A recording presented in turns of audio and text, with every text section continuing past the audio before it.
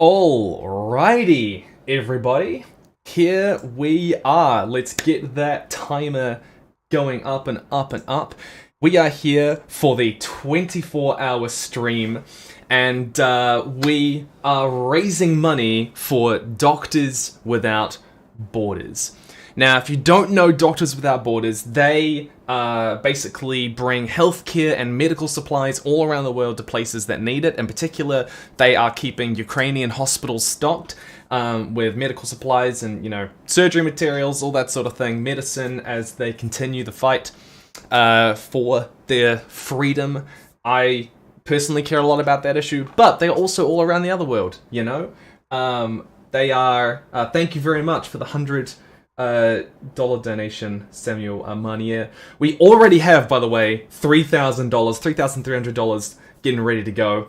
And they're also all around the world. They're in Pakistan, when you with the floods that have been just absolutely decimating whole villages at the moment.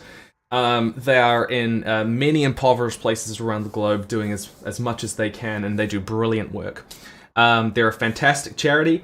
And I'm so glad that we could get one that kind of ticked all the boxes that we wanted to raise money for together. I want to say, first off, thank you so much for the people who have donated so far. It's so nice to be able to start with $3,300, $3,332.33, which is 66.65% of the way to our goal. And here's the thing, alright?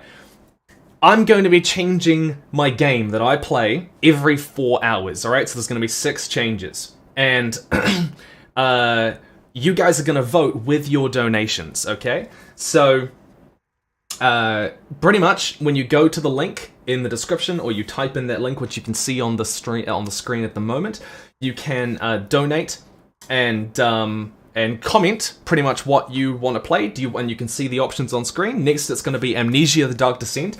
I hate horror games, but you can make me play them. Or Celeste, which is a fantastic, beautiful game. Which would you guys like me to play? You can comment in chat, but if you vote with your donations, I've got people in the back there, my friends, Natalie and Laura and Courtney, who are going to be keeping track of all of the donations, and they'll be telling me which game I play when that counter up there gets to 4 hours. All right. Now, the first game, though, we are playing is Hades. I asked you guys on the thing whether you wanted me to play Portal or Hades, and you guys voted pretty overwhelmingly Hades.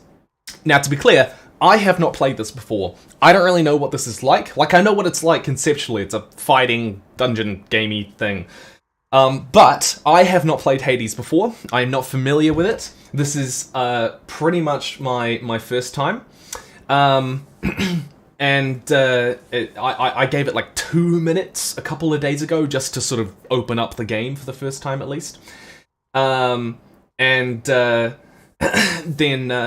this is really my first time. I'm going to be playing it from the start.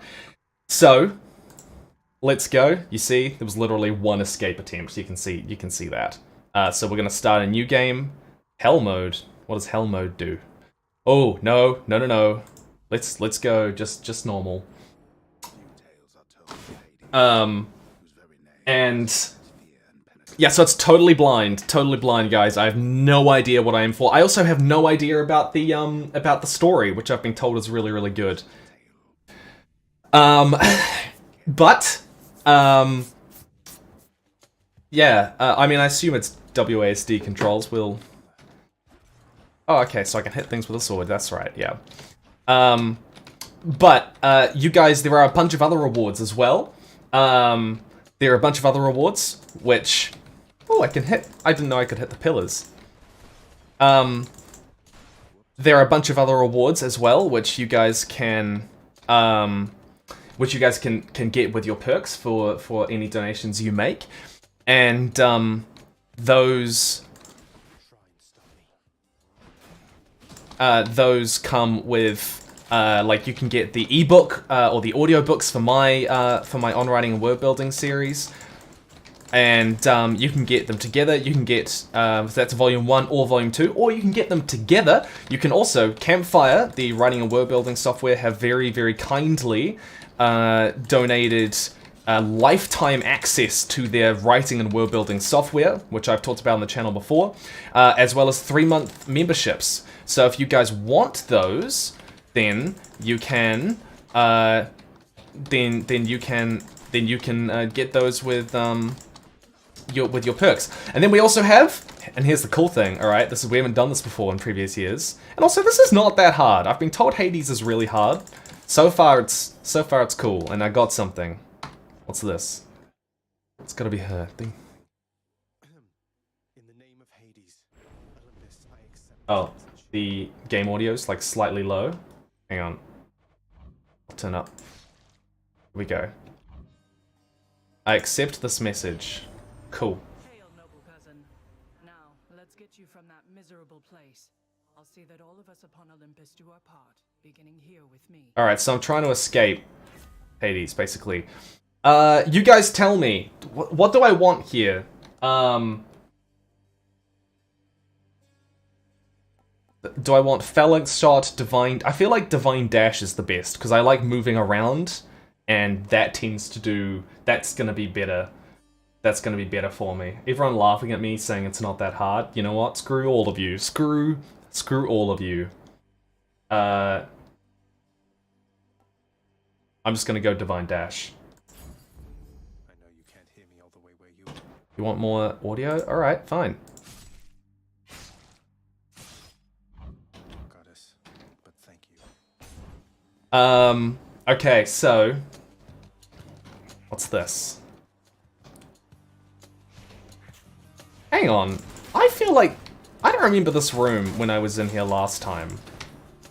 Like, I played a couple of rooms, and I don't remember this room. Does it, like, auto-generate rooms or something? I don't know. Like, my go-to when I play games is basically, I don't know what the purple thing is, but that's cool. Ooh. Oh, it's a randomized...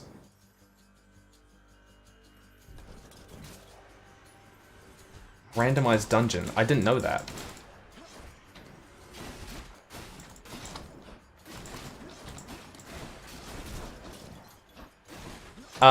But you guys can also vote for who you want to get treats. So I have 2 pets. I have Momo, who's a beautiful, beautiful kitty, alright?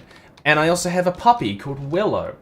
And you guys can vote for who should get most treats. I think those are like $10. And we will have a tally, by the way. We have a tally of who's getting the most treats. Oh gosh. Ooh. That I should have avoided that. Alright. When do you get more health?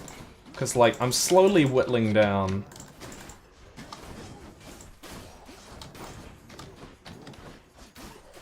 There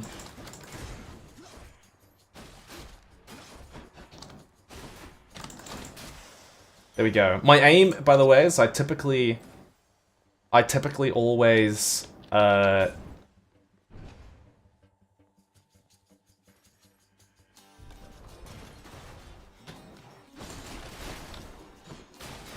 Oh, these are buttons. Now, what do they... So they call down, like, meteors?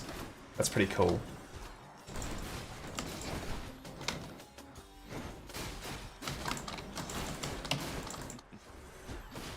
I don't have any other abilities yet. I can literally just... Oh, I can make that shoot. If I...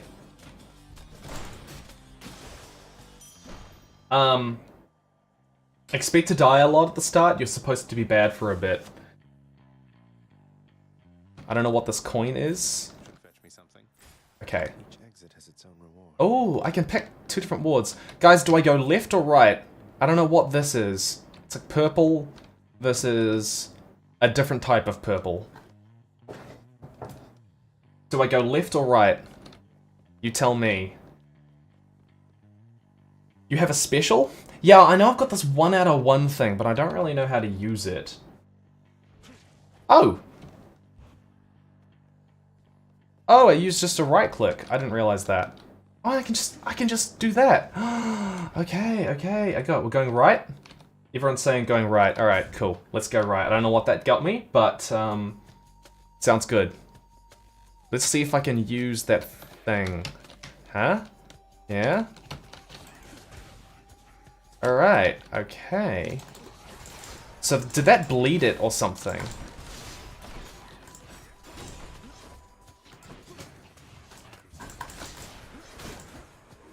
Okay. I think I'm getting the hang of it. And they can hurt each other by the... Ooh, that wasn't good.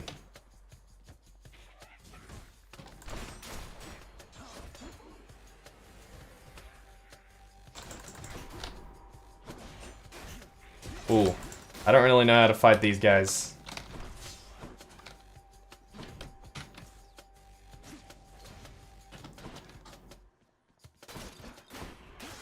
I want to be able to, like, dash through people and that does damage to them. That's what I think would be...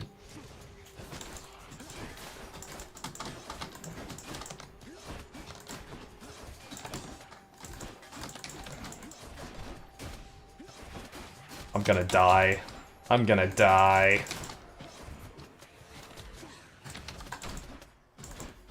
Oh no, I am on 8. But yeah, you guys can vote with donations. What? Oh my gosh, we're already at $4,000. That's fantastic. You know what I am? I'm dead. There you go, guys. First death. Here we go. I need a death counter, don't I? You have a special attack with your weapon that does AoE. I don't know what the... There are dashes that can do that sort of. Some of the boons do that. The dash was a boon. As well as turn by projectiles at 7. Alright, so I'm starting again from... No, I'm not starting again. I'm just starting from somewhere else. Who's this? Welcome to the House of Hades, where... Wait, I know you. Okay, so I died. The voice acting is... It's pretty damn good. Oh, well then we got Cerberus. Who's this guy? Is this Hades? Oh.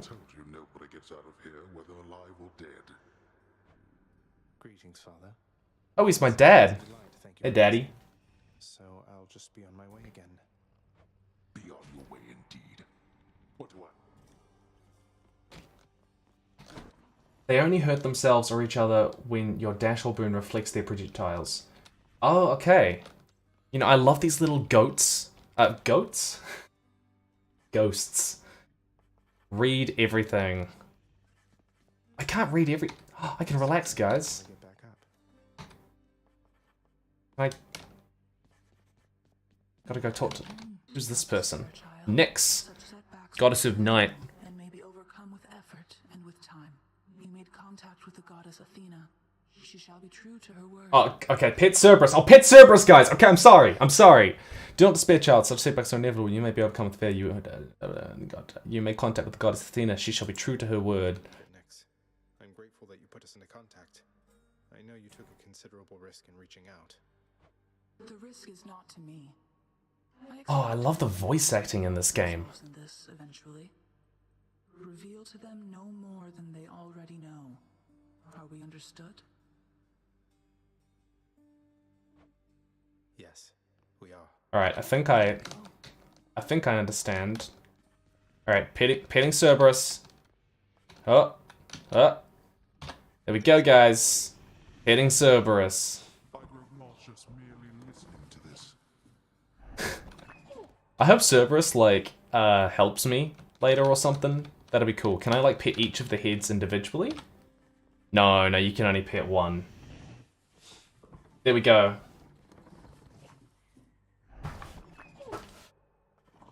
I do not have a controller, I'm afraid. Okay, what if I go around here? Is there anything... Who's this?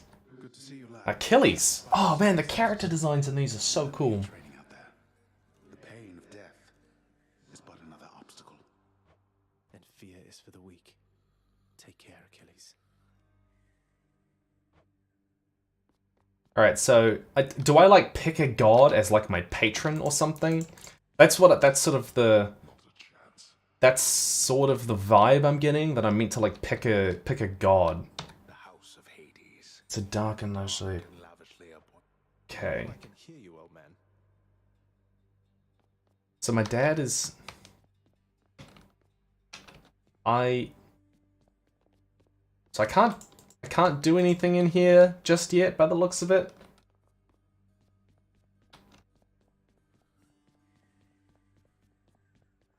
Can I talk to him again? No. Can I talk to Hades again? No. Oh, I can. I've a mountain of infernal. Out of my sight now. Go. Nothing for me here. Alright, he doesn't want to talk to me. Okay, I think we're good.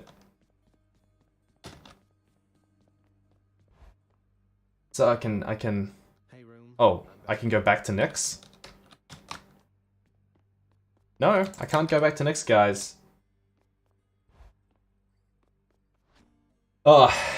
Just to be curious, guys, like, if you were to pick, right now, like, what game I'd be playing next, in the chat, like, tell me, what would you pick? Can you type Celeste or Amnesia? Use the mirror to grow stronger. Oh, here we go. Mirror. Night and darkness guide me. Alright, Night and Darkness Guide Me. Mirror of Night. So this is like Nyx's mirror or something? Shadow Presence. What does Shadow Presence do? Deals bonus attack and special damage on striking foes from behind, plus 10% per rank.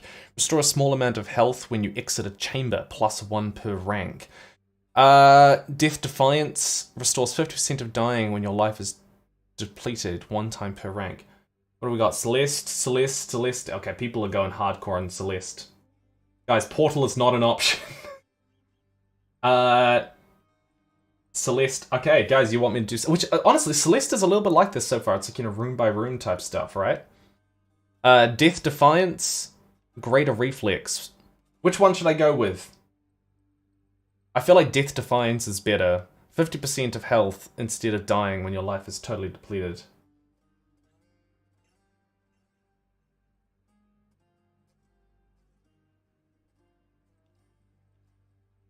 Tell me which I should pick, because I Chthonic, I don't feel like Chthonic would be that good, because it would require me to sort of get through a lot of rooms to do anything, and I'm probably more likely to just die.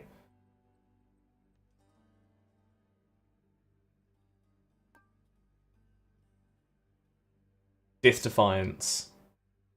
So okay, people are saying Death Defiance. That's beyond my means. Oh right, I can't afford it. Okay, well. Deal bonus and special damage when striking foes from behind, plus 10% per rank.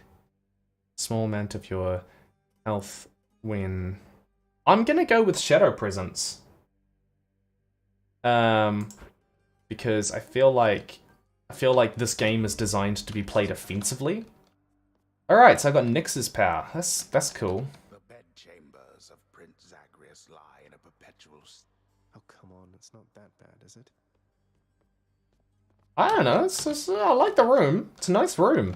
But nice vibrant colours. Like, the colours in this game are beautiful. Okay. Alright, where are we going? Oh! Oh yeah, you can, like, pick weapons. Alright, guys. So this one's locked. I lack the necessary keys. That's locked, so I have to start with the sword? No, I've got the sword. So I can't play with these.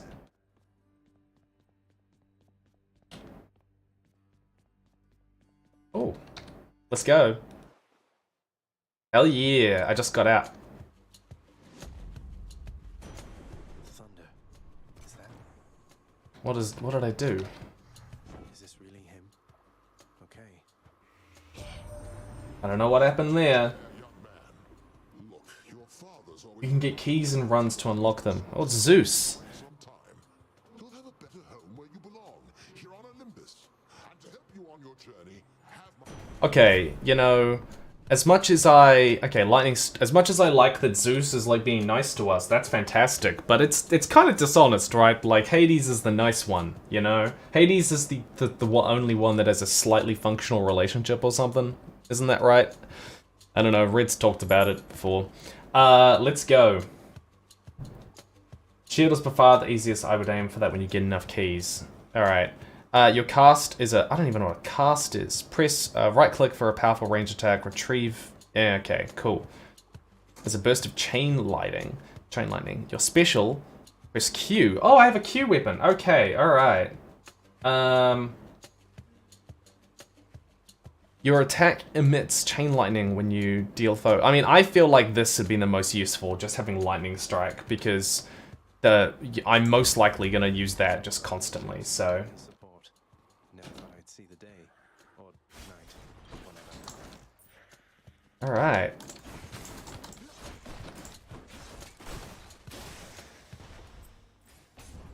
Okay. Oh, I got a key. All the gods have ulterior motives. Where's...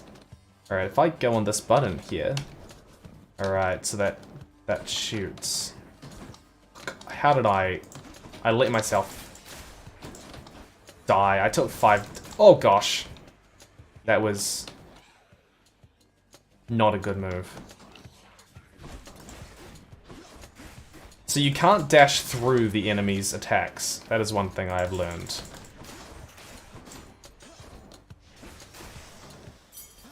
Can you like, This can unlock something back home.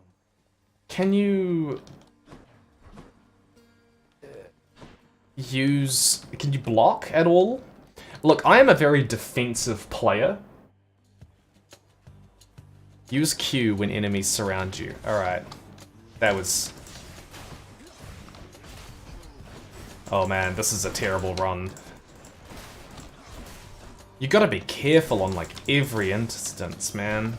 Coin from the deck. I'm hurt. Can't heal myself, but I can fight. You can turn on aim at cursor. Oh. Oh gosh. Well, that was a much shorter run. Block as a shield weapon later. Got to keep at it. You know what I love? You know what I love about playing games like this? Is I love how annoyed people who love the game feel watching me. You know, when they're like, you're doing this so terribly. I'm like, yes, I am doing this so terribly.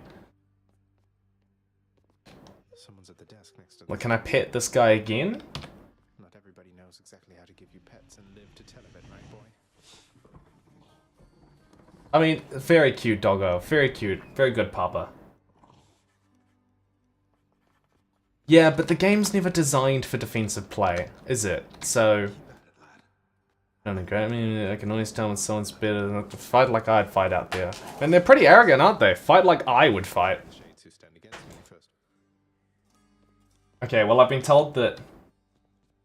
I'm not skipping dialogue, guys. I'm just reading it. Fast. Renovate. Foundation chamber. I don't even know what this is. Great Hall. Great... Oh, I can't afford anything. Founded... Great... The house contract is offering a free renovation free of charge. I mean, I'll have it free of charge. Fountain chamber in the depths of Tartarus sounds like an excellent idea. Well, I can't afford anything, guys, so I don't know what you're wanting from me. You want Nyx. Darkness guide you, child. I love Nyx, man. Nyx is my favorite character so far. Now certain. Should you return? I won't forget you, Nix, I swear it. Nyx is good. Is Nyx like my like pseudo-mum? Alright. And then look at the... Do I look at this thing again? Do I get more? Oh, I can. Now, okay. Give me some strategic tips here. Should I just get a little bit of everything? Like, should I get this Chthonic Vitality, or should I save up to, like, compound my Shadow Presence or my Death Defiance? Oh, Dad wants to talk? I can go talk to Hades again? Let's go talk to Hades then. Save up. Who's that sniveling shade to your immediate left there, Father? Already found someone new to do the busy work?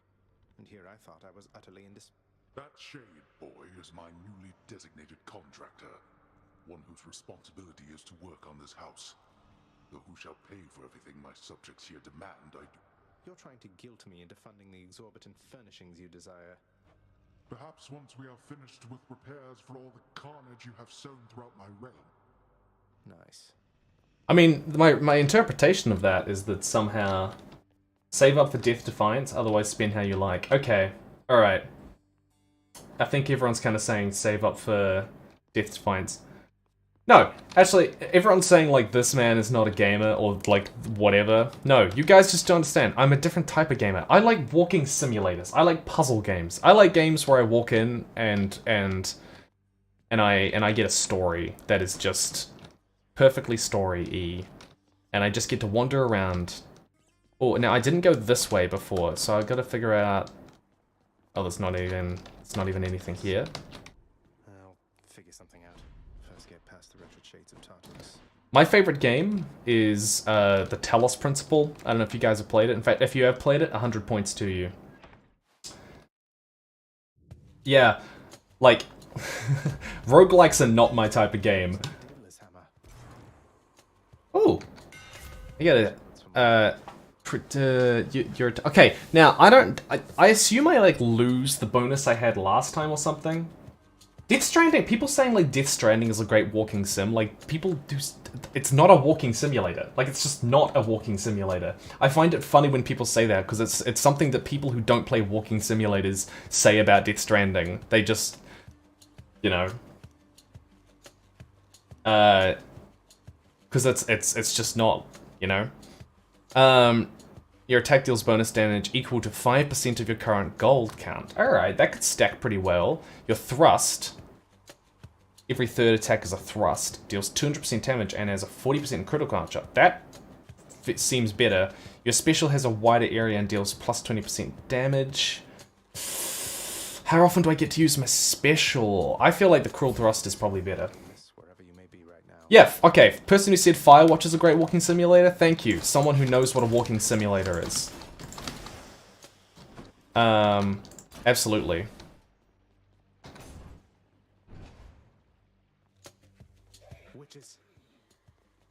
Witches. Alright. So just, my aim is to not get hit. Let them fire, and then I move. Sweet.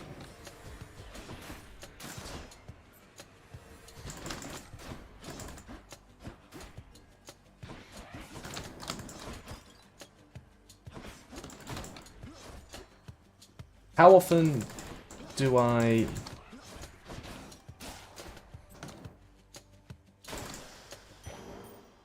Alright, so I got a purple thing. So that's a Nexus power. Alright, what do I go here? So that's Zeus, I assume, and that'll be Apollo? I assume, who I haven't met yet.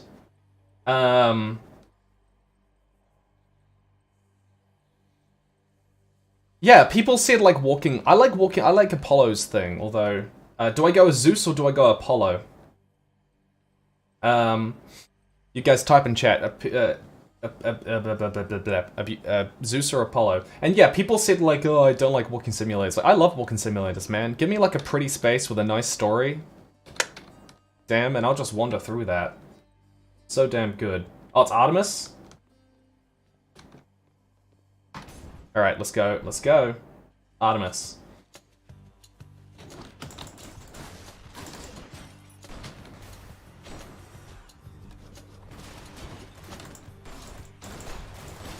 Why did I say Apollo?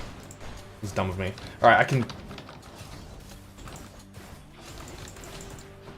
Alright, so I tried spamming my special, and it lost me a lot of health. So I have to spam my special better. Okay, alright. A divine arrow. Well... I heard about you. Look, I'm not like all the others on Olympus. The power of the hunt helps keep me company. So oh man, the character designs in this is so damn good. Your attack is stronger with 15% chance to deal critical damage. Your cast speaks... Okay, so cast is just the ranged one. 10% your Death Strike. I feel like I use Death Strike a lot, so I'm gonna go with Death Strike. And then that will be the purple thing, and that is... I'm not sure what that is, so I'm just gonna go for the purple thing, because I know I use the purple stuff. The Nyx's stuff.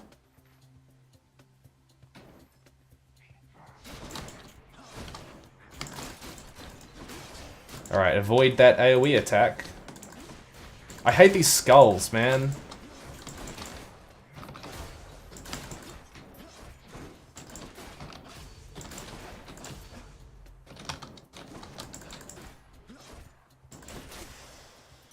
Yeah, that was... Okay, so if you take like a different route, it tells you what you can win in the next room. That's my bad. That's my guess. All right. I guess that's probably the source of the skulls, so I want to kill that.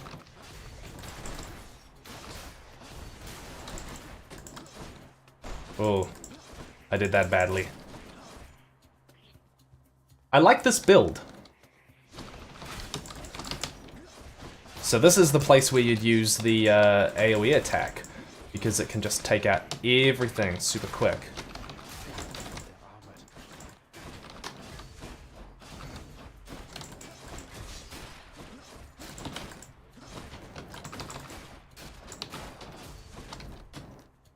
You know, I like the sword.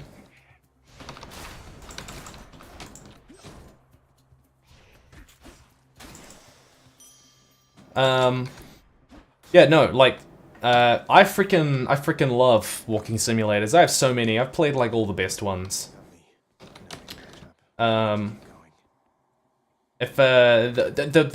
there's a game called the Vanishing of Ethan Carter, which is kind of a mix between the two of them. So I'm gonna keep going on the purple because I freaking love the purple. All right, we're at 4,389. Thank you very much for the donations, everybody. I'm so curious as to what the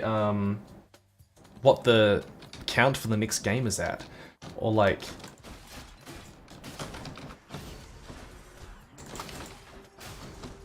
So I'm gonna.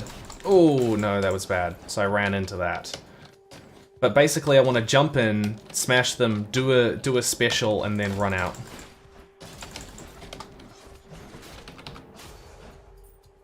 Okay. I don't really use my ranged attack though. I feel like it's because you've got to like.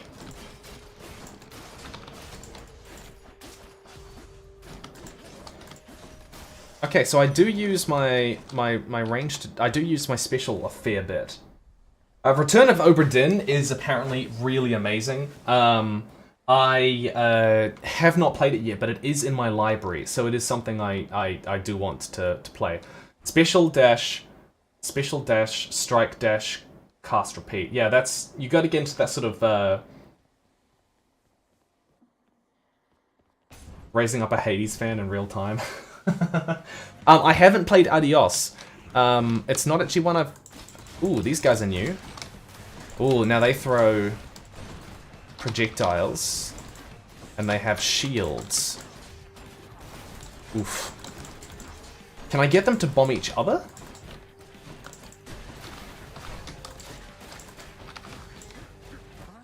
Ooh. There we go, guys. Third death. How are we feeling? I'm so sorry that I died. Oh, apparently so far Celeste is winning. Well, you know, Amnesia fans, if you really want, you're gonna have to keep going. Oh, it was a mini boss room? Damn, I was so close. I nearly had them. Whoa, you just got killed by one of those bloodless inferno bomber skeleton type guys. Nice. I was wondered. Wondered what would happen. Okay. Okay, I'm gonna go pet Cerberus again. Here, boy. You know what my bet is? My bet is that like my bet is that this is like an Undertale where if you're really kind to everybody in the thing, that, like there's this boss battle you can avoid if you're like really nice to this particular guy early on. this character early on. And my bet is like if you're really nice to Cerberus, you don't have to fight them on their way out or something. Because, like, you're escaping it, and Hades guards the entrance. Cerberus charges the entrance, right? Spare the details. Your failure is quite easily I imagined. freaking love the voice. How often it recurs? Almost as though my realm is built to keep you here. With every single soul that's lived. But by Man, like, he's real all in on the whole, the real whole, like... Oh, who's this? You'll get the hang Oh no, it's Dark Achilles. For all our sparring practice, there's no teacher like the real thing. Now then, I have some. What, wait, you're giving me your codex? I can't accept something like this. Please, I insist. I want your love of history to grow, not just your... Ooh, I got a codex. What does the codex give me? I see no reason a suffer slice. I would probably say learn more about having conversations with Achilles. Okay, cool. That's cool. Can I go in here? No. Oh, I can listen. I didn't see that before. Shades.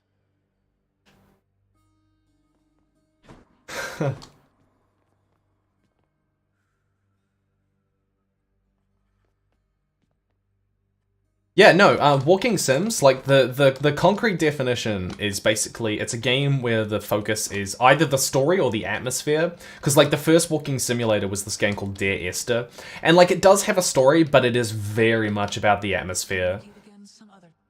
Oh, it doesn't want to talk to me. Fine, Mum. Jeez. Don't talk to me, then. Oh,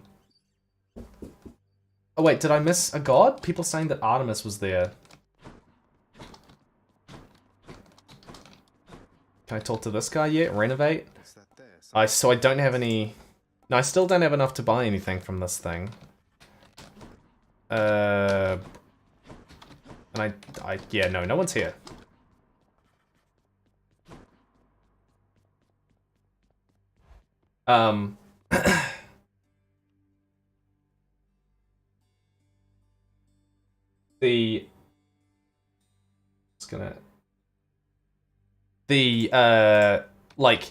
Yeah, you've got, like, very... Oh no, hang on, I don't want to go there. I want to go back. I want to go back and look in my mirror and see me beautiful. Alright, so I can buy more of this stuff, and I want to get Death Defiance. Alright, we're getting 1 Death Defiance. Jeez, the price jumps. My goodness. I think that should do it.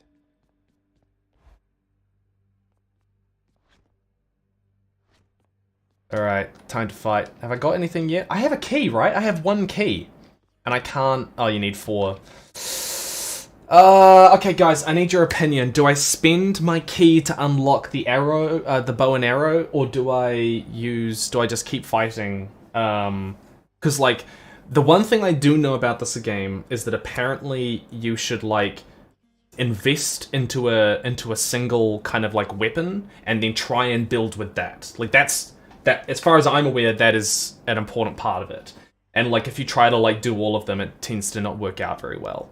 So, tell me, should I go, yes, get the bow, or save for something else?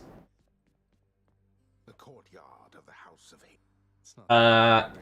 Up to you, save, shield. Bow is really fun, spear is the best. Do you like the melee? Shields to block, bow's good, bow's nice. Shield is better. People are really mixed, man. People are really mixed. Bow's fun with airtimes and multi-shot. I run everything with all of them. Try all of them so you find out.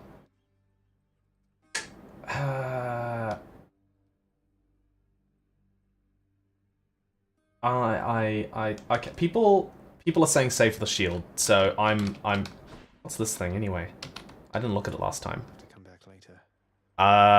Keepsake. So I gotta give someone thing to earn this keepsake, and there's still nothing over here. So it's just look at Do this. Hades. I can do this. Oh no. Alright. I'm gonna go shield because people seem to want me to go shield. Strength. Hopefully I can shield bash.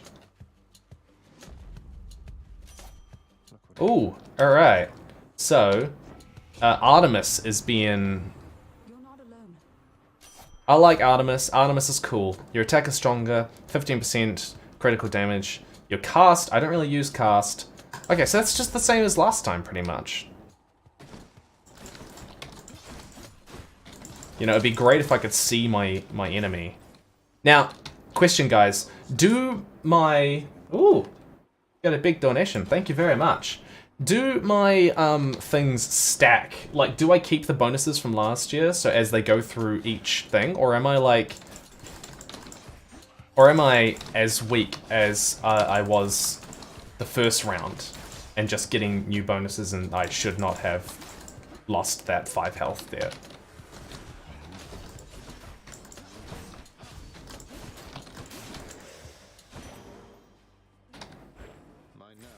I don't know what that is. That looks like a pomegranate. So it's like a sex thing? I don't know. You know, Greeks. There we go. What do we got? You will, having to... Nah, you don't. You don't lose. Nope, lol, you lose after you die. Reset every time. Oh gosh. No, in-run boons only last 1 run. Wait, so I have to, like, do this? You have to do it perfectly? Oh my gosh, your boons are... How are you meant to do any of this?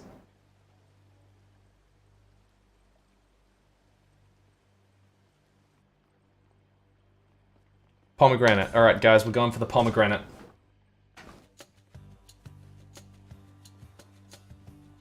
Brimstones. Oh no, don't get stuck on that. You know... Jeez.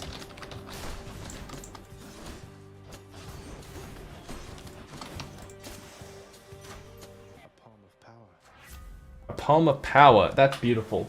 Dash strike does more damage. I mean, that's what I love. They must have lots That's what I love. You get permanent upgrades like the mirror and some stuff later. Okay, well, that's good. We're $4,582 and 90 cents. 91.66% of the way towards $5,000. Now here's the thing, guys. Do you guys know the game, The Stanley Parable? Because it is technically not one of the ones that you guys can vote for. But I was thinking, if you guys wanted it, ooh, that was my mistake. Then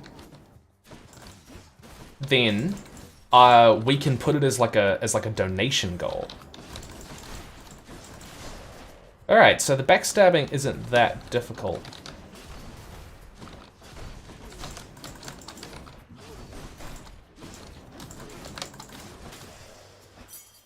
A chthonic key. Okay, got a chthonic key. The Stanley Parable. I hate that people would like Okay, so fun story about the Stanley Parable. Okay, so I have a friend. Her name is Natalie. And tell me, guys, do I go for Poseidon or I actually don't know who's represented by the hammer. Was hammer Zeus? I don't think so. Why would that be Zeus? No. Who's the hammer in Greek mythology? Poseidon. So here's a story about Stanley Parable. Oh, it's Daedalus.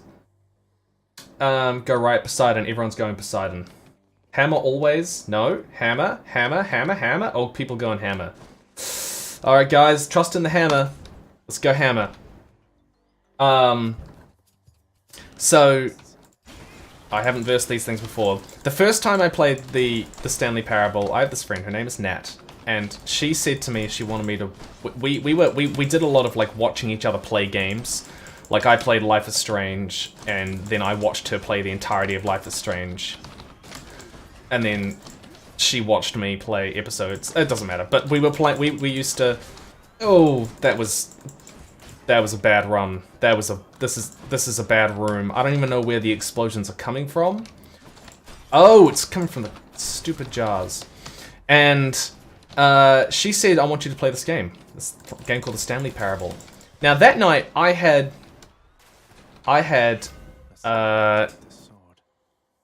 your attack restores 2 things per hit, but you have minus 60%. That seems like a terrible bonus. Guys, tell me, which do I go? Your death strike hits twice and deals plus 20. Your special makes you lunge ahead, become sturdy for 1 second. Yeah? I mean, I don't mind that. And which do I go for? Double Edge, Dash Nova, or Cursed Slash? But she said, I want you to play this game called the Stanley Parable. And I was like, oh, I really shouldn't. I've got an exam tomorrow at like 8:30 in the morning. And she said, she got me to play it and she wanted to watch me playing it. And so we started playing it. And it ended up going to like 4 in the morning.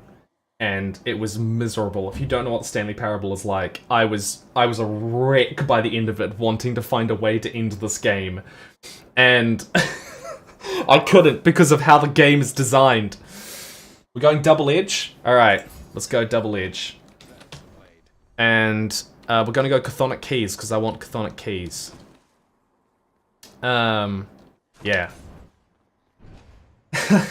And so it got to like 4:30 in the morning, maybe 5, and she was laughing so much. Watching me just basically breaking down. And then I turned up to my exam at 8:30 the next morning. An absolute sleepless wreck. It was a politics exam. So fortunately it wasn't that difficult. It was one of my easier ones, at least.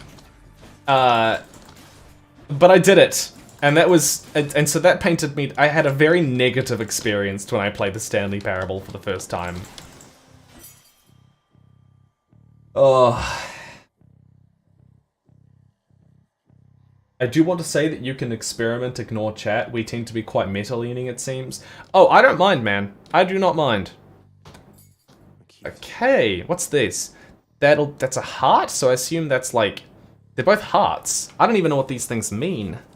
That's got a death thing on it, but it is purple. And I do like purple. So... You know, it'd be great if they gave us like a description. Okay, so this is... Oh, there's no way I'm gonna...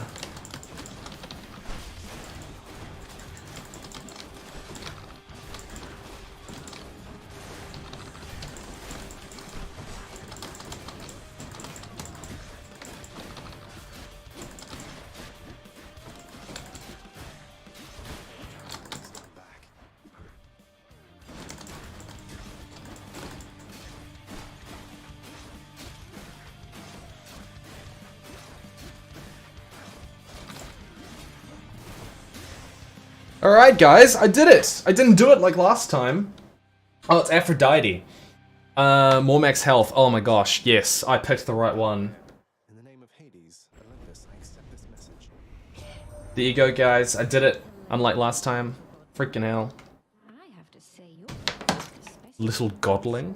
I've decided I shall feed you for the moment. God designs are so freaking good. Your attack deals more damage and inflicts weak. I don't know what weak is. It's for 4 seconds they deal 30% less damage. Probably not going to be that useful. Your special damage and inflicts weak 104%.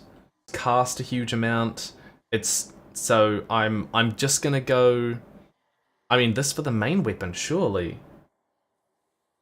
Although I do like. No, you know what? Let's go the special one.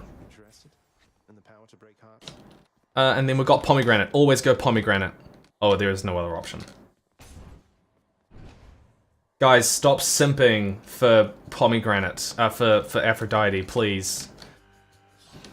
You know what I do need though?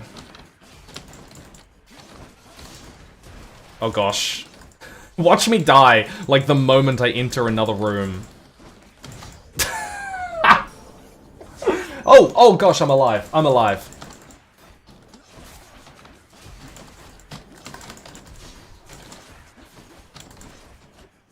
I forgot I had the Death Defiance thing.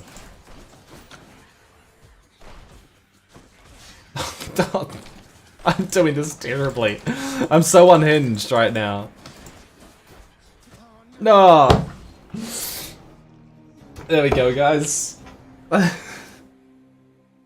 Stop walking on the trap. Yes, thank you for the helpful advice. I had not considered that before. Ugh. You know, this is fun. This is fun.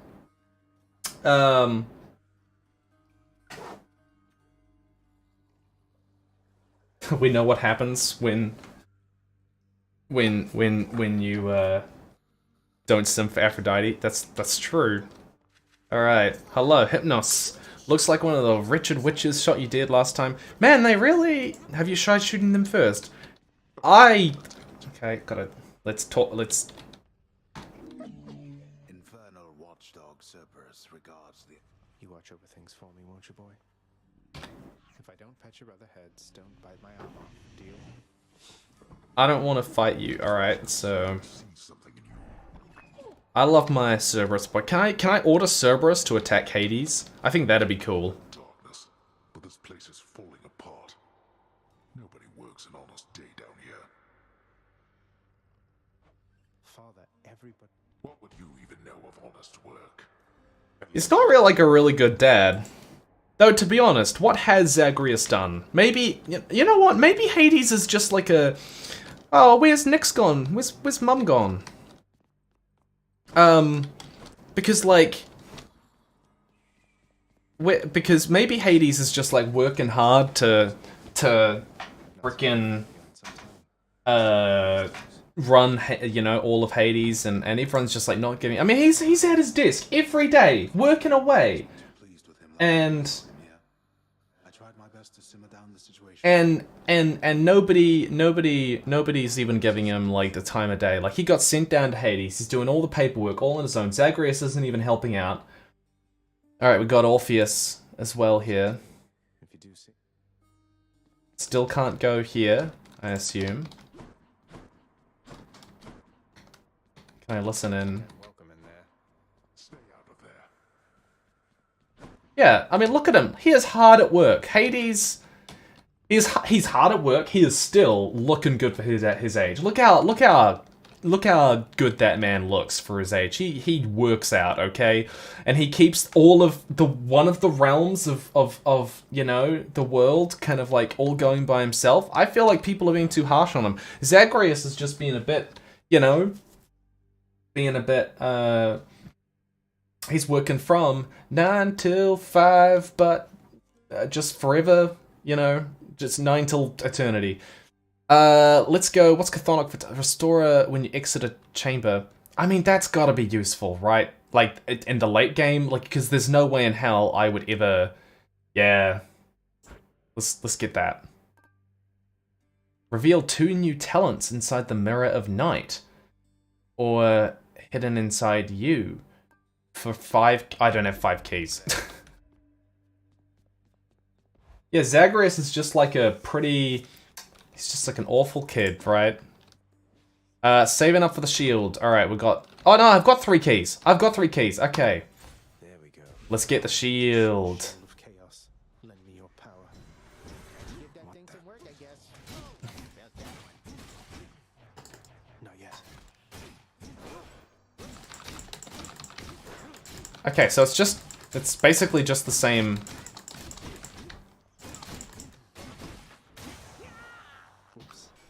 Alright, oh! Oh, unlike Captain America. Pretty good.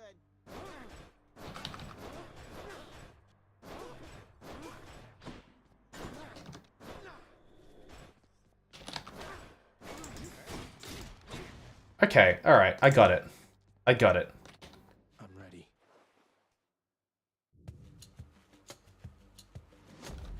Cries of battle. Oh, I can hold attack. What's this? Poseidon? No, Was bound to show up, sorry. yes. In the name of... Of hate. Is it Hades? Hades is like... Oh, no. It's Ares. Most intriguing, and yet no surprise for someone born in hell itself. You come on out of there and tell me all about it. Ooh, Doom. Now, I had a friend who plays this game, right? And...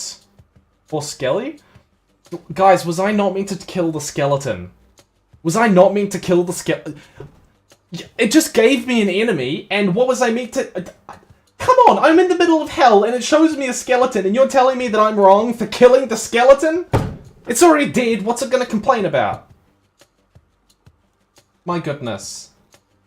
Okay, next time I will talk to Skelly, I promise. Inflicts doom. After a brief moment, I mean your special... See, I liked the sword, you know...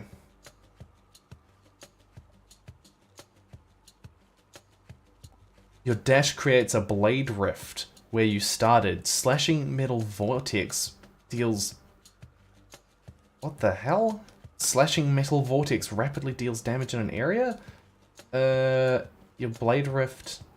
Your cast... let's just go with dash because I always... Ah, okay, so it's just like a little damage pool. Now I'm... So what happens if I hold it down? Oh, okay, right, I get ya, I get ya.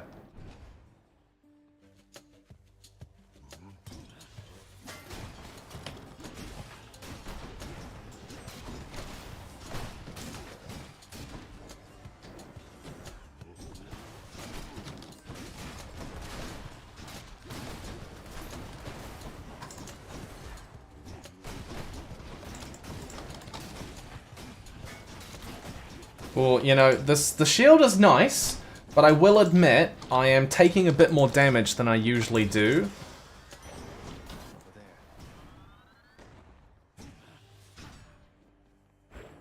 So okay, we've got hammer, and we've got, I forgot what that was.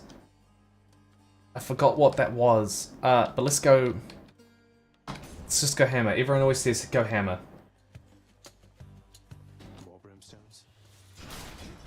Oh, that was just like... Now, I don't know if my whirlpools, like, hurt me. Actually, you know the one good thing about the shield is that you can anticipate enemies before they appear, and then you can, like, use that. Your bull rush, I assume that's the bull rush. You're 400% damage to armor. Sudden rush, your charges up faster. I don't think so. Like, it's a fast-paced game, but I'm managing okay. Power rush. Hold to release. Hold and then release when you see a brief flash for a stronger tackle. No, I'm just gonna go breach and bull rush. This should work. Whirlpools don't hurt me. Okay, that's good to know, guys. That's good to know.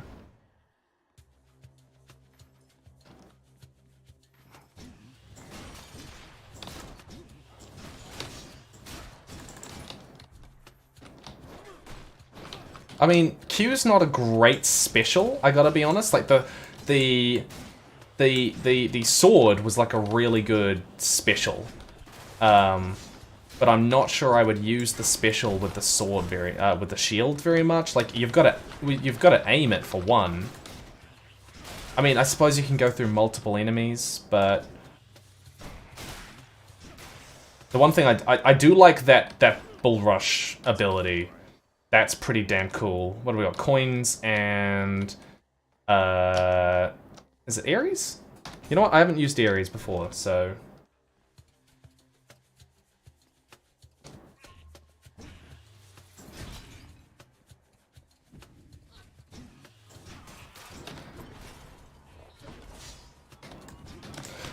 Ooh.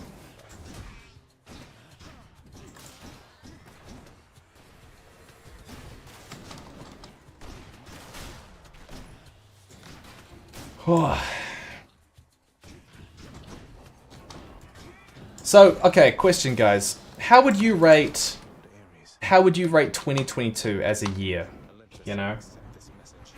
For you personally? You can build around your super as well. You need to hit certain boons hammers.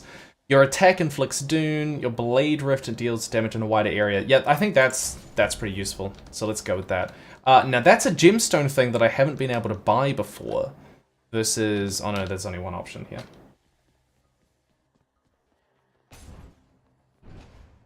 It's 5 out of 10, meh, 6 out of 10. Okay, put it this way. Was it better or worse than last year?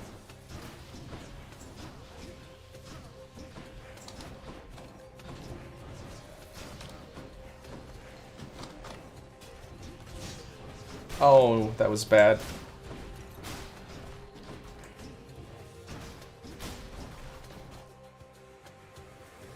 Worse, better than last year. I mean, that's a mix. I keep going on the stupid trap. Because they...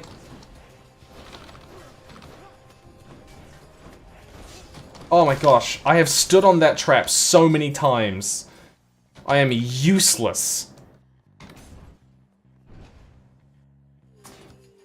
Worse.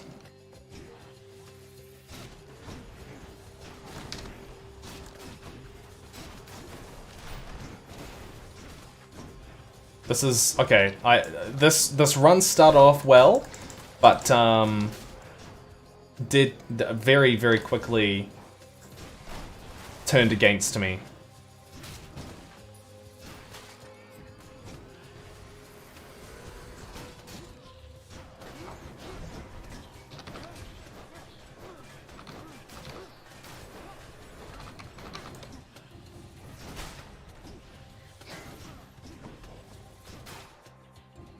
I need health.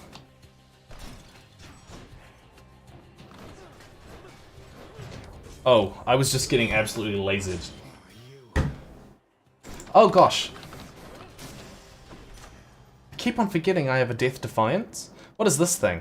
This feels like a thing I should be able to drink from or something.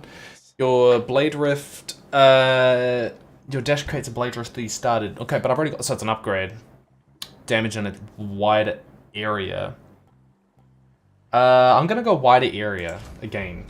Zesty. No one's attacking will stun the enemy. Oh, okay, alright. Yeah. It's a mixed year. I think for me it's been it's honestly been up and down as well. Like the channel has had a highs and lows. Like technically the last week has been really good. I actually had one of the biggest weeks I've had in years on the channel. But, like, that was preceded by... Oh, gosh.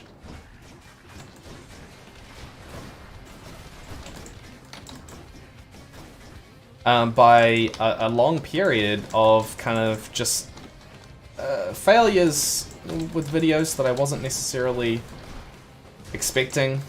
Not that you like expect failure, but it was like kind of going, oh, these videos don't work as well as they used to. And that's just part of the channel, man. That's just part of you've got to constantly adapt. One of the things about YouTube is you can't let yourself get pegged into too small an area, too small a niche. Otherwise, you just basically narrow your own audience.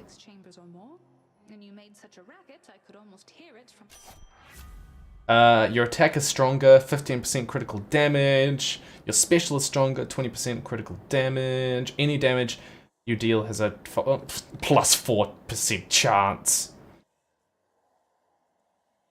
That's stupid. Your attack is stronger. Oh, I want to go with the epic ones, surely. How is this one epic? But... Your attack is stronger, with a 15% chance to do any damage you dealt has a... No. Just basic. Let's just go basic.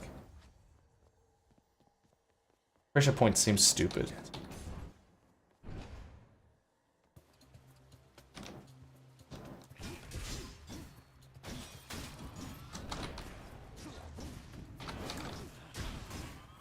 Oh, I hate these areas of attack.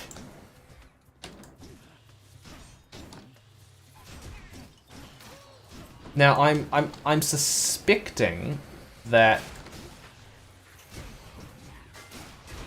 the further you get with your attack, the more damage it does. Like the further your shield bash has to travel before you hit them. Alright, so this is not God of War. Which way? Chthonic key. I don't get these. You know what? I'm just gonna keep getting keys.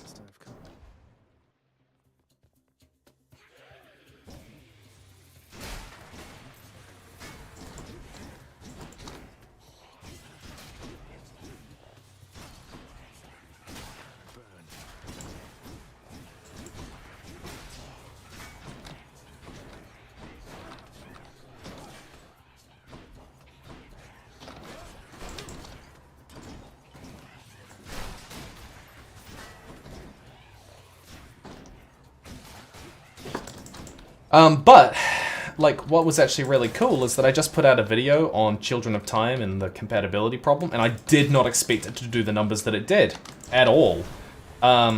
But then it did, and that is really cool because I hope to do more videos like that. You know, I'd love to kind of talk a bit more about weird sci-fi concepts, you know?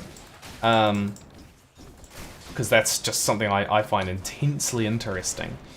But, you know what's really cool? Is... I'm getting my book back from beta readers, and it's been pretty damn positive. See, I've done kind of 2 books that I've sort of tried to get. It's his first time playing. He hasn't gotten to the first boss yet. That makes me very sad. Alright, what do we got here? Okay, I'm still not going for the coins. I'm just gonna keep going. Keep going with that. Like, if I knew that it was going to do the numbers and it did, I probably wouldn't have said it was my favorite book of the last 20 years. It's like, it's one of my favorite books. I definitely love it, but that's probably a bit overstated, you know.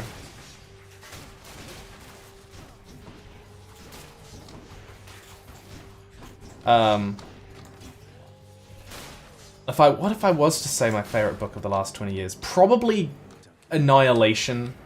I really liked Annihilation, but then Children of Time would be like number 2. It's funny, because like Children of Time is not typically my... No, it is very typically my type of book. But there are a number of things that it is very different. I typically read very character-focused books. And Children of Time is not the most character-driven book. But I'm very happy with that video, and I'm so glad it went and did the numbers that it did, and I'm on 2 health and I'm about to die.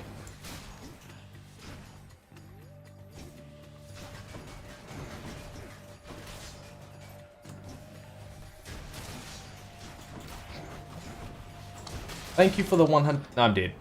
Thank you for the $100 donations. That is very kind of you, to those who are doing it. I need to probably go through the donations. Give me a second. 1 second. $100 for Megan Myers. Thank you very much. It's very kind. Cheetah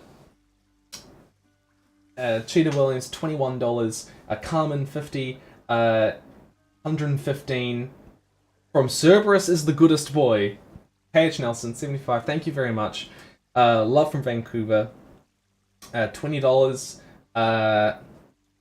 $14, $20,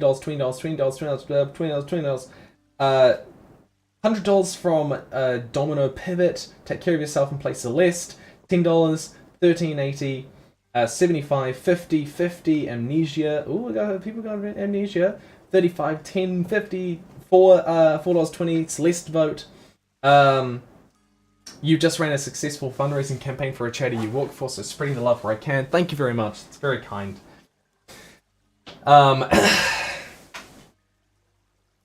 Oh, I totally agree that Children of Time will be a sci-fi classic one day.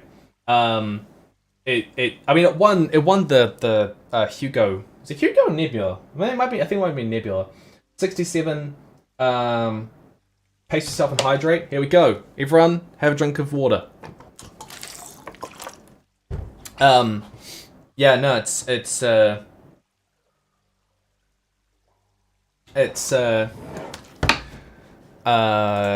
pretty damn cool.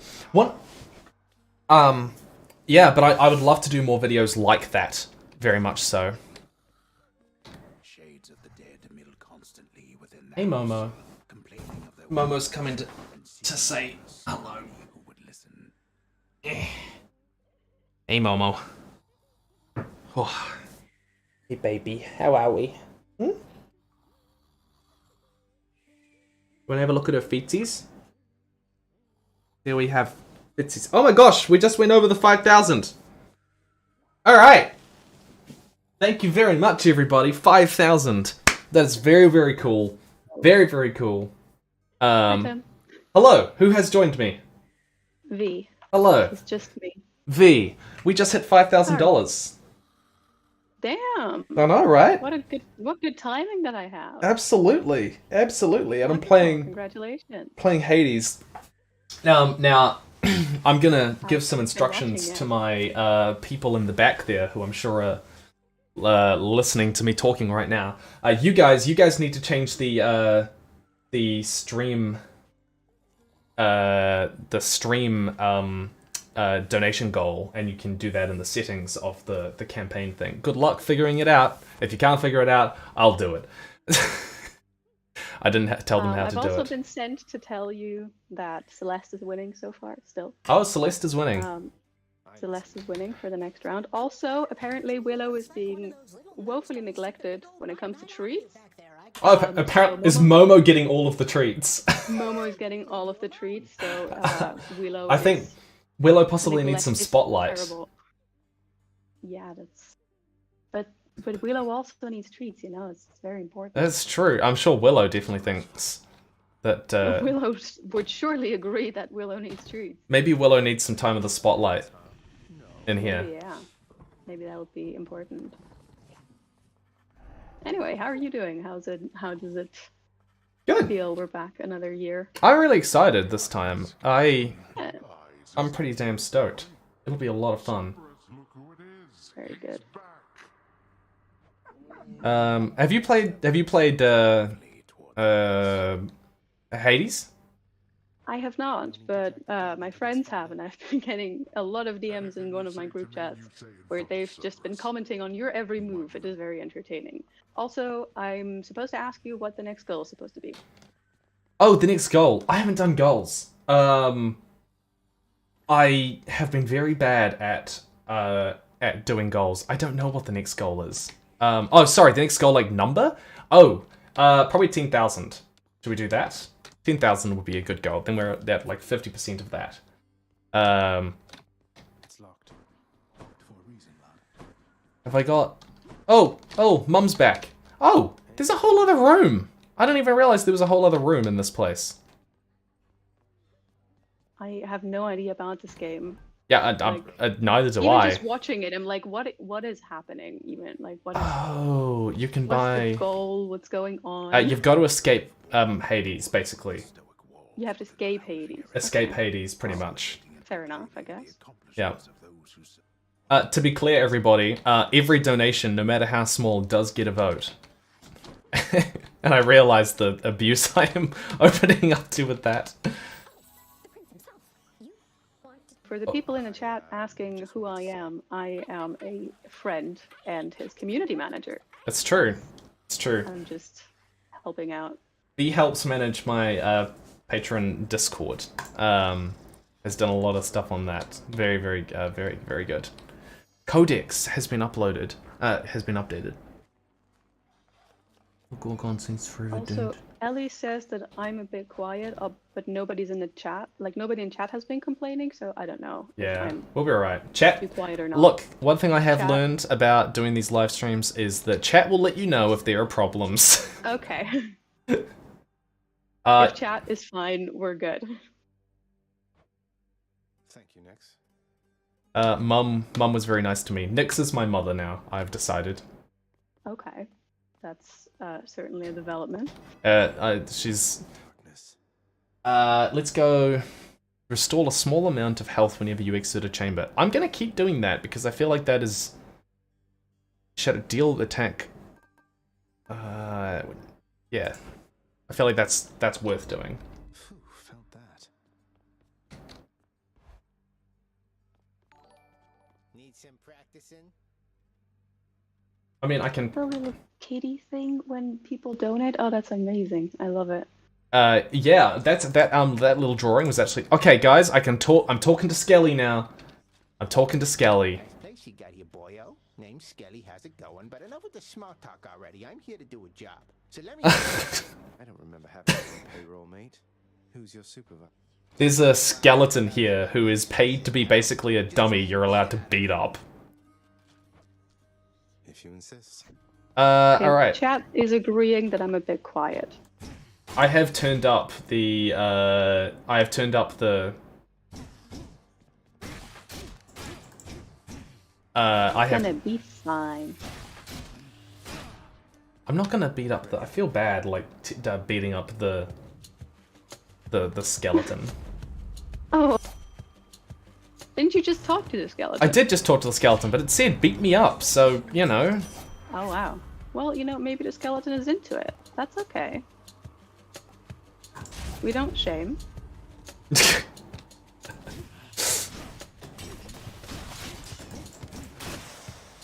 Out of my way. I am enjoying the game so far, though. You know? Good. So you just have to, like, escape Hades, that's it? And, like, fight your way through... Pretty much. Are you in the And underworld? yeah, I'm in the underworld, pretty much, as far as I can tell. And then it's like randomly generated dungeons each time, because it's different every single time. Randomly generated? Yeah, it's like randomly generated. Alright, I can get coins, or I can get... Oh, I have to get coins. I don't have a choice. Usually you get, like, a choice. People going Skelly confirmed as a masochist. So basically you can't beat it the same way twice, like you can't just replay it and then you'll know what's coming. Yeah, the weird It's thing gonna be different every time. is you can't like plan an entire build around like what you think you're Right. gonna get by the looks of it, because every single it will change. time, yeah, every single time, it's Kinda cool, though. different. I like it. Now that is a symbol I don't recognize. Chat, tell me, do I go left and get maybe that's Apollo? I don't know what that symbol is. It's like a sun. Oh no, it'd be Helios, probably, right? The sun. And then there's, I keep on forgetting what the stupid heart one is. Do I go left or right, guys? Athena. Oh, it's Athena. All right. Everyone's telling me to go left. I don't know what left was, but... Left Athena. Harley's saying left Athena. Harley knows a lot about things. We're gonna trust Harley. Oh, If okay. I say so. Alright, we'll trust Harley. Right.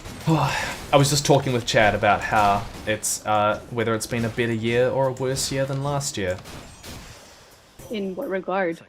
Yeah. I don't really know. Okay, we got What- Athena. What Every parameters regard. are we looking at here?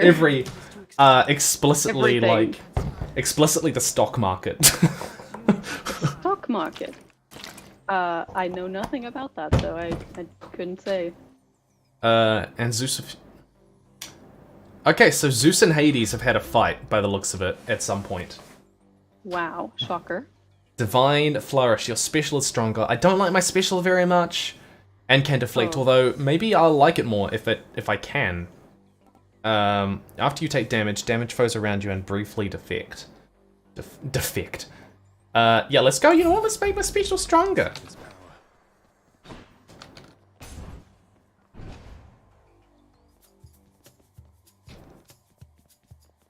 How focused are you on the game? Like, how much focus does it require? I don't want to distract you. I mean, you gotta have a degree of focus. But it is mostly hack and slash. Now, I'm typically like That's doable. I just lost like 30% of my health. That was very bad. That's not good. Did you get more health yet? That's like the thing that I remember from the very beginning. That you said like, oh, it's not going to be that hard, and then 3 seconds later, when do I get more health? Yeah, it does feel like that. I do know that I get a little bit more health whenever I get out of a room. But I would have to get out of a lot of rooms to make up the health that I have lost. Yeah. But I am enjoying it. I meme that's the main part of the game, isn't it? What are those things? They look like giant blobs. Next time you see the purple well... Guys, I did go to the purple well. I had gone to the purple well every single time that I have seen it, and it didn't give me anything. It didn't give me any ability to interact, it just said locked. Cross the purple well after you clear a room. You have to open the mirror. Get more keys if you want more health. Oh yeah. True shot. Your cast... I don't like my cast very much. Someone has to tell him how the well works. Well, please tell us then. Well, him. Yeah. You have to go to it after clearing out the room. Okay, so you need to clear out the room and then go to the well. Apparently. Clear out the room and then go. Ah, okay. After. Well, I mean, that was very dumb of me, wasn't it? Your critical deflects affects even more damage. You know what? Let's do my no. After you deflect, turn foes' backs against them. After a 20% chance. I'm not very good at deadly reversal. What's duo mean exactly? I mean, there's two of them. Oh. We'll just go with the clean kill. And let's go with this one, because I never ever get the...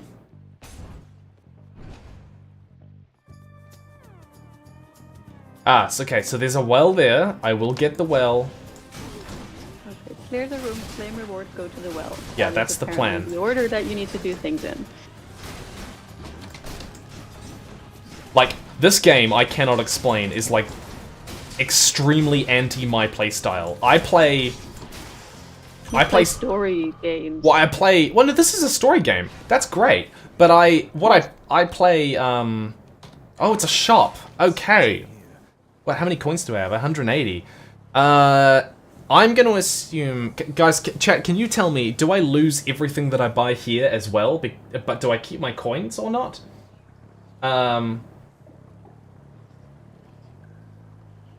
Oh, duos, it means that there are two gods that are working together. Come to Lumerays. I don't know what I did, but you're welcome. Thank you very much for the $100 donation, Anonymous. Passive traps deal 500% damage to your foes. Coins, apparently. You lose coins. Points and purchases go away. You lose it all. Man, that's... Maybe that's why everybody laughed when you said, oh, it's not going to be that hard. I mean, I thought that they would just, like, stack slowly and that's how you got through the game, but apparently not! Apparently not! Slain foes have a plus 15% chance to drop health items. I reckon this is deceitful because my bet is that they have, like, a 1% chance to drop them anyway, and it goes up from, like, 1 to 1.5%. You know that? Like, the way that they, like, lie to you with, like, stats, you can be like, there's a 50% increase in this happening, and, like, the chance of it ever happening in the first place was, like, it's like almost zero. It's, like, all 0.25%, you know? Yeah, great. That was a lot. I have Lamia. My dude, you need health. Yes, he has noticed. It's still pretty low, but it's still cheap health. No, it goes from 0 to 15. Oh, okay, alright, people telling me to get the Eye of Lamia. Alright. I'm gonna go with this Stygian Shard as well, because in fact, if I lose all my stuff, I might as well just buy it all, right?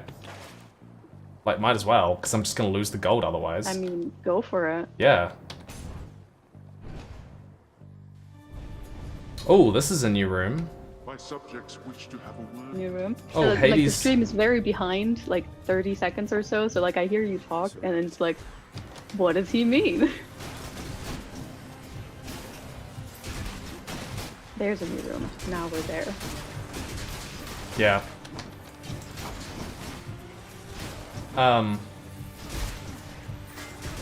Chat, I hope you're proud of me. No, what I was saying is, typically I play story-focused games, and this is story-focused, but, I was more meaning that I play stealth games. I play stealth games and trap games and, like, you know, sneak games, you know? Like, so, it's funny. I told a friend of mine, I said, Horizon Zero Dawn is amazing. I said, it's incredible. It's a fantastic game. The bow combat is amazing. I love ranged combat. I don't like up-close combat very much. Right. And...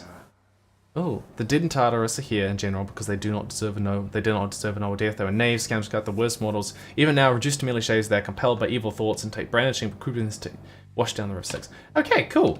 That's cool. And I said to him, I said, it's amazing. I loved every moment of it. Because genuinely, the combat in Horizon Zero Dawn, intimidates me. Is just absolutely fantastic. Kind of strategic, which is like overwhelming for me. I get very stressed. Like there was this one thing that you had to fight by like placing stumble grenades, like I don't know, whatever. so like in the right places so that it would fall over and then you can fight it, and that was where the game ended for me, because I was just like, I would get so anxious about going near it. I love the trap mechanic in the game. Yeah. It's, like, I'm not good at it at all. And then like it stresses me out. And then like just the having to take like precision shots and aim like really carefully. Oh, Poseidon looks awesome. A lot of catching up to do, but first things first. You get yourself out of that. I don't know what Poseidon looks like yet. Everyone wants me to get out, and I feel like it's because they want me to overthrow Hades or something. Number 2. Your cast... I don't use cast. Your dash damages foe in an area, Poseidon knocks them away. Your attacks and special are stronger the first 10 seconds in encounters. Let's go dash, because I always use that. Looks like I caught a big one. Seems like your preferred choice. Yeah, I just... Everyone... And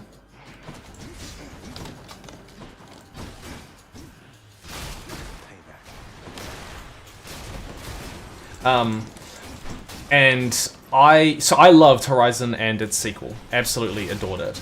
And I said, please play this game. It's incredible in every way. And he just couldn't get into it.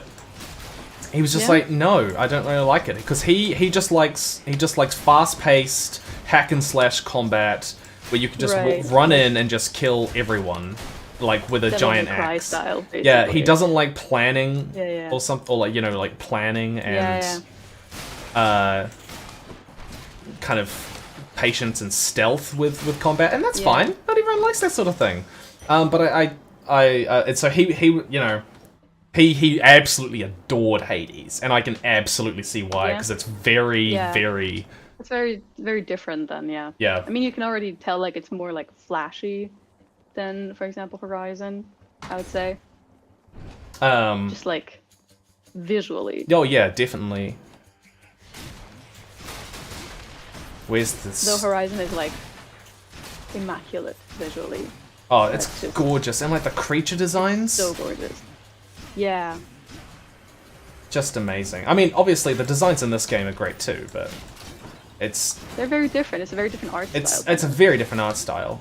But yeah, I mean, Horizon was just very like having a game where ranged combat and like trap setting isn't like an afterthought for the designers, but is like the way you play was just so cool. So damn cool. Yeah. Have you played Senua? Senua's Hellblade, blah blah blah. Yeah, Hellblade. That's also gorgeous. Yeah. And Horizon's story. So Horizon's story is also just like fantastic. Well, there's two caveats to that, okay? Number one, it's a very familiar story, but it's done well, basically. The story and the reveals, like the actual questions and answers that it asks, are very interesting renditions of an old story. Because there's a million games which come out, and you know you'll ask yourself, oh, what? This feels like a boss battle. Oh no, it's just a room. Where you know you'll be just asking, oh, how did the world end? But it was a very interesting and elegant answer to what that was. The other hand on that is that it has exactly one good character, and that is Aloy. None of the other characters are interesting at all. Yeah, that's a bit. Yeah. Bit disappointing for everything else being set up so well. Yeah, like unfortunately, like the other characters are just really wooden, and just never really work. And like they also don't get a lot of time, do they? Yeah. Compared to the scope of the game. Yeah, because Aloy is just kind of all on her own. And they do a little bit better in Horizon Forbidden West, but you know, it's not I've never played either, but I've also never seen the second one being played, which I was planning, but then I never got to it because I was in thesis prison all year. So that didn't happen yet. Besides, don't you have someplace else to be? I think I'm about to kill my ex-girlfriend. Okay. Have fun with that. I'll have to go with. Yeah, because he said, haven't we had enough of each other already? And that. Oh, okay. Oh gosh, I mean, she's real fast. I mean, I don't like this. she has a cool design. She has a very cool design. Everyone in this game, like the. Yeah. Oh, how come she gets to call in other enemies to help her? That feels like cheating. No, that feels like pretty standard game mechanic. Yeah, I know, but I would love it just once if I got to call in, you know, There's games where you can do that. if I got There's like I don't. You know Nino Kuni probably. I should probably mention it because it's like you my have. favorite game. And believe it or not, There- that was actually a one of the options I was considering for the. Really? Yeah, it didn't make it though. I'm sorry. Not. Oh, oh. I mean, I get it. Like the first one, the combat system in the first one is kind of like annoying because it's kind of round-based. But in the second one, the combat system is better. But you can also call like those little things. They're called Kigglebees. And basically, that's exactly what you just said that you want. You can like call for help, and then they'll come and help you, and it's really cute. It's Nino Kuni. I love it very much. Yep. How's killing your girlfriend going? Mostly just blocking at the moment. Surviving? Let's see. Chat says you're actually doing great. You found the block mechanic hard. I didn't really know that if you held the block thing, then you would... That sounds really dumb, but... Oh gosh, I keep running into the freaking traps. Don't do that.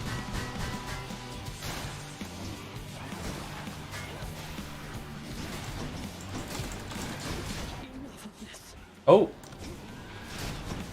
Oh no, she's in like another phase Okay, now. someone else has again complained that I'm very quiet, but Well, it's again only one person.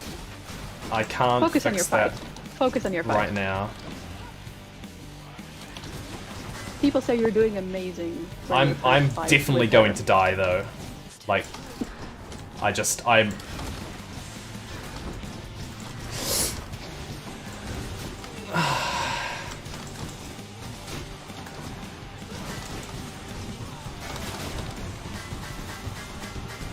Oh no, no! So close! Oh no, I'm still alive! I've got a Death Defiance!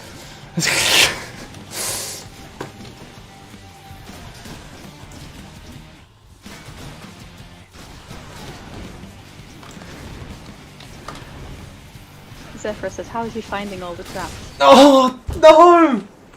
I was so close! I was so close! Did you die? Oh no. Wait, I survived? What? Oh? What? Kidneys might know what to do with What? this. I can't help you, I don't see I don't understand. What happened? I died.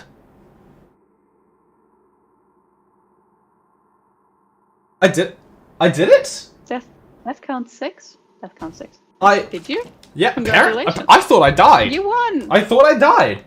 First try. Hell yeah. Well done, Tim. Can we get W's in chat? Thank you. Hell yeah. Yes, chat is very proud of you. Oh no, that was her death. I mistook the animation. I mistook the I just murdered my ex-girlfriend. I felt like that was a very bad way to resolve an issue. Oh well. This feels like a well I can drink from. No? Oh, first try. Yeah, that's right. Chad. Talk about Lady Killer. What was I saying before? Don't quite remember. Sorry. Don't mind me, Father. Something about game mechanics, I believe. Oh man, I just got to restore like 25 health. That's awesome. Just what I need, except... The next boon you find as an upgrade of rarity. Ooh, no, that's a bad idea. Sell. my boons. Oh, I can like sell.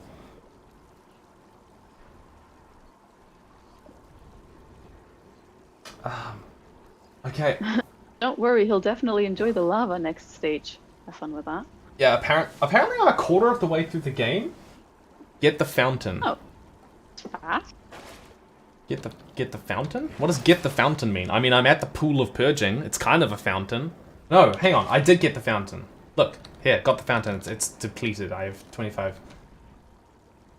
Oh, I don't know what to do now. I just got past that, and I'm like, please let me save my game. Please let me save my game. But I know it's not gonna let me. I know it's not gonna let me do that, is it? Fountain is a heal. Oh. My goodness. Okay. What do I do? Rare. Your attack is stronger, 15% damage, and can deflect. Sell Flourish and buy Styx Kiss. Okay. I still need these. Oh, no. Hang on. Sell that. And then buy Styx Kiss. Kiss of Styx. Replenish 1 use of Death Defiance. Oh, that's probably pretty useful, right? Yeah. That'll definitely be useful. Alright. And then I'm out of coins.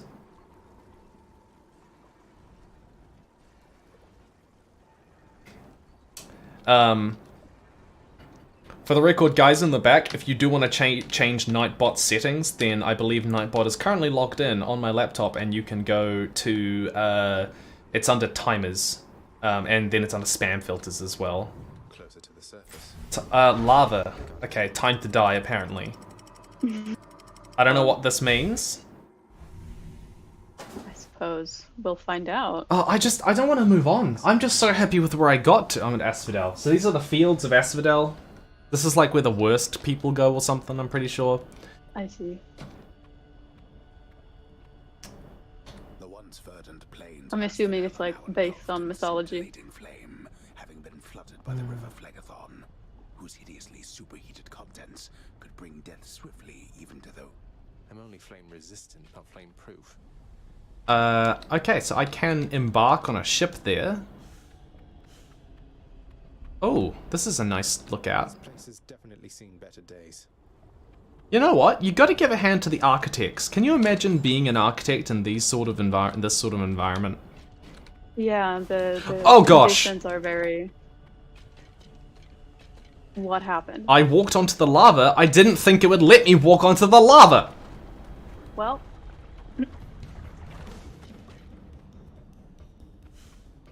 Oh, Tartarus is where the worst people go.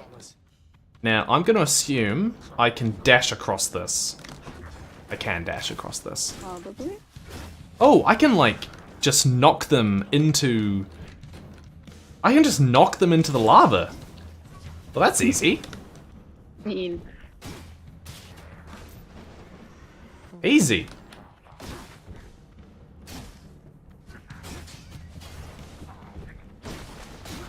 Oh, no. It's no use. Your beta reading round going. Oh, actually, I just got an email from a guy. You might know him on YouTube as Crimson Rogue. And he does basically book reviews on his channel. That's kind of his thing. Mm-hmm. And I respect his opinion. He just got back to me with his opinion of my book, 3 Kinds of Silence. Nice. And I was very happy with the response, so that's nice. Very good. Yeah, I'm still gonna take a bit longer, I'm afraid. That's perfectly fine.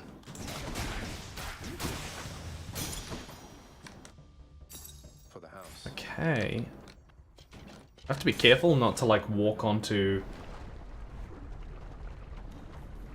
Geode plus Poseidon Dash is a great setup for lava kills. Yeah, that's what it feels like. Gorgons. You've also been warned to not let them push you into the lava. Well, I don't think I can. Like, no enemies have... I keep getting hit by the Gorgons, I will admit.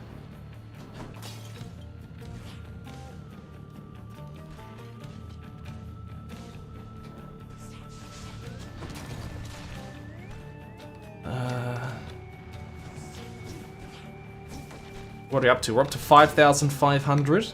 That's a good good amount. We're going pretty strong, yeah. Yeah. I keep getting hit by the goddamn Gorgons.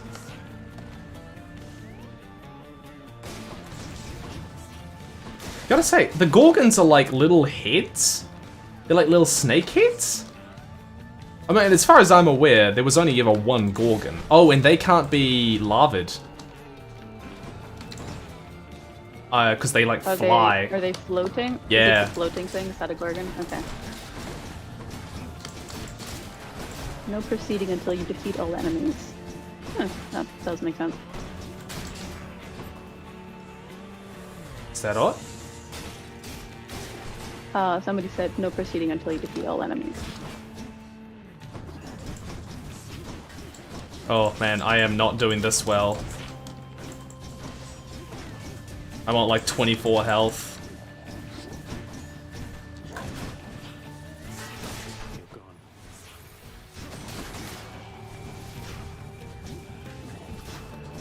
In chat are saying there were 3 Gorgons because Medusa had sisters. Oh, that's right, yeah. Like, I'm enjoying my little casual, I'm enjoying my, casual, Greek mythology, lesson. Yeah, they were very informative. Medusa was just the most famous one, apparently. Also, apparently the other 2 are immortal, according to chat. Oh, really? I don't know. I don't know, they don't seem that immortal to me. Oh, it's her. Yeah, that was a really bad round for me. You survived. Your special deals more damage and inflicts weak. Cast is I mean, my assumption is you should just get the rare one every single time. Resist some damage from nearby foes' attacks. Reduce damage. I mean, reducing damage is the same thing as healing, as far as I like can care. Oh well, this one will be Hermes, surely. Let's go with Hermes. Give me some speed. The place is cooler than an Australian summer, so you should be fine. Now, if I may call out this comment, is the underlying assumption there that I am Australian?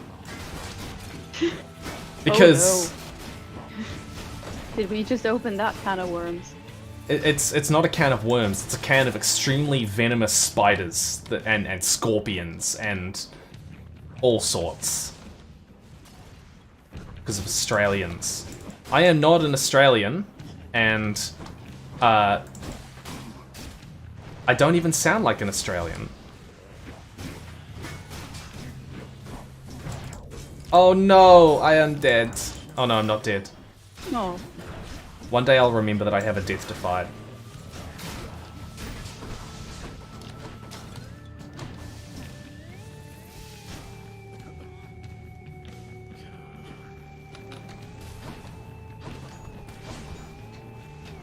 What is trying to kill me? There's something around here that...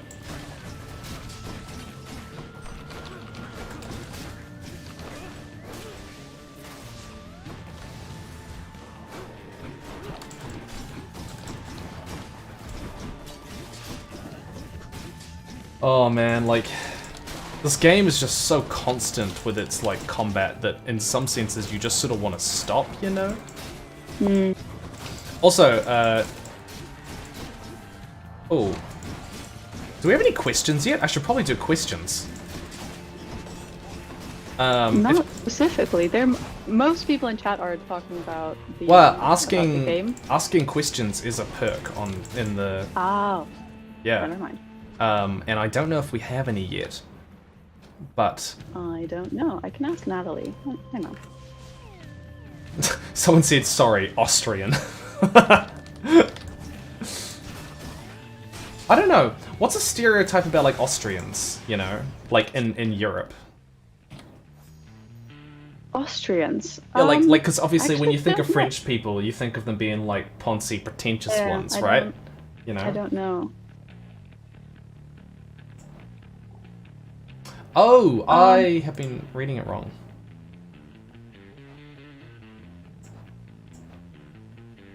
It's okay. There is a question, Tom Ball, who donated $20. What is Yeah. your advice on using messages into your works without coming across as unnecessarily preachy? Oh, it is Hermes. Hell yeah. Not coming across as preachy. I think like a lot of the time when people think about like messaging that's really not subtle, a lot of the time what they're describing is just cringe. You know? Like, Right. but there are a lot of other ways. Typically when you tell your story like a morality tale, you know, you can dash more times in a row. Oh, bonus dash, you move faster. That's gotta be good. After taking damage, dash, oh my gosh. Yes, restore damage, restore health with dash. That is the best thing. A lot of the time it's like, Have to keep going. kind of where people sort of make a story morally simple when it's not morally simple. And you can tell, like, you can be like, well, this is clearly, like, misrepresenting the discussion we're having, I guess, in some ways. Like, preachy stories aren't necessarily bad. But I tend to think I tend to think it stands out when people have the characters having like really explicit discussions about the themes, you know? Oh, I'm on 1 health. I am definitely dying. There we go. Where like characters will have like really explicit discussion about the themes, and you can clearly tell when the author is having that discussion and they're sort of pontificating rather than the characters naturally doing it. And so, and I tend to think when you just sort of tell a story about kind of events that touch on those things, you know, like look at like Bridge to Terabithia, right? Like it's a story about grief, and it's a story about kind of the beauty of life and imagination and stuff. But like the characters never sit down and go like, man, isn't it beautiful that we imagine this, and even if we die, it's great that we had this moment between the two of us, and that even though everything is fleeting and everything will die eventually, it's about living in the moment and having the time with each other. Like the characters don't do that. The characters just are with each other, and you feel that. Megarod tells me that you surpassed her well out there. Oh, do I have to kill Mega again? Cruel fashion, then. Oh, I've already seen to that, of course. You think she volunteered to deal with you? That's strangely comforting to know. Oh, well, that was my best run yet. Oh, hey there, Doc. How's your endless toil treating you? Mr. Hypnos, do you maybe think that you could, keep an eye on the procession line before Lord Hades? Oh, that's no problem. I can... Cool. Sorry, I'm at the same time trying to figure something out with Natalie about my bot for you. Achilles, sir. I got a relic of some sort out. Nightbot? A globule of ancient Oh yeah, formed something out from about Phlegara. changing the settings. As far as I know, yes, lad, that it is. Though who's exactly, I'm not so sure. You'd best hang on to it. So I found some Titan blood, and Titan blood is apparently very important. Is Mum there? Oh, Mum isn't there. Nyx must be someplace else.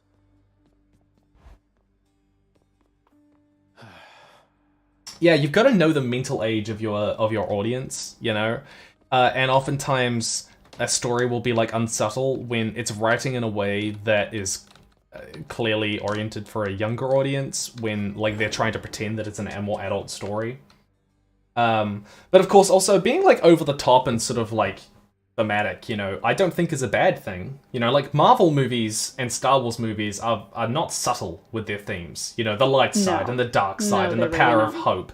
And like that's not like a bad thing. Like being campy is not a bad thing. It's just a style of storytelling that you know, people don't always want. Like if you had that sort of storytelling in a film like Blade Runner or Arrival, then people would be like, well, it was sort of hitting you over the head with it. But it doesn't do that. Restore a small amount of health when you exit a chamber. Yeah, I'm gonna keep doing that one because it's just it's what I need. Oh, I can talk to Megara in the lounge. Talk to Megara in the lounge. Okay, I'm going back to talk to Meg in the lounge.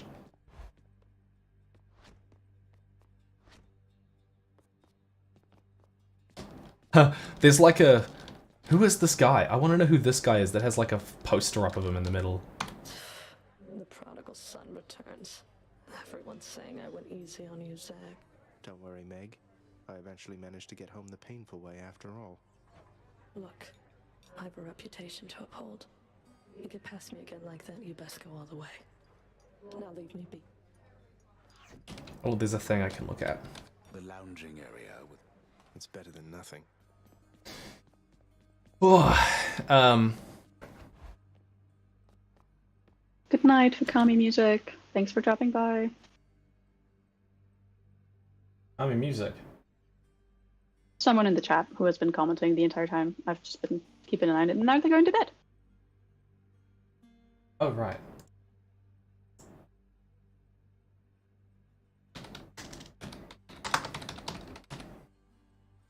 Ooh.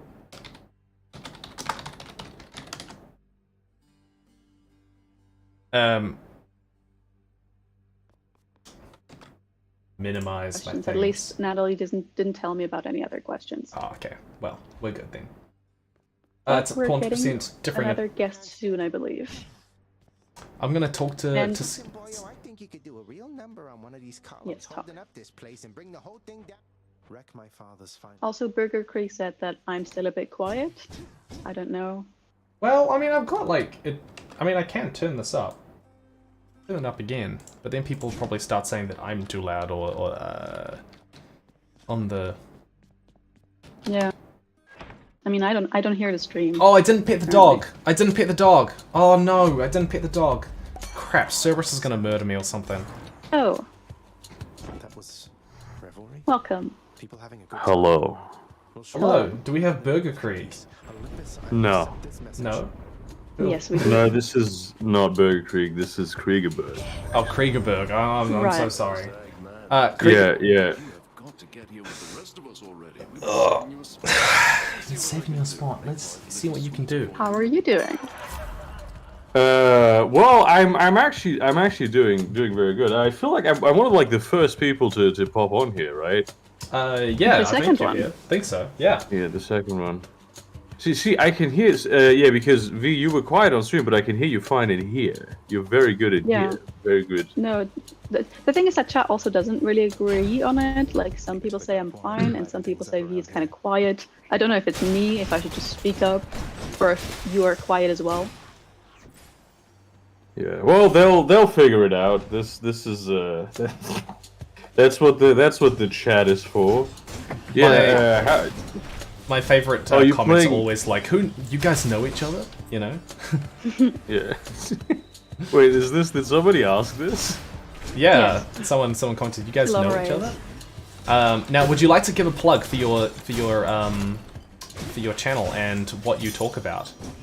Oh yeah, we do that. I'm on YouTube. I am the Burger Creek. It's like the handle that I go by with on Discord that you can see on screen, but you put a "the" in front of it, and it is exactly the pun that you think it is. And yes, I am German. Preempting these questions. You mean you're not from upper class British society? No, I'm actually not. In a shocking Very, twist very of simple. events. I'm more like Welsh and distinctly working class the way I grew up than I am anything English. Yeah, I do all manner of content that I am interested in at any given time, which mostly is currently a lot of World of Darkness lore content.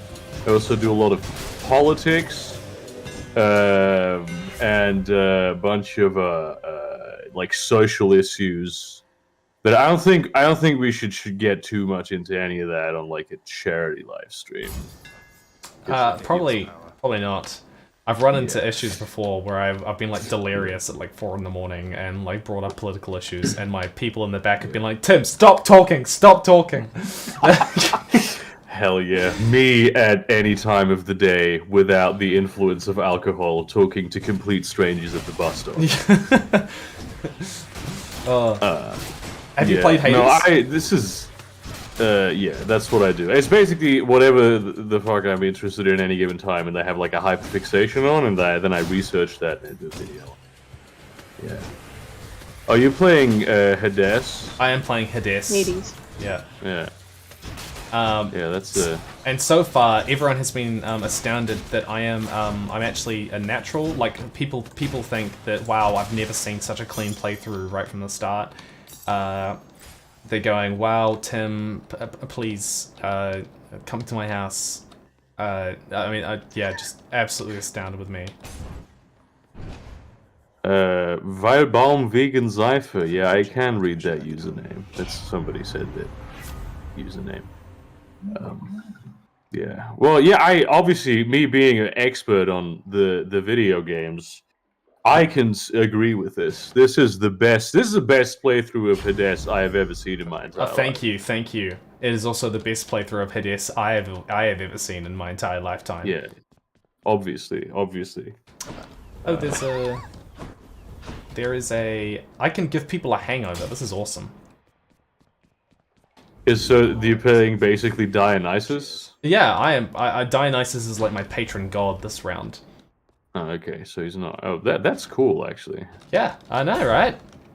In every single City of Mist game that I've ever run, in every like campaign, somebody picked Dionysus as their mythological thing that they have the powers of. Somebody always did that because it's such an obvious let's do drugs type of thing. You should have a watch of OSP's video or Red's video on Dionysus and the history of that god, because like we sort of go, you know, Dionysus is kind of the god of getting drunk and wine and partying, right? But like Red takes a pretty cool look at like the history of Dionysus and how far back Dionysus goes, like being one of the most ancient gods, you know, going back to the Phoenicians type stuff, and suggests that potentially like what the original Dionysus wasn't just like. If I put my phone away, it's gonna scream in your ear otherwise. Do you wanna take a guess as to what shirt I am currently wearing? What T-shirt I have put on? Have you put on? No. Is this your doctor's? Yes. So, just a reminder. Actually, yeah. No, please describe to the chat what shirt you are wearing, and okay. And then so this is please easy. give a plug for the charity.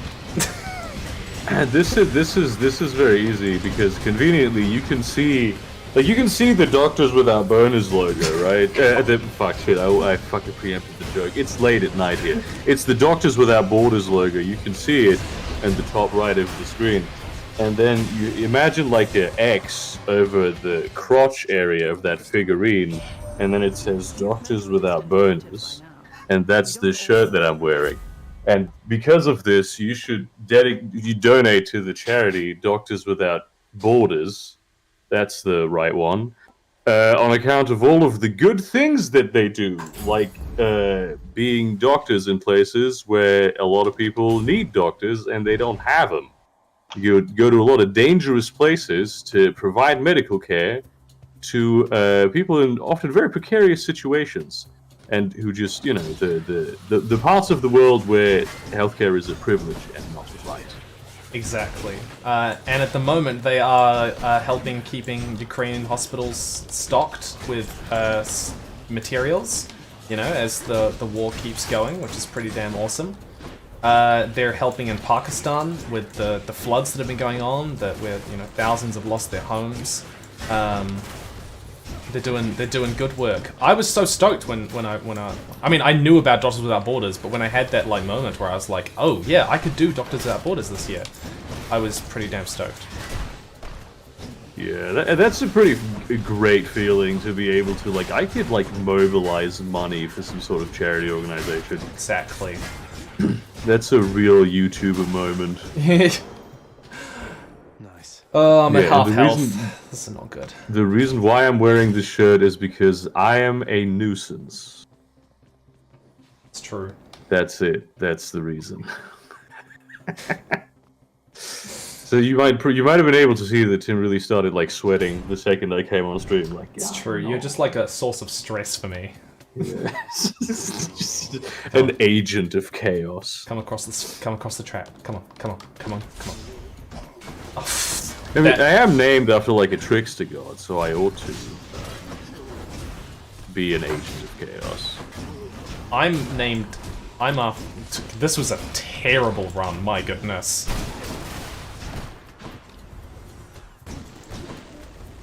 Damn.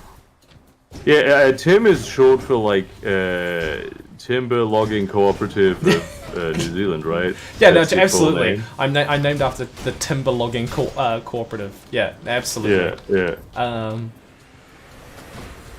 Sometimes after the Timbuktu timber logging cooperative, depending, you know. Yeah. I mean, you gotta do both. What's that old joke? Like, I want to call my daughter this, and people will be like, "Oh, is it short for this?" And it's actually short for like Transformers or something. Yeah. What's Megatron? No, yeah, Meg. And they go, "Oh, is it short for Megan?" And it's short for Megatron. I have a friend whose father wanted to name him Godzilla, and whose mother was like, "No." And so his initials now spell G-O-D. That's pretty fire. Someone in chat just said that I was named after the wizard from Monty Python. That's true. Now, have you seen the Holy Grail? Me? Yeah, I saw it like many years ago in German. Hello. Hello. Oh, is this Zoe? Have we got Zoe? It is. Oh my gosh. Hello, welcome. Hello. Thank you for having me, I guess. Oh, it's so good to have you. Everyone, this is Zoe B. Zoe, would you like to do kind of like an introduction, talk about your channel and what you do and stuff like that? Oh gosh. So yeah, I am Zoe B. I do YouTube. I make video essays on the channel Zoe B. You can find me by searching Zoe B. And I talk a lot about like books and education and writing. Yeah. And like cultural stuff. And you were an English teacher, right? That covers all of it, right? Yes, I was. I taught college English for almost 5 years. College English. Now, college to me in New Zealand means like university. Is that, or is that? Does that mean like high school? No, yeah, it was college, or like university. Yes. Oh wow, that's pretty damn cool. Yeah. It was definitely an experience. Well, despite your conflicted feelings about it, that I am aware of, lots of hot takes about how we should be educating and how we should be running our educational system. Yeah. Many of which I very much agree with. Absolutely. Yeah, I mean, you make fantastic stuff. I always enjoy when your stuff comes up. It's an absolute pleasure to watch. Well, thank you. The feeling is mutual. Yeah. When I bring things out, when I remember to. Listen, gotta keep on that grind. I know. The you gotta keep on algorithm the grind. rests for no man. A friend of mine, Daniel Green, like put out a tweet. He's like, I'm so sorry guys, but it'll be out later. The video will be out later than usual. It'll be out at like 7:30 EST, and I'm like, I'll be like, you know, I'd like to apologize for the delay in my content. It will be out whenever I'm goddamn done with it. You know, like yeah, very much that. That is, it's often I worry about this a lot, and then my fans are like, what do you mean? You put out too much content anyway in terms of just like minutes. Just chill. Take a break, man. Yeah, I mean, I find like picking the right content so difficult. Oh yeah, for sure. I mean, it's like, I've only had my channel I just passed the 2-year mark, and so I'm still trying to figure out like what my niche is. Yeah. And it's so difficult. Like, how do you decide when everything is interesting all the time? I totally agree. And I was actually thinking to myself, I was wondering when exactly you sort of started, because you are newer than I am, at least. And you popped up pretty damn quickly, from what I remember. Like, I remember seeing videos from you when you were a lot smaller, and you're now, how many subscribers are you at now? Just over 200k. Yeah, exactly. 200k in 2 years. That is a hell of a... Wow, that's impressive. Yeah. Congratulations. So, thank you. It's difficult to take credit for it because I started in October of 2020 because I left teaching after the spring semester of 2020 because of a lot of issues that I won't get into because school systems are complicated and weird and they suck. So in the fall, I really wanted to make some a series of spooky videos about H.P. Lovecraft stuff, and so that's what I did, and that began the whole thing. And then later I started making more politically relevant content, and I was talking about class and the way that food and language intersect with class issues. And I got a shout out from a larger channel in February, so that was just 3 or 4 months after I started my channel, and that jump started stuff. And so I went from 130 subscribers to 10,000 subscribers in the course of 2 or 3 weeks, and then after that it kept sort of exponentially growing. Yeah, I mean it's that old thing that it's easier to jump from it's easy to jump from 100 to 200. It's easier to go from 200 to 1 million, but it's nearly impossible to go from 0 to 10,000. Yeah. I think that happened over the course of a month. That was wild. I was at 300 something subscribers, and then I was on Big Man Tyrone's channel. Shout out to him. And then it was over the 1 or 2 months, I was at 10k. It was so fast because another video of mine went viral for some reason. So that was cool. What was your viral video? What was your first viral video? Actually one that I feel is that I would make differently today is why are so many millennials becoming communists? Oh my god! Do you know what? I actually went and watched that. And your comment section is brutal. Oh, I love that. I love conflict. Just fighting with people. Damn, it's so comfortable. What about you, Zoe? Can't relate. What was do I enjoy content or conflict or what was sorry. Your first video that popped off. Okay. Yeah, I mean so the video that got the shout out was my white trash food video. Oh yeah, I remember that. But the first one that went huge was I made a whole video about Grammarly, the writing assistant tool. Oh my gosh.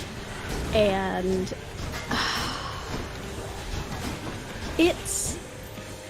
I still stand by everything I said in that video. But that was you? I think I didn't purchase Grammarly because I saw that video. Yes! My influence is spreading. I don't like Grammarly. That might have been me as well, because I heard a lot about Grammarly, and then I thought I might look at it, and then somebody was like, no, don't. I saw this thing. Don't. And then I was like, okay, sure, fine.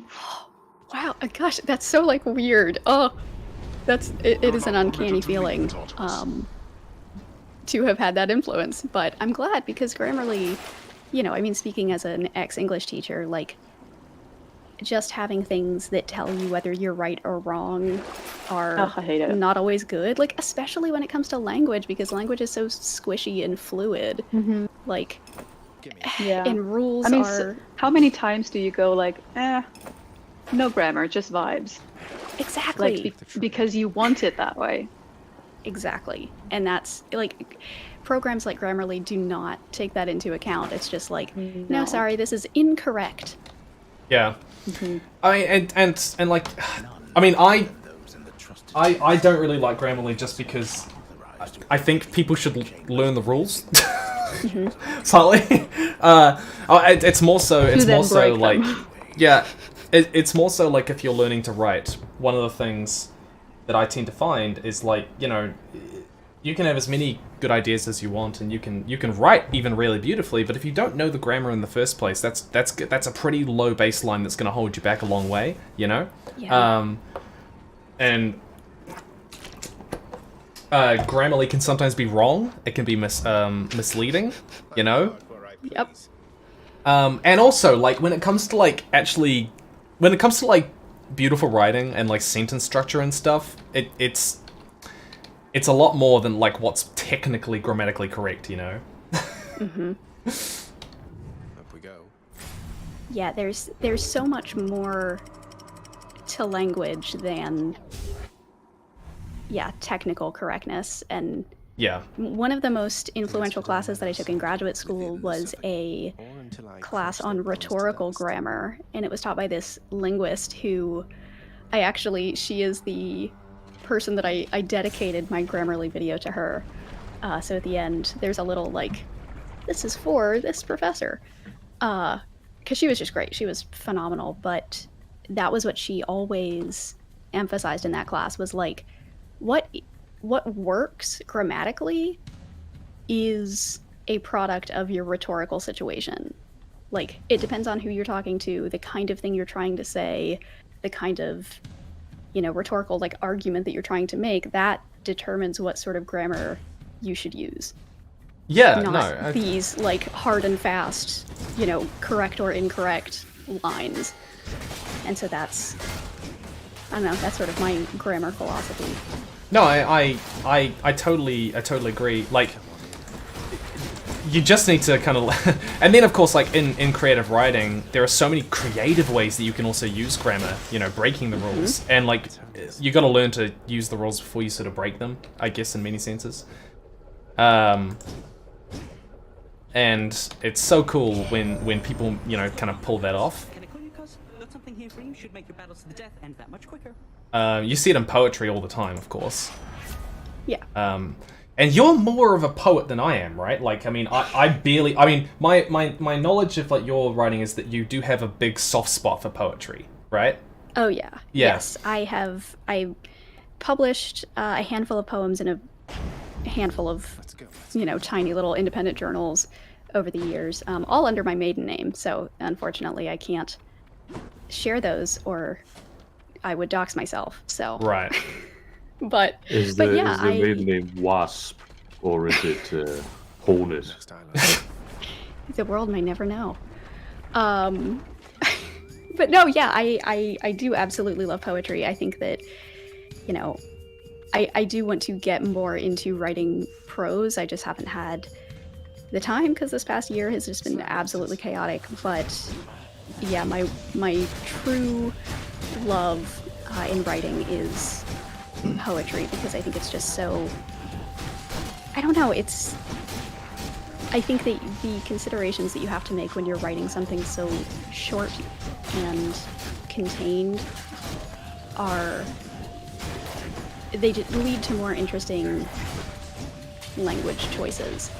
I absolutely agree.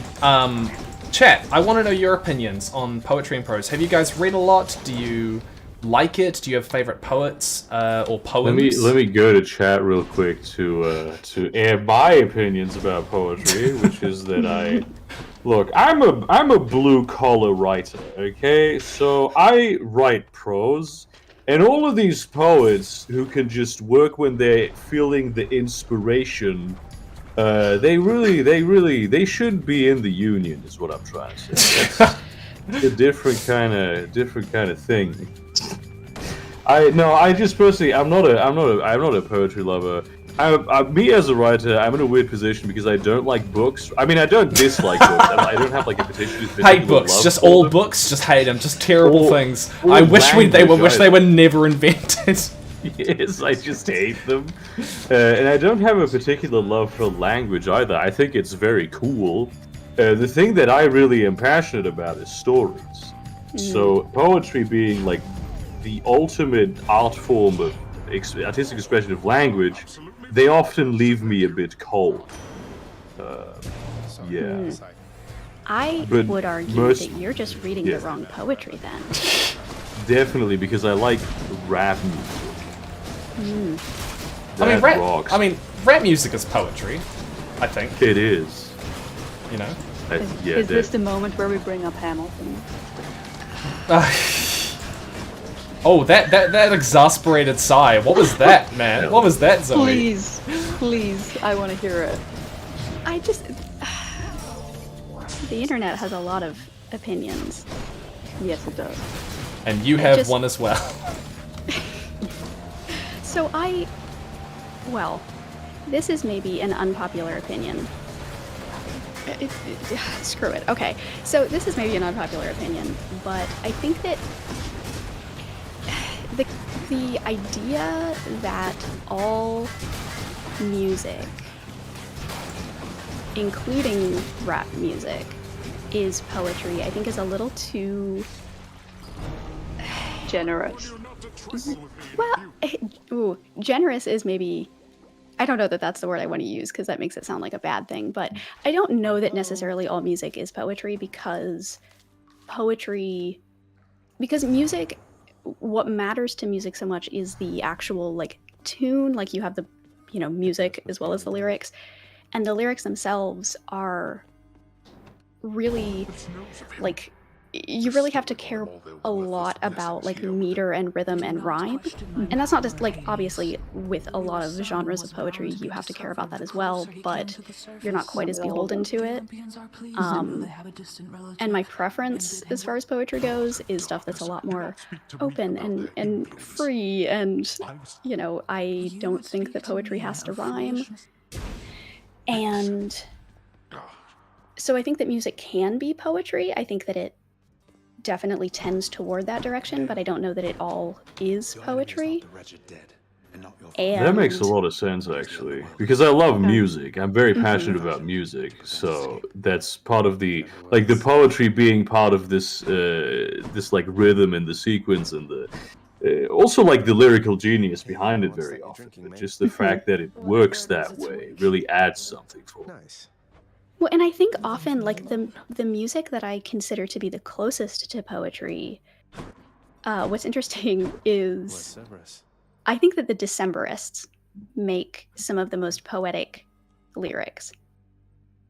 And what's really interesting is that the lead singer of the Decemberists actually got his degree in creative writing. Like, he's a prose writer by, he studied to be a prose writer. And I think he does actually have a collection of short stories, but I might be making that up. That's somewhere in my brain, but I don't know if it's actually accurate. But then he went on to do music, and I think the Decemberists have some of the most creative, and if we're talking about poetry and story, like, all of their songs are these really interesting stories that are so, I want to go lie down. I don't know, just like pleasing to listen to, and that they are interesting and beautifully verbalized. I've never heard of this, but I will break character again to say that I also kind of prefer music without lyrics, except for rap music usually. Oh, you can probably hear my keyboard very loudly, right? Because I'm looking at the Decemberists. Let me check this. Yeah. I want to say that I absolutely do agree with you. I think a fundamental part is like, of course, when you say music, or songs, there's an audio component to that is absolutely exclusive to a song and music that poetry does not necessarily include. That's absolutely fair. Yeah, I mean, like, it's like you can say, well, all songs are writing, and it's like, well, yeah, they are, but there's different kinds of writing. There are circles within circles within circles, and I absolutely respect and understand that opinion. Yeah, it's I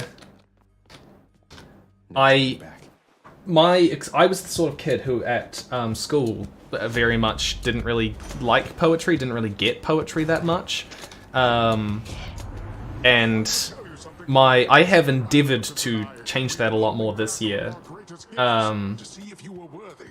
and I have been reading a fair bit more poetry, some magazines and stuff like that. And my aim is that I'm basically going to buy a bunch of poetry books this year. Your call. What's a call?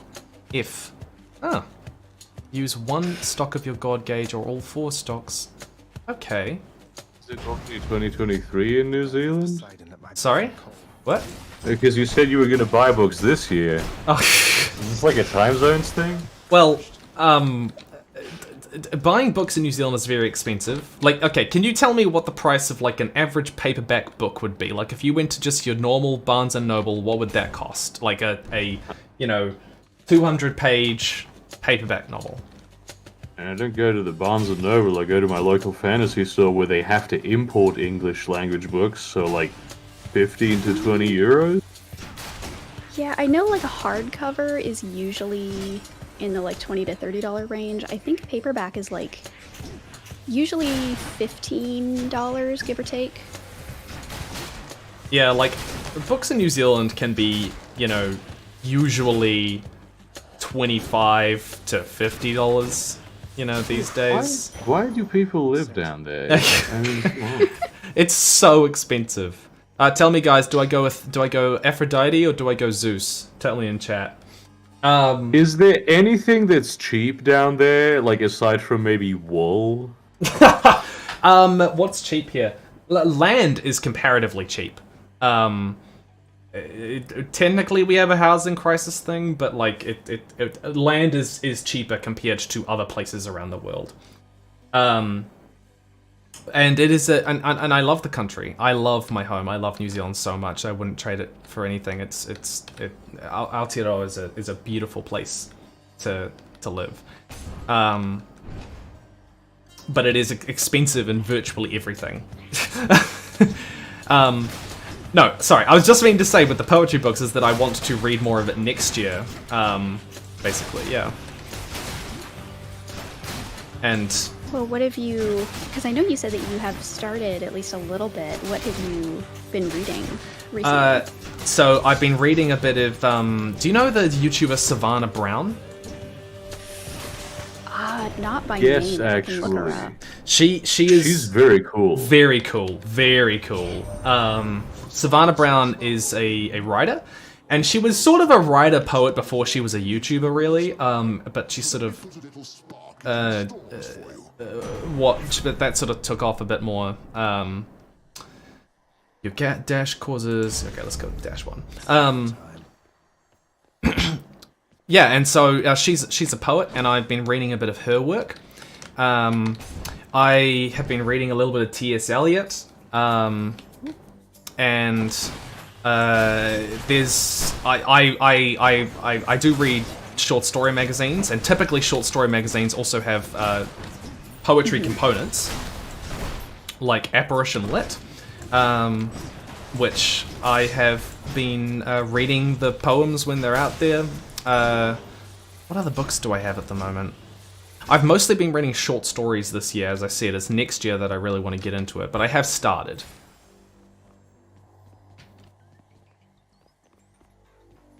Do you have any recommendations for poetry books? Oh, that's No. such a big question. Yes, it is, and I want you to answer it. Oh gosh. Well, so it really depends on what kind of thing you're looking for. I really gravitate toward like pastoral and like nature poems because I'm super basic, and that's what I like. And that's not actually necessarily. So I find that in a lot of like journals and magazines, that a lot of the times you get more like, I don't know, the like deep emotional, dare I use the word pretentious poetry. Look, come on, let's not be dishonest. You and I both damn well know there are pretentious stories and there are pretentious poems, and like there are people who like going, oh, it's fantastic because they think they understood it, and it's just pretentious, and then everyone else goes, oh yes, I definitely understood it. It's only pretentious when other people do it. It's true. It's not pretentious when we do it. Yeah. But and so like, I don't know, and this is a whole separate conversation, but I prefer my prose pretentious. I prefer my poetry super easily accessible. And so I often, because people often ask me like, hey Zoe, you know poetry stuff. I don't even know where to begin. What do I start with? My go-to for people is always Mary Oliver, because Mary Oliver is she's a popular poet, or was a popular poet, and so her stuff is super accessible, but it's also beautiful. Like I will come right out and say it. I'm not a huge fan of like Instagram poetry and that brand of accessibility when it comes to poetry, because I don't think it.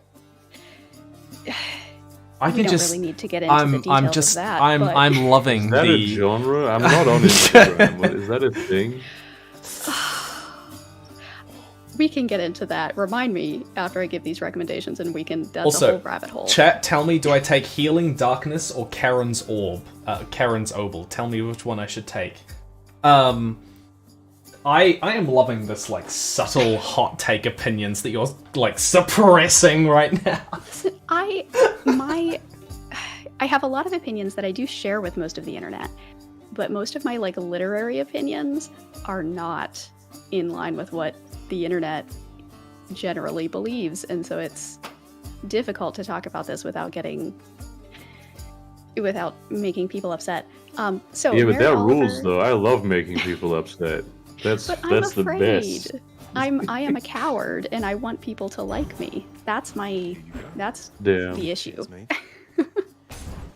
But no, so my Mary condolences. Oliver. Yeah, thanks. She does a lot of like nature-y stuff. She lived on the coast for most of her life, and so she does a lot of stuff with like birds and the ocean, and she has a lot of poems where she appreciates the small and sometimes gross stuff in nature, and I am super into that. That is my favorite kind of poem. If you give me a poem about like dead creatures and bugs and like the shellfish that live at the bottom of the ocean, I am so into that. Give me all of that creepy crawly. And my second recommendation is an indie poet that actually has a podcast that is all about like myths, I guess, generally is maybe how I would qualify that. The podcast is called The Crypto Naturalist, and it's this very like poetic exploration of weird nature stuff. And the host of the podcast, Jared K. Anderson, he just released a couple of poetry books over the past couple of years. The first one is The Field Guide to the Haunted Forest, and it's absolutely beautiful. I fell in love with it.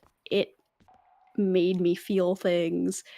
It's beautiful. It's hopeful. It's very like haunted and lonely, but gorgeous. And he released a second collection called Love Notes from the Hollow Tree, which I have, but I haven't actually had a chance to read yet. But if it's anything like his first collection, it's also going to be great. So those are my like top two recommendations because they're super accessible. But if you're not into nature stuff, I'm into nature stuff. I can get behind nature stuff. 100%. Especially deep sea stuff. Especially like ants and insects, man. Yeah. Bugs are the coolest. Bugs are the coolest. Like, what is the best bug though? Like, I mean, objectively. I know the answer, so you're guessing now. It depends on what you mean by best, and it depends on what you mean by bug. Like, do you mean just insects or all like creepy crawlies? But I'm not getting into any terminological morass here. Half of all species are Callioptera, which is specifically one order of like bugs. So this is going to be a very long committee meeting. So by best, Do you mean best from the perspective of an artist, or do you mean best from the perspective of a, like, entomologist? I have... Oh, that's a good... From the perspective of an entomologist or an etymologist? An entomologist you're talking about. But, oh, right, you wanted etymology as... I mean, from an etymological perspective, that's... I don't know. I did a short story about moths one time. Ooh. Yeah. You did, didn't you? I did. I did. I unfortunately haven't had any luck publishing it. It's gotten close a couple of times, but just... Oh, no, hang on. Actually, that's not true. I had a magazine tell me that if it was still available next September, they will publish it. I get around this by just putting it up on YouTube. That's how I do it. It's just... gives a shit about Banksy. Normal people do, actually. They're, like, well-adjusted people do. I think the best bug... More louds? I personally am very fond of slugs. Slugs? That is not a and choice I snails. expected. Not even a bar. But yeah, no, yes, definitely. Slugs rock, actually. There's some very colorful ones. Well, a slug has Sea been slugs? eating my lemon tree, so... Oof. Good for the slugs, though. I'm sure it was good for the slugs. You know what it's not good for? My lemon tree! Yeah. Lemon's expensive in New Zealand. They are actually, but I have, I have like a miniature little farm, if you didn't know. Well, it's not a farm. Farm usually entails livestock. I mean, it's kind of livestock. It's plant stock. Slugs. What do you call like if you have just like a lot of plants but no like animals? Well, it's a farm, not a ranch. Well, see, we would call that a garden, but I know that in Europe, I don't know if it's the same way in New Zealand, but in Europe, garden is just like backyard. So, yeah. I mean, if you Wait, is it not in America? no, we would call that the yard. There's the front yard and the backyard. Really? Well, the garden would be like the part of your backyard or front yard that is where you have greenery, basically, and flowers and stuff. Does that not also include like edible plants? Yes, but like if you say but everyone has a garden. Everyone has a garden, right? Like I see. you could say I have a field of crops and it's like grass, you know, but like if you want to yield your grass every year. No, I mean it's not. It is. I call it my plant farm, and I have two lemon trees, which bring me lemons. We have 2 feijoa trees. We have a big, massive planter box of strawberries. We have several meters of raspberries, blackberries, and boysenberries, which I found out boysenberries aren't... are boysenberries a thing over in your countries? I Let have me heard Google of them. what this means in a language that I can understand. I've heard of boysenberries, but no, yeah. I mean, where I grew up, we had, because I grew up in rural West Virginia, which is all hills and forest, and or as we would call it, the woods, because there is a difference. And we, at the edge of the woods behind our house, there was just naturally growing raspberry and blackberry bushes, and so growing up, berries were a very big part of. Oh, absolutely, yeah. life. Ours, there's a forest near our house where there's just like fields of kind of these blackberries, which you can go and pick during the summer when they grow. It's very cool. But I have a lot of raspberries and a lot of strawberries and a lot of boysenberries, and it means that at the height of summer and the spring, you can just go and pick out a whole bowl.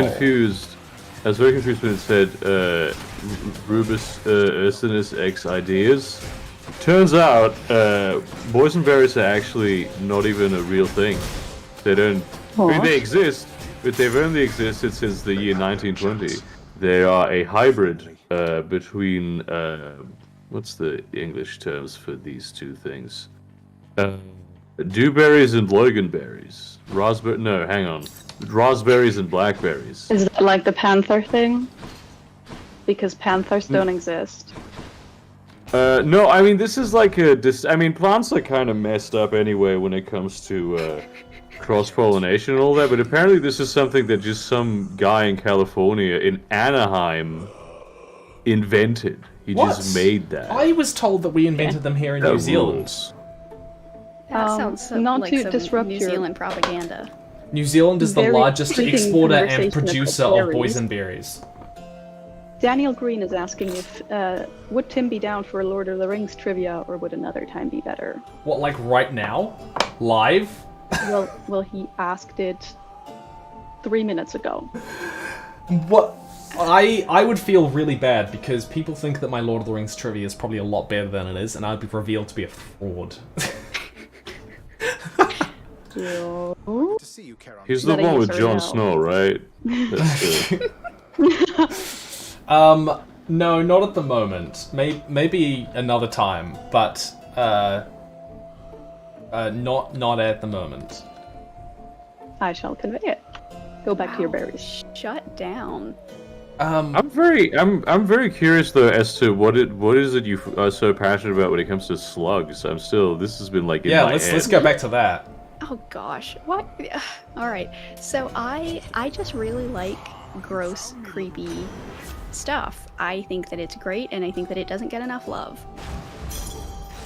Fair. That's as. So you like deep as it pineapple on gets. pizza, basically? That's.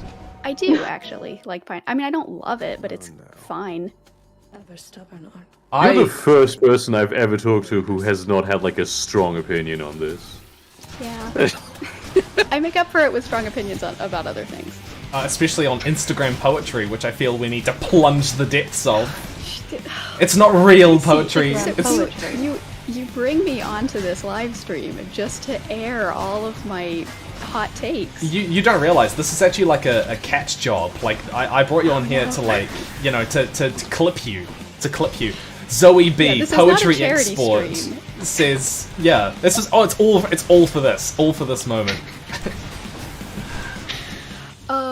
So alright. Instagram poetry, for those of you who are not familiar, is a particular genre of poetry that maybe 2016, 2017 is when it first. Let me actually. Sorry for the keyboard click-clacks. Looking it up. There's a thing on Discord that's right next to your voice connected thing. I turned that on earlier, and it kind of works. You mean push to talk? No, it noise suppresses. Oh, the noise cancellation Yeah. thing. Yeah. Listen, my microphone has some issues with Discord where it sometimes decides to just not function, so I try to not touch a lot of my audio settings. It's but anyway, respectable. That is such a mood. I absolutely respect that. Oh no! I'd you can just tell that rather we're all content not creators mess with it. because- Yeah. Well, I'm not really. Well, you're here. This is a type of content that is. I'm a community manager. That's I exist. It's I make tangential. fandom content. It's different. Yeah. So the one book that I was thinking of actually came out in 2014, so this is older than I thought. But Instagram poetry is a subgenre of poetry that has been around for several years that prioritizes like short and like emotionally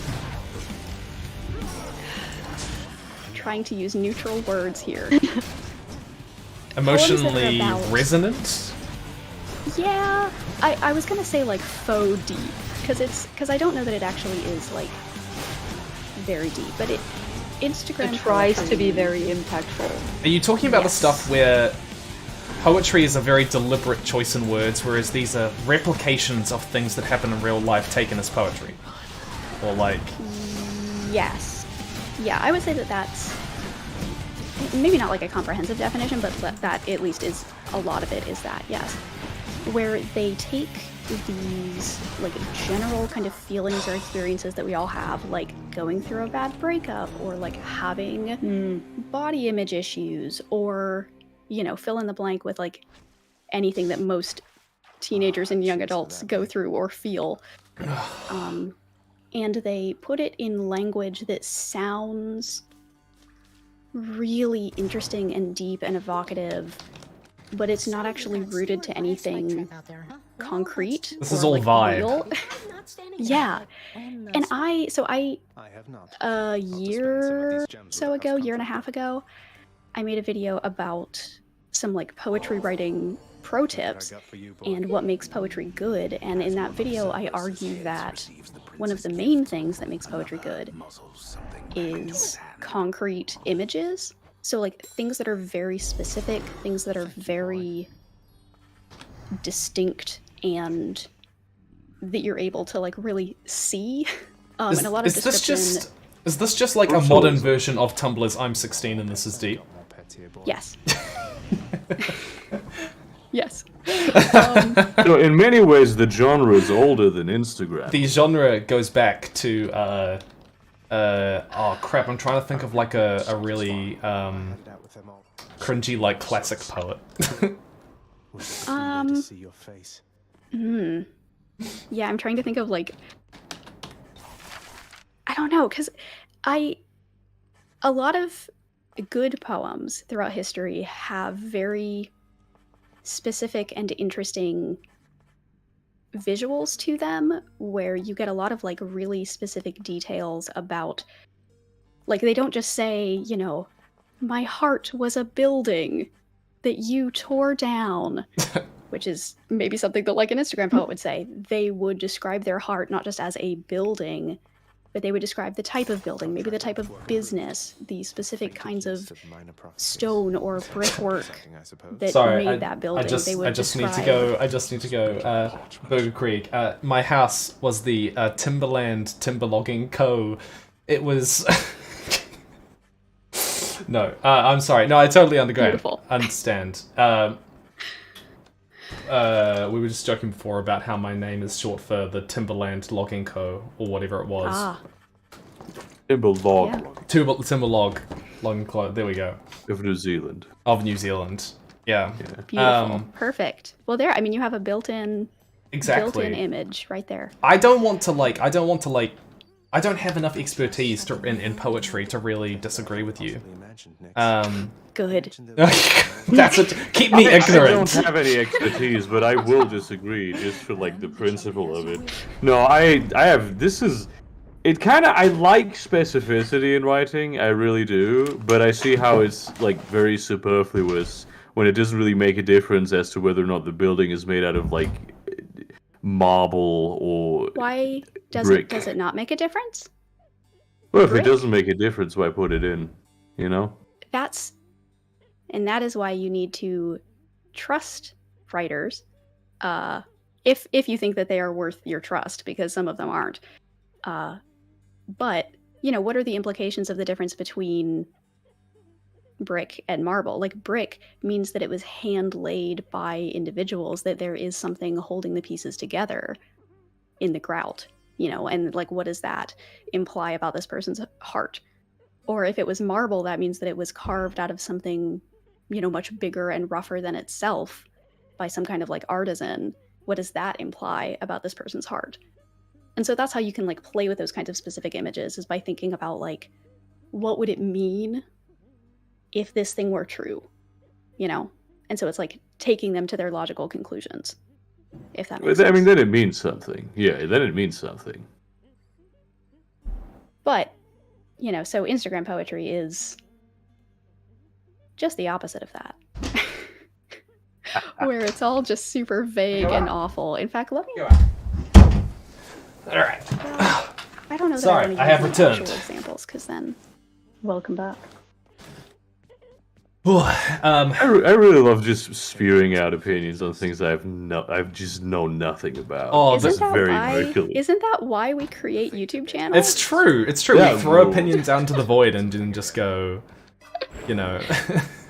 I hate when other people do it because I get like very irritated about it as a practice. But just when I do it myself, it's so liberating. Yeah. It's like a big fuck you to intellectualism as a concept. I don't need to be a doctor to know things about my body.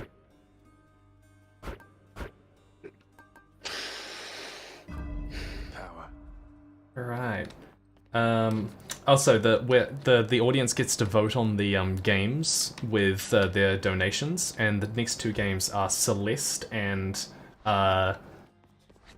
Amnesia: The Dark Descent. I hate horror games. I don't know how you feel about horror games, but I don't handle them very well. Hang on, how do I vote? How do I vote? You donate. You donate. Yeah. Oh, well, I mean, you know. See, this is why I like horror literature, because the thing about horror literature, innate to the concept of the written word, is that you cannot see the thing. The thing is not actually coming at you. You have to imagine the thing in your own brain. I love that about writing in general. That really rules. That's cool. That's why movies are evil and made by demons. Hell yeah. But no, like, genuinely, I hate, like, horror games and horror movies. I am a coward and I am frightened. I absolutely get that. I don't handle them very well. I get nightmares very easily, or at least, you know, I did as a child. I still get them. You know, I want to make a video about and this is gonna sound really dumb. I don't even know if it's, like, particularly relatable, but I want to make a video where I talk about, like, the mundane horror of nightmares, because so many of my nightmares tend to be like, oh, you know, you're really late for work, or you're really late to get something done, and you're just filled with this absolute freaking terror. Like, it's a perfectly banal thing that you might normally be uncomfortable about, but it is ultimately transformed by this, like, horrible terror that it would not normally be accompanied. I don't know if that's, like, a universal experience or not. But for me it is. I think for me, I have very, very, like, adventurous dreams most of the time. Like, movie script type action things. And those are never nightmares. Like, horrible things can happen in those dreams, but those are never nightmares. They're just, like, regular dreams. But then, like, very simple, as you said, banal things will have you wake up like, oh shit. Yeah. No, very much so. I wonder, because I don't have bad dreams about, like, work stuff. I often have nightmares about, like, school. Like, I, just a couple weeks ago, had a dream that I forgot to do my math homework.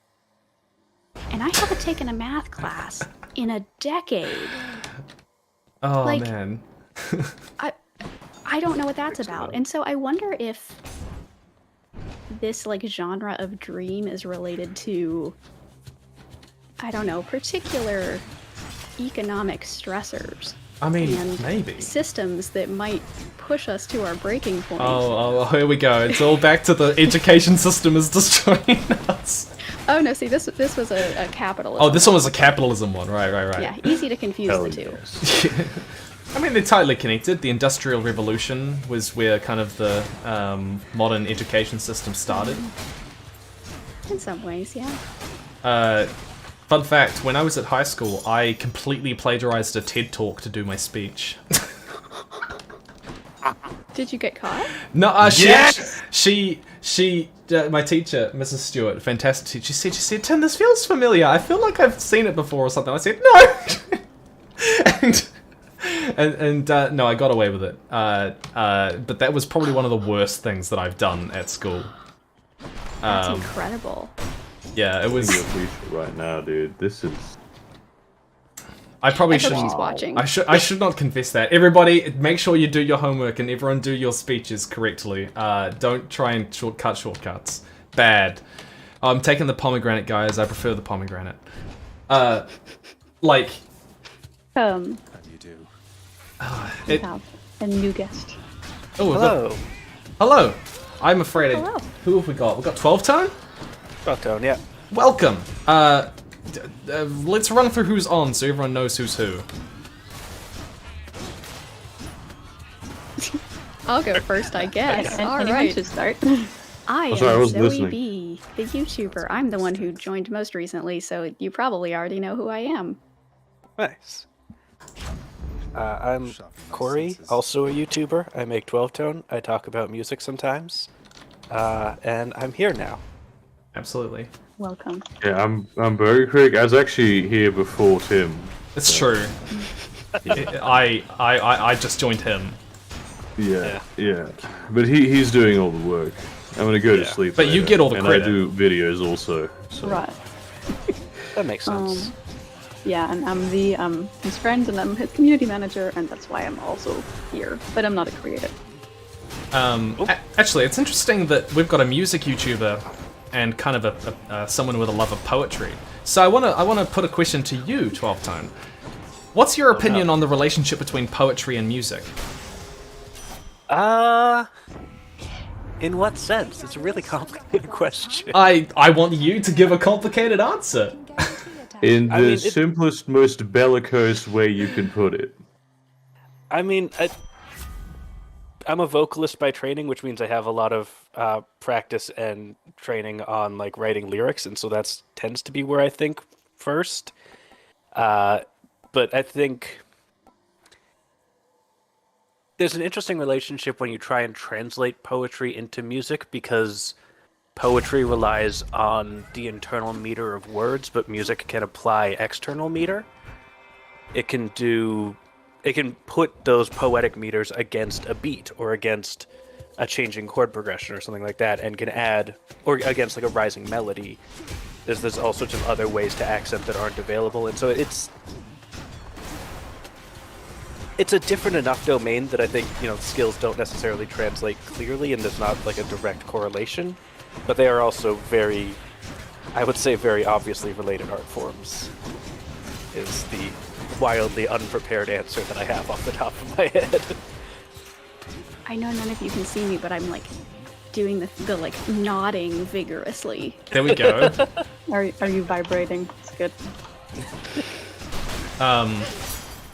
Yeah, no. Zoe just has some hot takes on poetry, so nice. It's nice to know that you both have your own hot takes on music things.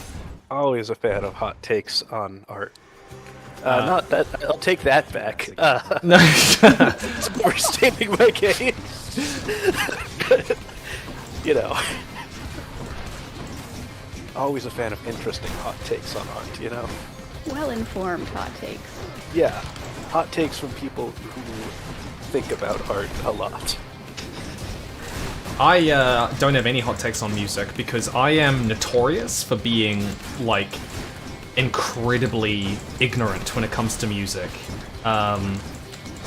Like it's honestly hard to understate how little I know music. I could not even recite to you the lyrics of my favorite songs.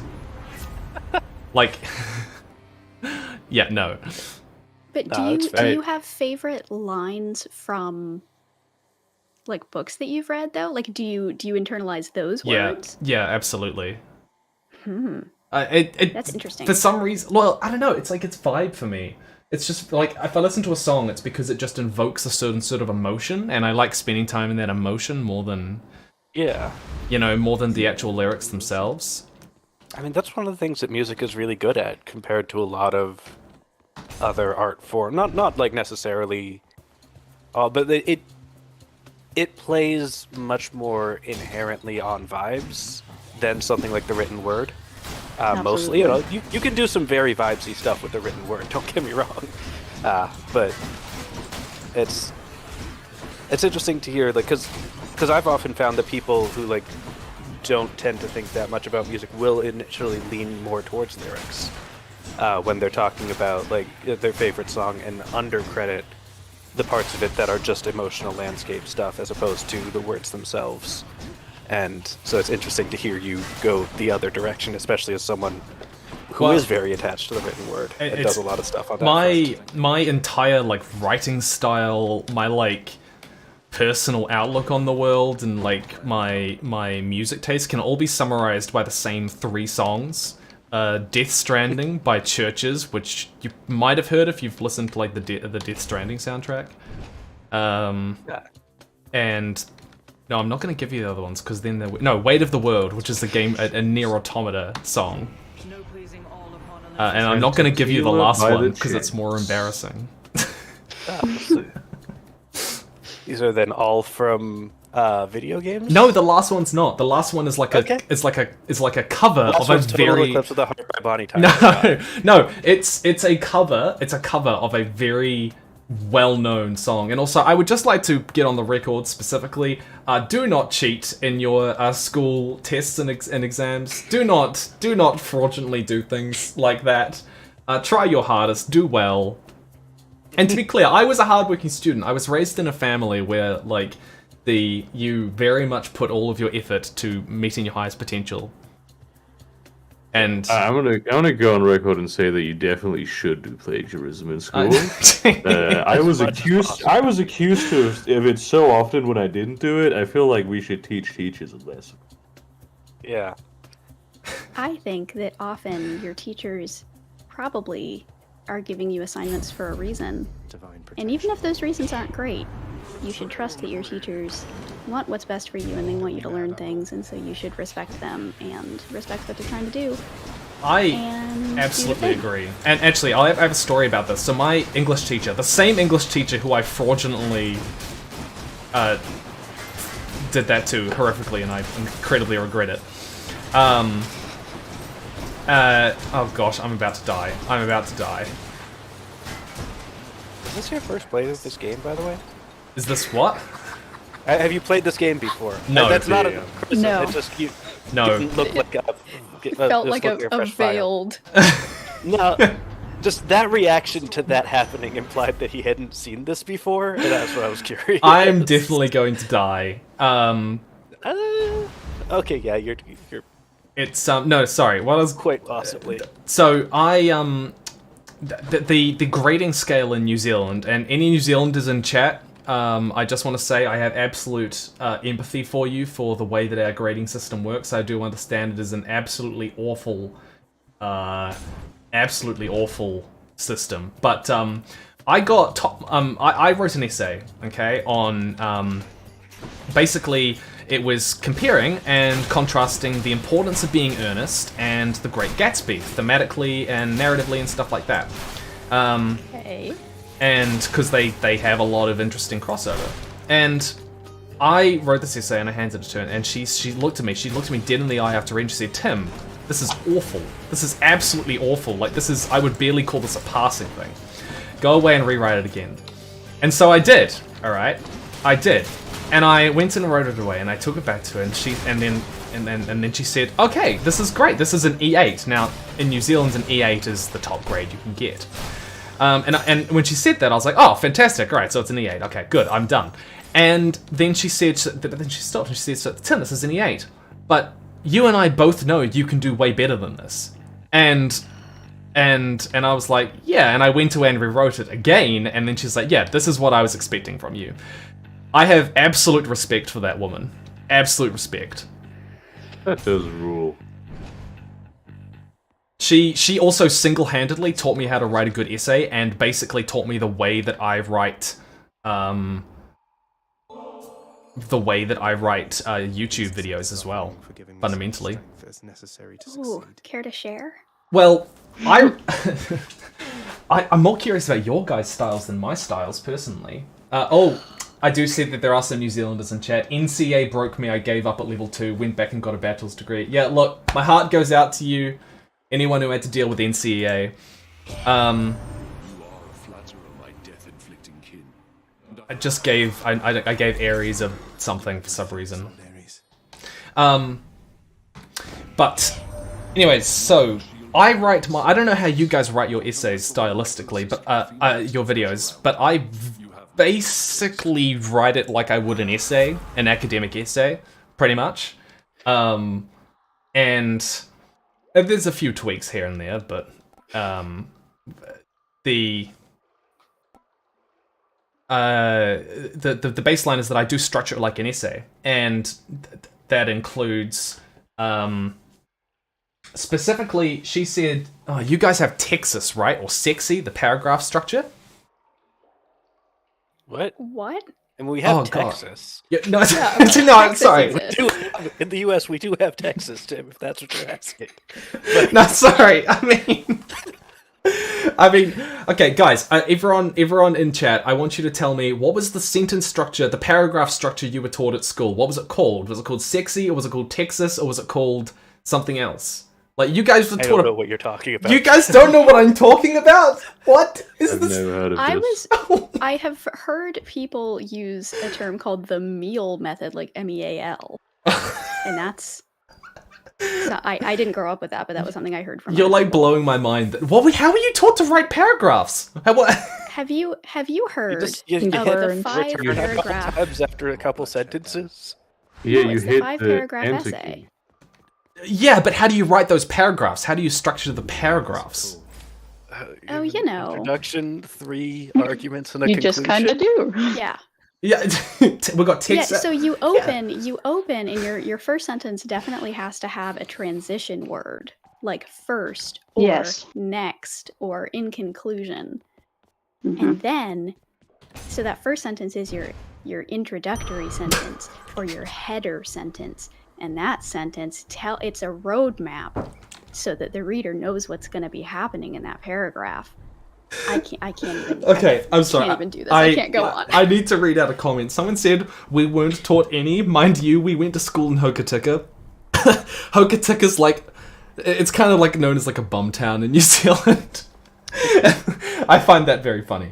Oh, good. It's the West Virginia of New Zealand. Yeah, I don't know what that... Okay, look. Okay, paragraph structure. We were taught Texas or sexy, and Texas means topic sentence, explanation, example, analysis, and then summary, okay? That's how you structure a paragraph. That's how we... Or there was sexy, which is sentence... no, it's, I can't remember. I was taught Texas more than sexy. See, people are going schnapps, adieu, or, teal, or something. Ice. Yeah, everyone had their different one.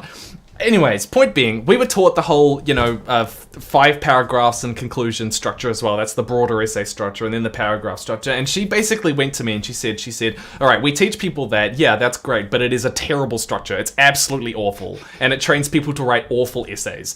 And she taught me right from the start, she said, the number one tip that you need to remember is basically when you start a paragraph, you basically just assert your biggest point of analysis first, pretty much. And then you go back and you support it, pretty much. And that fundamentally changed how I wrote my essays, and it pretty much did that from the start. So you put your biggest point of analysis, then you support it, and then you expand on it, I guess. But yeah, it definitely changed how I do things. And that has also fed into that is, of course, you structure your paragraphs to... Sometimes you need to do it cumulatively, so the points build on each other, but sometimes you need to start with your strongest point and then work downwards. The difference with YouTube is that you start with your most interesting or eye-grabbing point, which is just the nature of working online. Yeah. Hey there, Meg. Oh, sorry. I will let you continue now. I'm sorry, that blew my mind. I don't know. It sounds like your English teacher did have, like, that is very similar actually to how my AP English teacher my senior year of high school, how she explained things, and she was the best. Like, she won state teacher of the year for like a couple years in a row. She was just absolutely incredible. But I think, like, as far as videos go and like structuring videos, I think it's, well, this is difficult because clearly, like, you have a lot of subscribers, so clearly, like, what you're doing is working. So maybe I'm full of shit, I don't know. But I think that might be kind of dangerous to think about writing video essays the way that you write, like, prose, like, written essays, because YouTube is not a visual medium in that you're not putting the words on a piece of paper in front of you. Like, it's not that kind of thing. It is, like, it's an oral thing rather than a written thing. And so I think that you need to think about that while you're writing. And I think that just, determines how you frame things and how you, like grammar isn't really a thing often. Like, you really don't need to worry about sentence structure and having things be, like, grammatically correct, because it doesn't matter, like, if you're listening to it. So what I would do, if any of you want to be video essayists, I suggest reading speeches, because speeches are meant to be listened to rather than read, and so you can see how people structure speeches that they have given, and then use that to build your video essays. I also, shameless plug, I have a video about how to write video essays. Check it out. Amazing. But no, I mean, it's also like, I mean, like you said, Tim, like you do need to start with something like punchy and interesting, because that's just how the algorithm works. Like, the algorithm cares so much about your first 30 seconds. So you have to make those first 30 seconds the most interesting and exciting thing.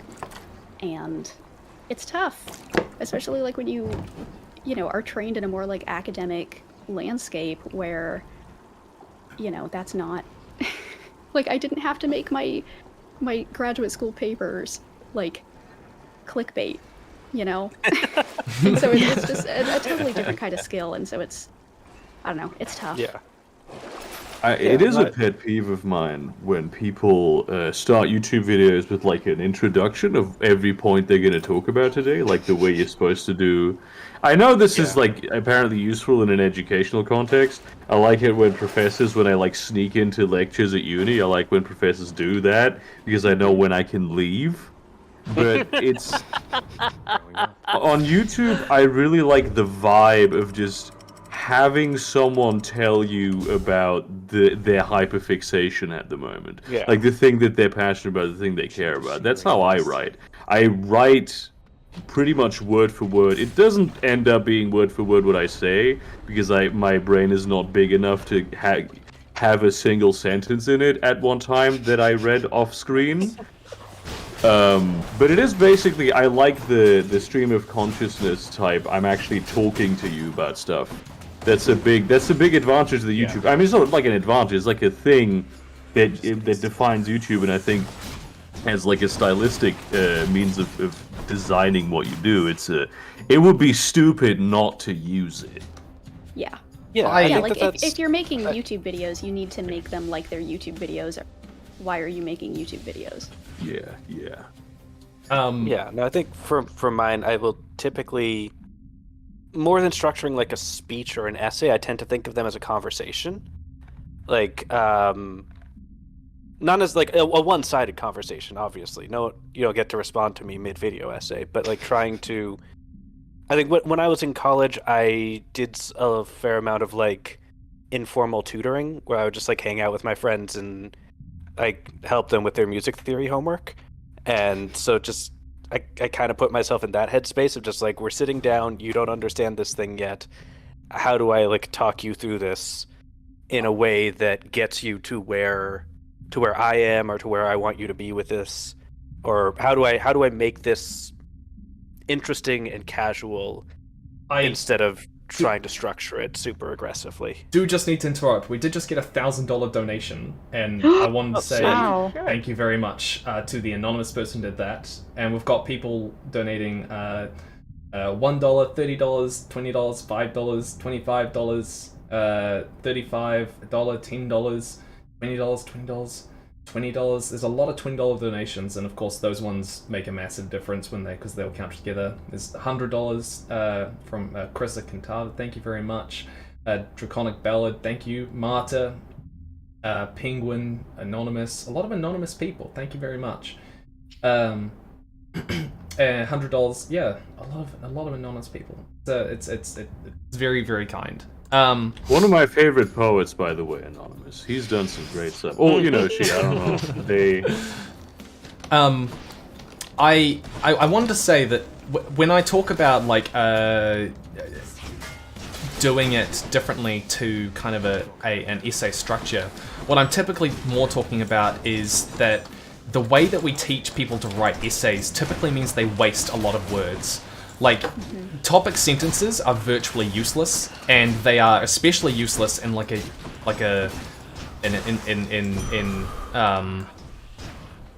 in a YouTube video, I guess, because the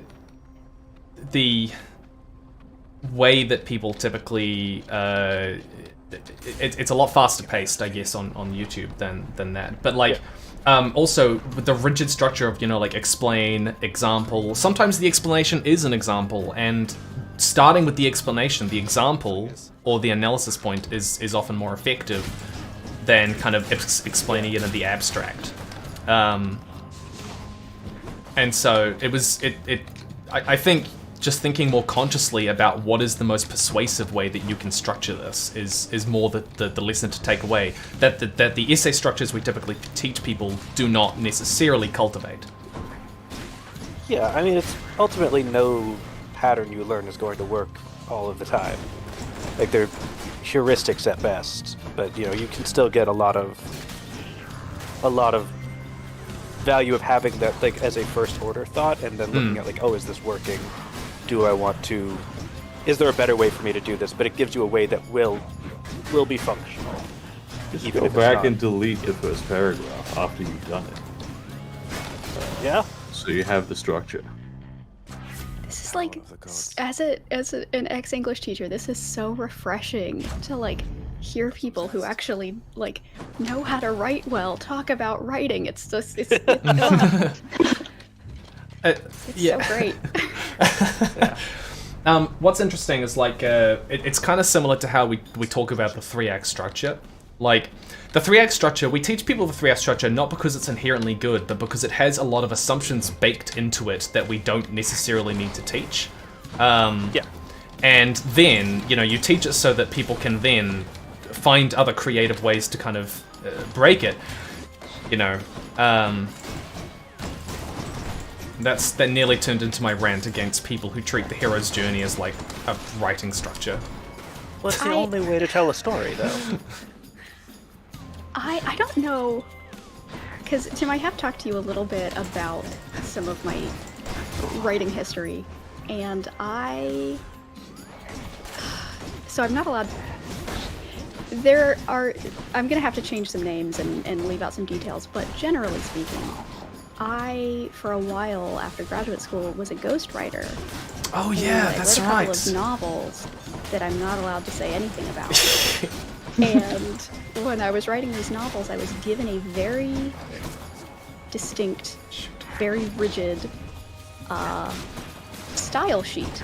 And style sheet isn't just like, here's how you should bring in, like, here's how you should do dialogue tags, here's, you know, the should you use adverbs or not. Like, it wasn't just that kind of thing. It was literally like, every chapter needs to be this many words, give or take 200. That's right.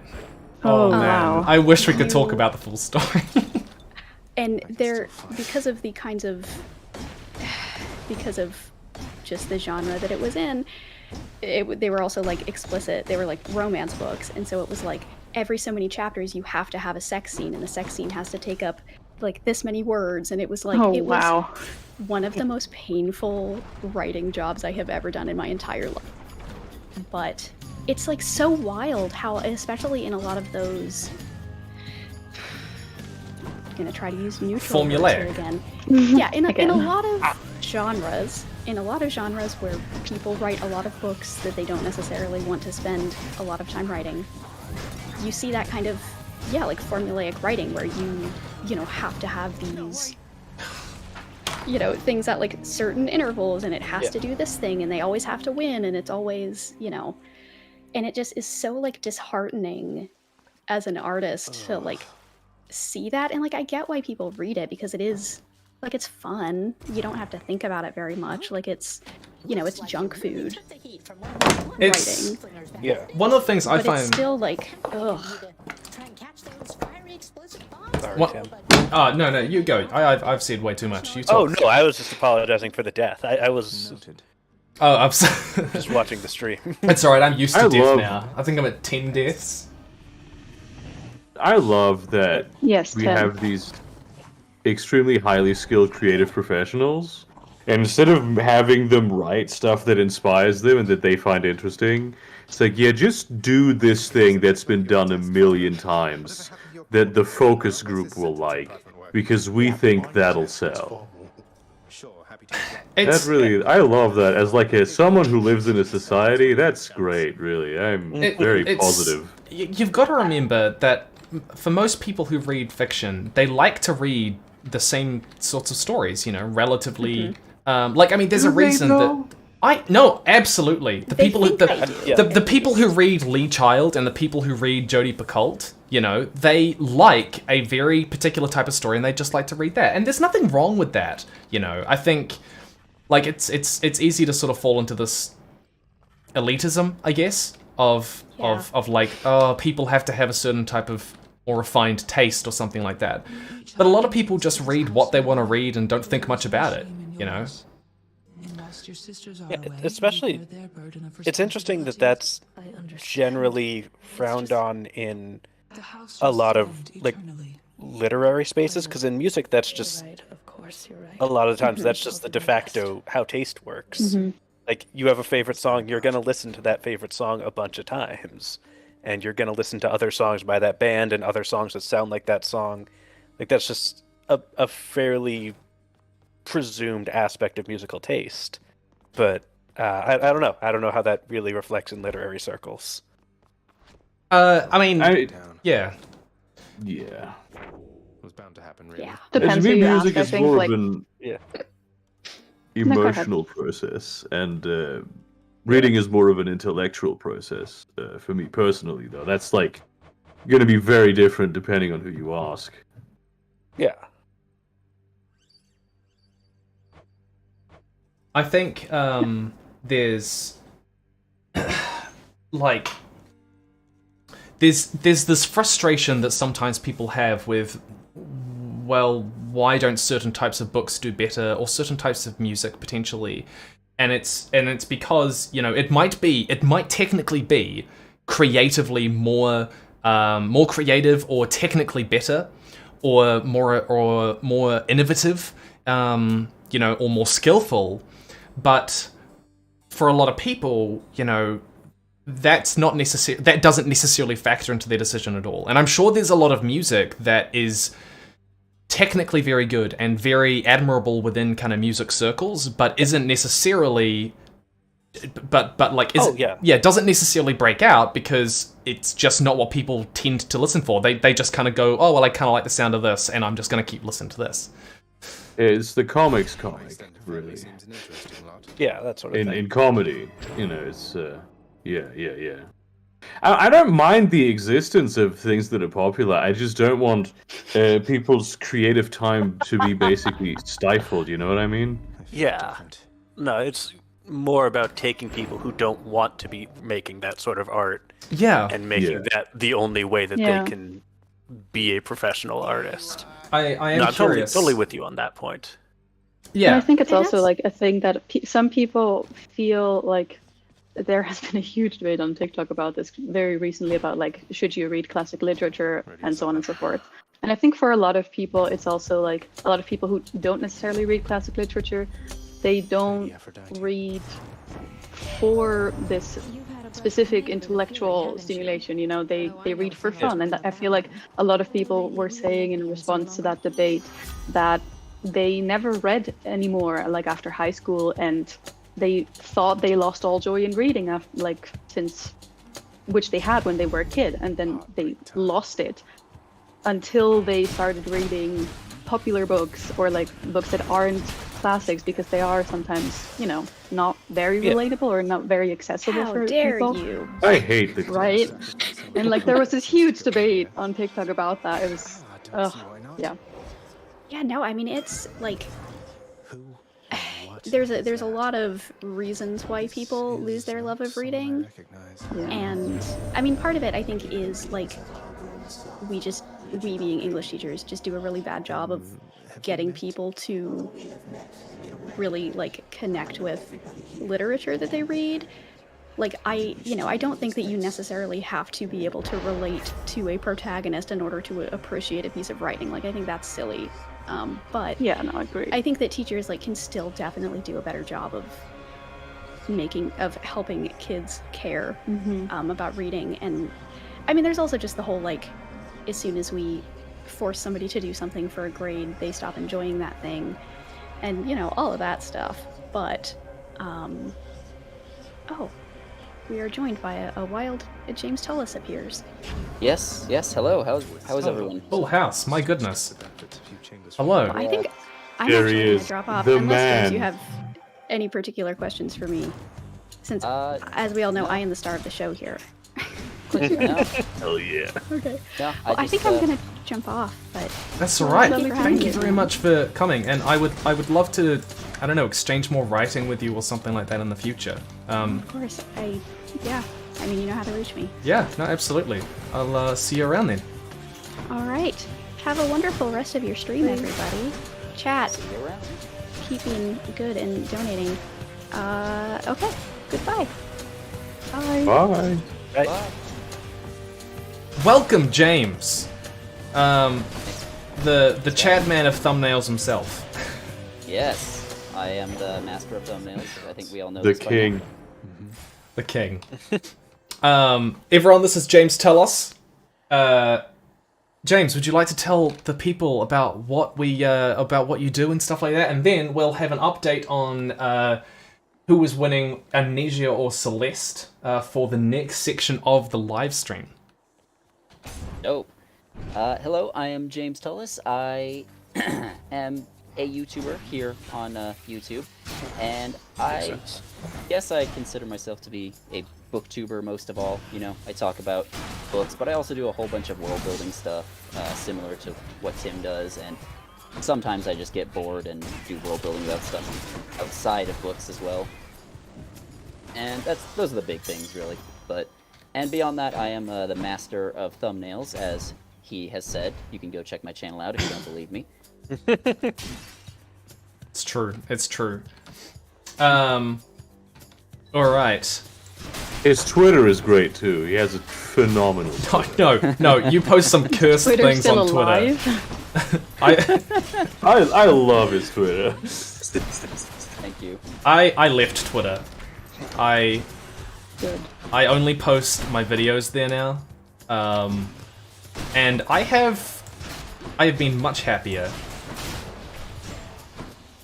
I mean, fair enough. I just thrive on the chaos. Yeah. Yeah, this is why I've been just hitting you up on you know? Discord to be a nuisance, but yeah, I'd much rather do that on Twitter. Just bring something out in me. Like an agent of chaos type deal. Yeah, I get it.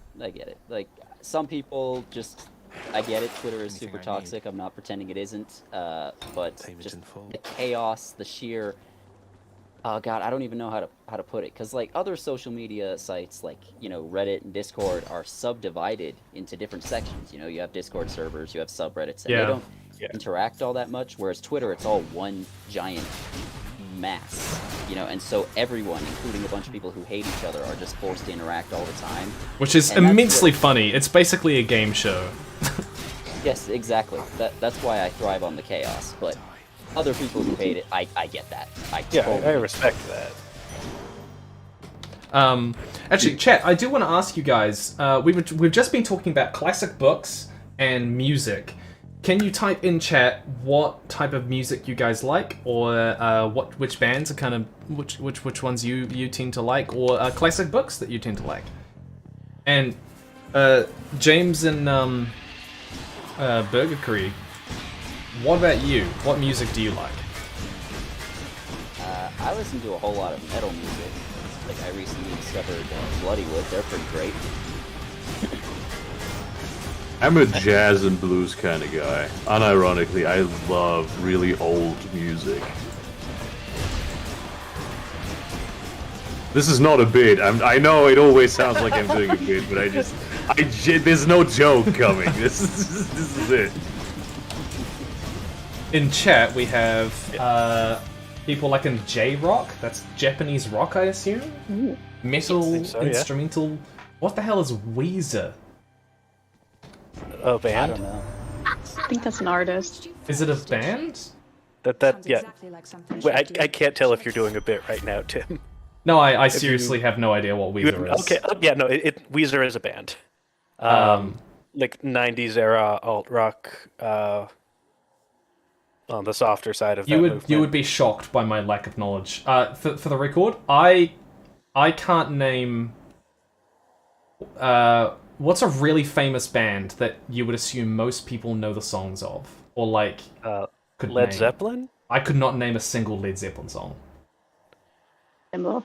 Not even kidding. I not can't. sure I believe that. No, I genuinely can't. I cannot name a single one. I don't know a single Led Zeppelin Would song. recognize them if you showed me the songs, but I will not know the names. In my brain, Led Zeppelin and Pink Floyd sound very similar. That's what my like. Bass. Chat's gonna get so mad at me. There's a sense in which that's not entirely wrong. No, seriously, I just don't know music. Also, I realized that I excluded you when I asked people's opinions just before. I'm so sorry. I'm so sorry. I did not mean to do that.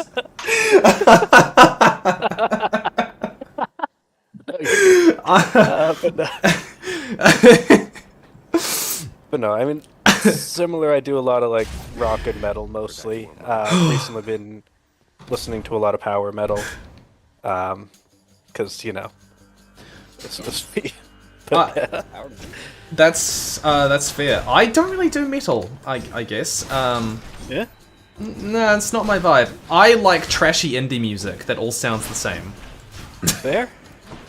But I like the band Churches, and that's basically the only band I like.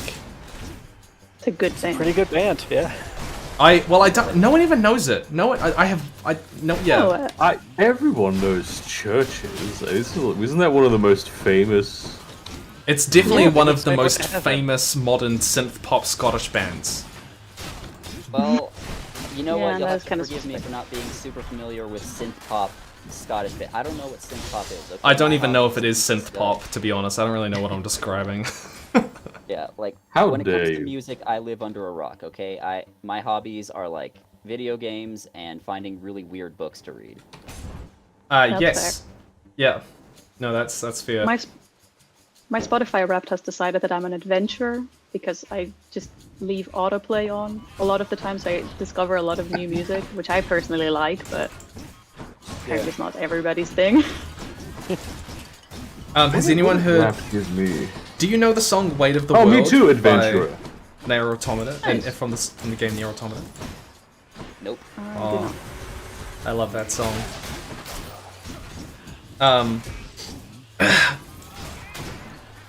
Yeah, no, I'm like, I do a quiz every Tuesday night, and when it gets to the music round, I literally go and buy another drink.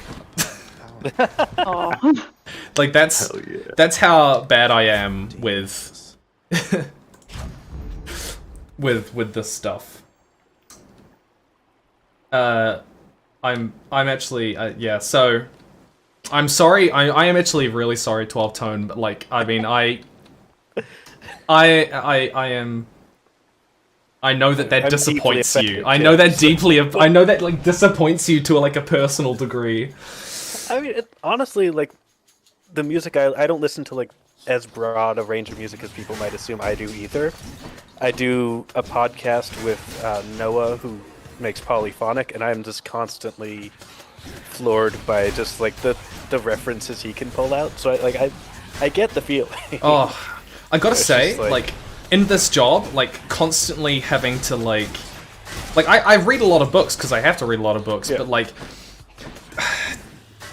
people expect you to just have such a breadth of knowledge, you know. Mm-hmm. Yeah, that's the thing about the internet, is that there's so many people seeing what you're saying that some of them are going to know things you don't. Yeah, absolutely. It's crazy. One of the things I find really fascinating. No, that's a topic for another time. I'm sorry. Continue talking about your music tastes, which are inevitably better than mine. Oh yeah, no, that's certainly true. But no, Hell yeah. Just take it. But no, it's definitely just generally like working in this sort of space of being a visible online expert. Like, there's just such an assumption that you already know all the things. Yeah. Where people are like, oh, how do you know so much about this topic? It's like, I don't know, I read a book last week. I did like a little research, but since you present yourself as like, or yeah, not to necessarily present yourself, but because you're like doing this in a framing where you are presenting yourself as an expert in like a video and you have done the research, people assume you actually know way more. It's absolutely true. I know very little is the thing. Like I get knowing how to research makes all the difference. What's the is it Socrates, the whole thing? The only thing I know is that I know nothing. Yeah, you know? yeah. The more I do this, the more I feel like I don't know anything, or that my breadth of knowledge. To the big ass Socrates, wherever he is right now. I often feel like I'm afraid of being found out. But it's like, well, yeah, I only acquired this knowledge myself. It was not inherently born with it as an expert. And so there's going to be someone in the comments who points out like an inaccuracy. And I'm like, God damn it, he discovered my dark secret. Oh man, I learned this. But yeah, I mean, and I think it's worth being transparent about too, like, because I don't like the idea of like, you know, unassailable geniuses sitting on their mountaintops dispensing wisdom, and I don't want to create the illusion that I'm one of them. I want to like. Most of the stuff that I know because I read some books and some papers that anyone can read. And I have the time to do that, and I have the expertise to do that, but I think it's, like, useful to be clear on the fact that I'm not, like... And I don't want to say none of us are, because I don't know any of y'all's level of expertise, but, like, I certainly am just a doofus with a YouTube channel and too much free time to read papers. So... it is, I mean, it is absolutely true, and I mean, like, I constantly feel like I am just, you know, not doing enough or as much as other people are, you know, in my field. But sometimes you do look back over the years and you go, oh, actually, I do know some stuff. I have learned some stuff, and that's quite a nice feeling.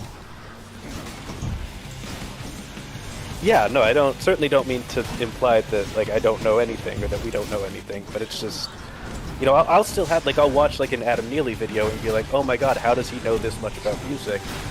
And the answer is he did the same research process that I do, I just haven't researched this. Yeah, on a different topic, right? Yeah. Yeah, and so you just...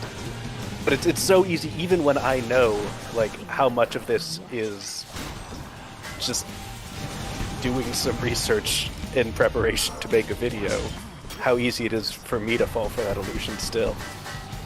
Absolutely. I'm sorry, I'm in the middle of a boss battle right now, so I'm very distracted. Yeah.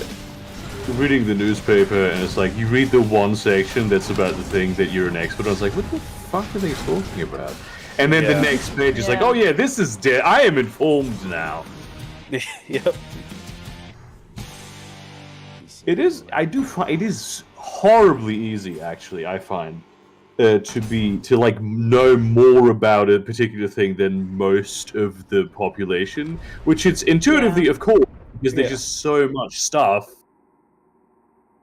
But then people do, even if you talk to people like IRL about the Wikipedia article you read last night at like 3 a.m., they're like, you know a lot about this. I'm like, no, I just know this one page. Yeah. I think it's also really easy to like fall into that trap of kind of, if you know like a lot about a thing because you studied it or whatever, because it's your job, then it's really easy to kind of in your brain forget that not everybody has like the same basic knowledge as you do. Like I studied neuroscience, I have a master's degree in that, and like to me a lot of like basic brain things are like, yeah, of course everybody knows that, and then somebody comes along and is like, I know nothing about how brains work, and it's like, oh right, that's a thing. That's actually something I think about a lot, is that the especially on the internet, you begin to develop a very misinformed idea of like what everyone knows or what everyone is aware of, you know? Exactly. Like I mean, we're talking like basic stuff. Like to me, it'd be very, very easy to be like, well, everyone knows that, like, you know, when World War II began or World War II ended, right? Like that's just something you must have picked up. But that's not true, right? That's like, there are sometimes people are in such different circles, you know, that they must know who J.R.R. Tolkien is, right? That they must have picked that up at some point. But that's absolutely not true. And sometimes there's just knowledge which you are in such a circle that even in the circles beyond your circles, they know that. But then beyond those circles, they don't, you know? Yeah. And it's especially easy with, like, you know, when... Like, with more recent developments and news, like you mentioned J.R.R. Tolkien, and I suspect most people on this call are familiar with, like, more recent developments in J.R.R. Tolkien's legacy, to put that as diplomatically as I can. But no. There we go. There? Okay. Diplomatically. Oh, you mean the thing with the show with the show, Lord of the Rings show on Amazon? Okay, yeah. Wait. Hold on. I just realized that I was placing the wrong name. I was thinking J.K. Rowling. Oh. Okay, yeah, no. That's a whole can of worms. Ew. I was point, thinking you were talking like there was some controversy, and I was like, wrong author. Glad that I worked that out eventually, because I was talking about a very different person than I thought I was. As far as I know, no new controversies around J.R.R. Tolkien. Well, if he was alive, he would probably be a TERF, and I refuse to elaborate on that. That's, you know, maybe.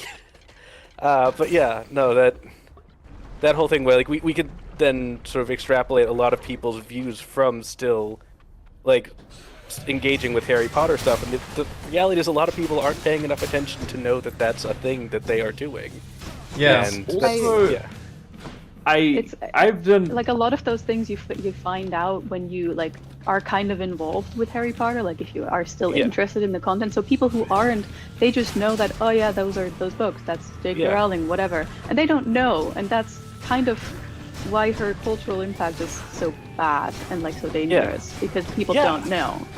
They just assume that she's a popular author, so you will have some sort of valid opinion, and then you know,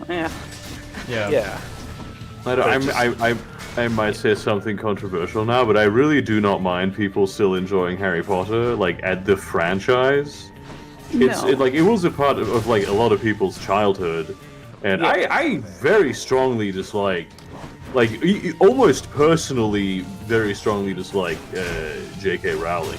Like, I do a lot of trans activism and all that. Her existence kind of pisses me off a little bit. Absolutely. But I mean, if you're a Harry Potter person, if that was part of your thing, even if you get into it now and you connect with it, I don't give a shit. Yeah, I agree. It's a complicated question, but I think that it's one where if you're a certain kind of very online, then if you're making those decisions, you're making those decisions from an informed place, at least. Whereas a lot of people, like, don't even know that there's a reason that maybe engaging with Harry Potter might be signaling some things they don't want to signal, and so that's it. Exactly. Yeah, I think if you're in the fandom, like as a fandom person myself, like I don't create original content. I'm very much a fandom person, and Harry Potter is one of the first fandoms that I really got into. I think inside the fandom there's a very like clear movement. Like, I've learned most of the terrible things that she says. Like, I learned how bad she is when I got into that fandom. Like, there the information is very present, and it's very often reminded that, like, we don't support her, we enjoy her content. And also, like, there's kind of this mindset of, you know, creating stuff like fan art, fan fiction that very deliberately deviates from the kind of harmful stuff that you find in the original books. It's kind of like also to take a stance against what she stands for, you know, and I think that's actually pretty cool inside the fandom, that there's this kind of banding together. We do not stand with her, We just enjoy this world, and we're going to create more better things for that. It's kind of like my boy HP. Lovecraft. Sorry? Your point where J.K. Rowling fans and Harry Potter fans is a Venn diagram with very little overlap. Yes. Absolutely. 100%. Yeah, but this is. I really do feel like you can kind of draw parallels to H.P. Lovecraft and how we engage with not just the fiction that he wrote. Because I have a very beautiful book that has all of the short stories of H.P. Lovecraft. A lot of them read through like a modern lens. They're nothing to write home about. I know back then they were revolutionary, but there's one where it's like the one with the first paragraph. He basically says to a modern reader, the guy is the evil wizard is an immortal guy who keeps sneaking into the house to kill the heirs of the family. But then that also is the big reveal at the end, because it didn't like translate that well as the first paragraph to a contemporary audience. But I still love the great meta complex, the jungle of ideas that is was grown out of the seeds of Lovecraft. Yeah, and also he had kind of sus political opinions. Let's be serious. Kind of a strange beliefs. Well, it's the barge of death. I think the farther back in time you go, the more people you're going to find had sus political opinions. Yeah. I think it also it kind of reflects like around now a lot of too, though. Yeah, I think a lot of things like older creations that have questionable things in them, like to a certain degree, there is the argument of, well, that was how it was at the time, which of course doesn't make it better, but like, especially with very old works, I feel like there's a nuance to it that is sometimes ignored in online discourse. Yeah. I mean, in 500 years, people are going to really shit on us. In online discourse, you mean Twitter? I mean, I think it's worth TikTok is recognizing that there's questions about engaging with old media that has problematic elements, but there's also questions of it still having a place in the modern society. Like the example that always comes to mind for me is Baby It's Cold Outside, where this is there's always these questions oh, well, if you understand it in the context of the time, there wasn't actually saying weird, creepy stuff, but it's also worth recognizing that that's a lot of how modern audiences are going to hear it. So there's a question we can say okay, the people who wrote and performed Baby It's Cold Outside back in the 30s, 40s, whatever, I forget, they weren't doing anything wrong. But also, we can stop. We don't have to keep singing Baby It's Cold Outside. We could just leave that song alone. We don't need it. It's not a major cultural touchstone that we need to hold on to either. It's probably in some of my playlists, especially the Louis Armstrong version. I actually like that one a bit. It's Too bad. It's a complicated topic. To make it even weirder, something that this is an attitude that I take with my own opinions personally, but that I sometimes think society ought to think, is that of course right now I believe that I am correct about everything I believe. Yeah. But when I believe different things, I was of the same opinion. Yeah. How do I know I'm right? He's back already, sir. I mean, you just do the best you can until you have. Yeah, I think. Yeah. A lot of it more is also about if you are open to new information and I don't know, reflect on new information critically, I think you're pretty safe. Then at least you're trying to have, to form your right picture of the world based on the information that you have at any given moment. And that's basically all we can do in the end. You can't magically know everything. And I think you've got to be critical of your own. I don't believe that everything that I believe is correct. I believe that most of the things I believe are probably correct, Like, I'm not going to pretend that I think I'm wrong about everything, but it's just, I think that for the most part, what am I trying to say? I try and actively stay open to the idea that probably at least some of the important beliefs that I hold are wrong. And, Good to go. You know, I won't just ignore my current beliefs either, but leaving space to examine that as actively as I can to try and catch those errors where they exist. Yeah. Well, there's a very easy way to tell if your beliefs are wrong. If you believe the same things I do, then they are correct. If you believe differently than me, then you are wrong. Yeah, Good to know. So we just all need to know what you believe about everything. Yeah. Exactly. Okay. I'll just DM you a full list of my beliefs, and you can let me know which ones are good. There you go. You can also just follow me on Twitter if you want to see my beliefs.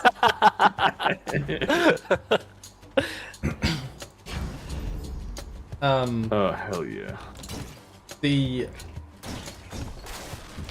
I'm always very cautious to talk about anything controversial live, which is probably a good policy.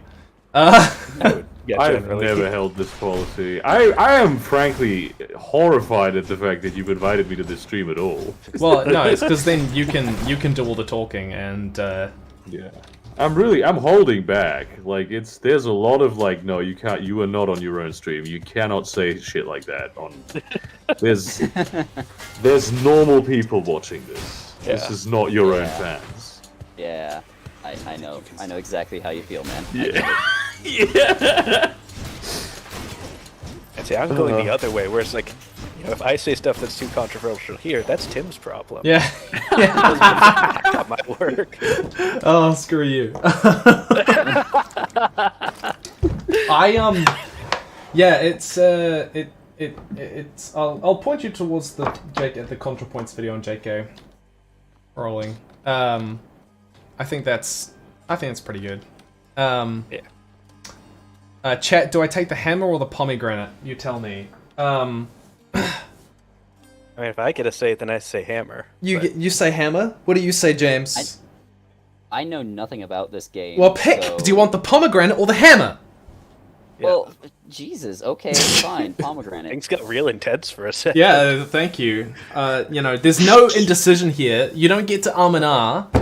You get to decide. I will slap the shit out of you, you Australian prick. I'm not Australian, you Canadian, you know. So now we're going. Oh boy. No, I refuse. I refuse. Okay, hammer every time. Everyone's saying hammer. I don't even know what the hammer gets me, but whatever. Okay. I mean, the hammer is the best. Apparently it's the best. That's what everyone else is saying.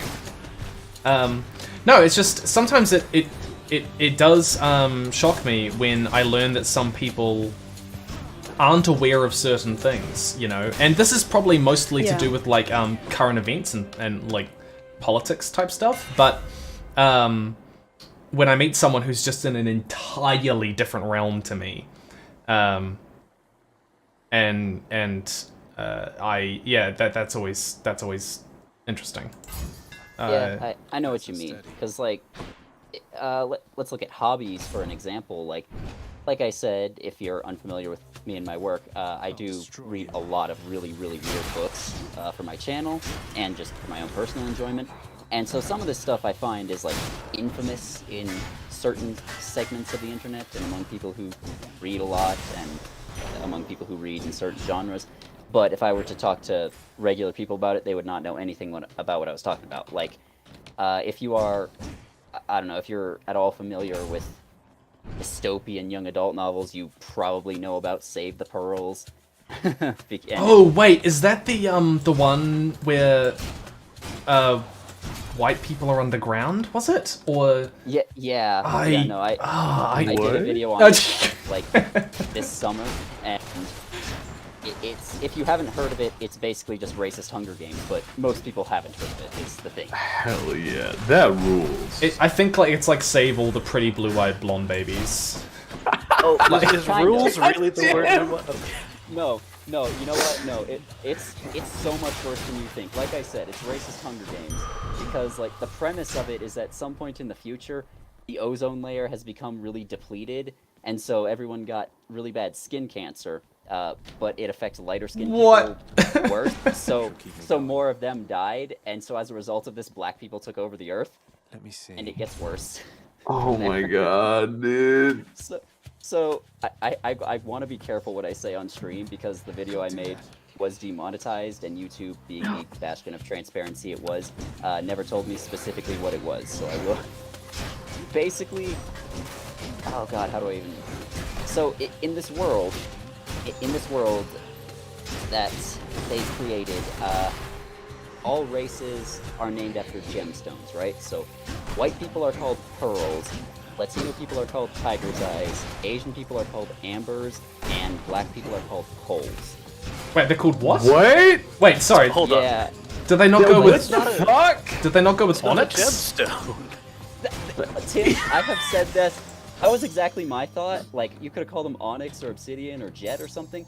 And I said this same thing on a live stream a couple of months ago, and that is exactly what someone else said. So I'm starting to think that this is a very obvious solution to a very obvious problem, and the author is just a dipshit. I mean, it's very funny though. Yeah, no, it is funny. Yeah, people in chat are apparently shocked by that. Yeah, it's pretty bad. And also, or maybe the author's just Scott Morrison and really loves coal. Maybe. Yeah, and another thing that I feel the need to mention is that white people have to walk around wearing blackface in public, like all the time. They're not allowed to be seen without it. It's like sunscreen, it protects them. Oh my gosh. But also, they have to pretend to be black in public. No! We have sunscreen. Wait, was this traditionally published? Technology already exists. No, it was not traditionally published. The author created her own publishing company and then published it through that. Okay. Wow. So it's basically just self-publishing with extra steps. Oh man, that is that is bad. Vulnerable. That is real bad. Yeah. Do you want to know about something that was basically traditionally published in like the role-playing game world? This is I talked about this in my Vampire the Masquerade video. So the premise about like the World of Darkness setting is that you have different kinds of supernatural creatures, and they have like their own mechanics. You have vampires, werewolves, mages, ghosts, and it's like each has its own individual RPG system that are kind of intercompatible, and they function differently and also distinctly from humans. And also, in the year of our Lord, I think it was 1982 or 1986, at some point in the mid-90s, White Wolf Publishing came out with yet another type of supernatural creature. I don't think I'm allowed to say this slur on stream. Just think about the first slur that comes to mind when you think about Traveler people. Okay. And they did that. That was really a thing that they published. And it is wild, because they're like a separate from regular humans, people with supernatural powers inherently to them. And the cover makes them look like more bloodthirsty than vampires are. It is... The wiki describes it as one of the most ill-advised publications White Wolf has ever done, and I feel like that's very accurate. Yeah. Yeah, I just googled the cover and yeah, my god, it is unbelievable. Well, from what I've seen, that meme about European people being totally normal for the most part, and then as soon as you bring up Romani, they just turn into Adolf Hitler. That seems pretty accurate in my experience. I gotta say, I have not experienced this, but I do live in Western Europe. I know that Eastern Europe and Italy also. Italians really hate Romani people. Especially the old ones. Yeah, there's a lot of vitriol there, a lot of dehumanization. I think we should possibly Very move on to another topic. Yeah. Yes, let's save Tim's stream. Want me to go back to save the pearls because? Yes. Oh my gosh. Is that okay, Tim? Yeah, I'm sure. That's at least a YA dystopian meme. No, that's seriously what it is. It is like just one of those Hunger Games rip-offs that came out and they were just trying to come up with unique premises, but they were just getting stupider. And it's one of those, except it's just extremely racist. Like, the main plot, at least at the beginning, revolves around the main character trying to find a black boyfriend, because if she doesn't, then she will... Okay, at some points it seems like the government will just kill her if they don't have kids by the time they're 18, but other times it's like, it says that it'll just cut them off from their food supply, and they're still allowed to, like, work and buy their own food. It's like, it's not a very good book, even when you set aside the racism and stuff. Like, it's horribly put together, there are grammatical and spelling errors, it's just... it's horrible, right? And so the main character's name is Eden Newman, right? Which I don't know why, but that's a dumb name. I can't explain how or why. Oh no, look, I have an absolute love for the terrible for the terrible YA protagonist names trope. I love it. I think it's fantastic. Call me Lothgar Emphasoon. One of your characters have like one of those names that means something, like... No, that is completely different. That is completely different. It is completely different. No, we are not. Is it? No, it is absolutely different. And it's absolutely different. And no, it's completely different. I see. Yeah, and we'll take your word so for we it. have Eden Newman, who is trying to get a black boyfriend, but she also already has a black boyfriend right at the beginning of the story. His name is Jamal, by the way. Oh my god. I don't have a good place to put this in my rant, but I just want to point out that all of the black people who are nice and helpful to Eden throughout the story have names like Peaches and Bronson, but all of the black people who are mean and betray her and stuff have names like Jamal and Ashina, and that is indicative of literally nothing. That's why I brought it up. That's really not good. That is... No, it isn't. Bad. It's like... Yeah. It is cartoonishly racist. I really cannot emphasize that enough. So, yeah, so at the beginning, Eden works in, like, a laboratory, working on some super secret experiment of some sort. We don't find out what it is at the beginning of the story. And then she, after a whole bunch of exposition and stuff, she, like, goes off to a moon dance with her boyfriend Jamal, and a moon dance is where, like, they go up on the surface at nighttime, and it's the only time they can go up there. Oh yeah, they live underground, and solar radiation still somehow affects them enough that the white people have to wear blackface. I really just want to emphasize, throughout all of this, please keep in mind that the main character is wearing blackface. Just underground, yeah. Damn it. Yeah, so they're underground, and then while she's there, she gets kidnapped by these two members of a terrorist group, and they call themselves the Federation of Free People, the FFP, and they're just like a group of black terrorists who want to wipe out white people, and we are going to move on right past that, because just, nope, we're leaving that alone. Okay, so she gets kidnapped by those guys because Jamal, her boyfriend, doesn't show up when he's supposed to, and then she almost gets killed by them, and then her boss shows up. Her boss is a dude named Ronson Bramford, and he's in charge of that laboratory, and he saves her by warding those guys off with a gun, and then they get in a hovercraft, and I don't know how they're flying underground, but they fly underground back to the laboratory because something big is going on. And did I mention that Eden's father is the head scientist at this lab? Because the author didn't really mention it until this point either. So, Eden's father is Eden's father is apparently the head scientist at this lab. And they go there, and they're like, hey, someone's going to attack us soon. So we better just do the experiment now. And they're like, okay, well, let's do it. And Ronson is like, okay, you can use me as your test subject, let's go. And then Eden gets a message from Jamal, and like she sneaks off to go see him because she doesn't trust Ronson, because like, you know, this guy who abandoned her and let her get kidnapped is more trustworthy than the guy that saved her life because she's fucking stupid.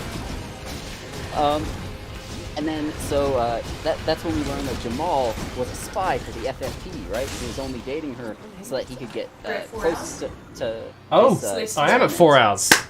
And we have questions on Discord for you to answer. I'm sorry, what was that? Yeah, alright. Okay, sorry, we are at 4 hours, and that means that, chat, it is time to move on to a new game. I have very much enjoyed Hades. Please rate my gaming out of 10, or out of 5 stars, and I will take your feedback into account to see if I continue. So the next the next game, it was a competition between Amnesia, The Dark Descent, and Celeste, and I believe that Celeste has won. Fuck. Are you disappointed? I also have a couple of questions that you should answer between games, probably. Yeah, no, we have a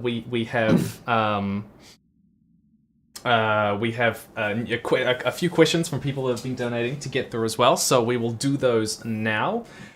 And just gotta bring those up. People are rating my gaming as very good. Thank you very much. It's very kind of you. So the questions are. Gotta find them. Where did we put them? Here we go. This is from Tom Ball. What is your advice on weaving messages? Oh no, we've done that one. This is just kidding. 137. You mentioned wanting to read poetry. Have you read The Ballad of the White Horse? I have not. Have any of you guys? Have not. Nope. I haven't. No. No, I'm not afraid. familiar. No. And then this one is from Burger Krieg. Has anyone really been far even as decided to use even go want to do the more like? It's pretty deep. It's a I very think. Whoever profound. Sent that was very, great question. very Whoever that was. Yeah, very, very profound. Yeah, much to consider. I think the answer is of course yes. Yeah. And I hope does that answer your question in full? I don't know who this is. I mean, he's probably somewhere in chat. Yeah. Yeah. Sorry. I will just revisit Tom Ball's question is, what is your advice on weaving messages into your works without coming across as unnecessarily preachy? For me, I would say is having characters like moralize in ways that steps out of how they usually speak is usually a big indicative one for me. And it usually comes across as the author talking.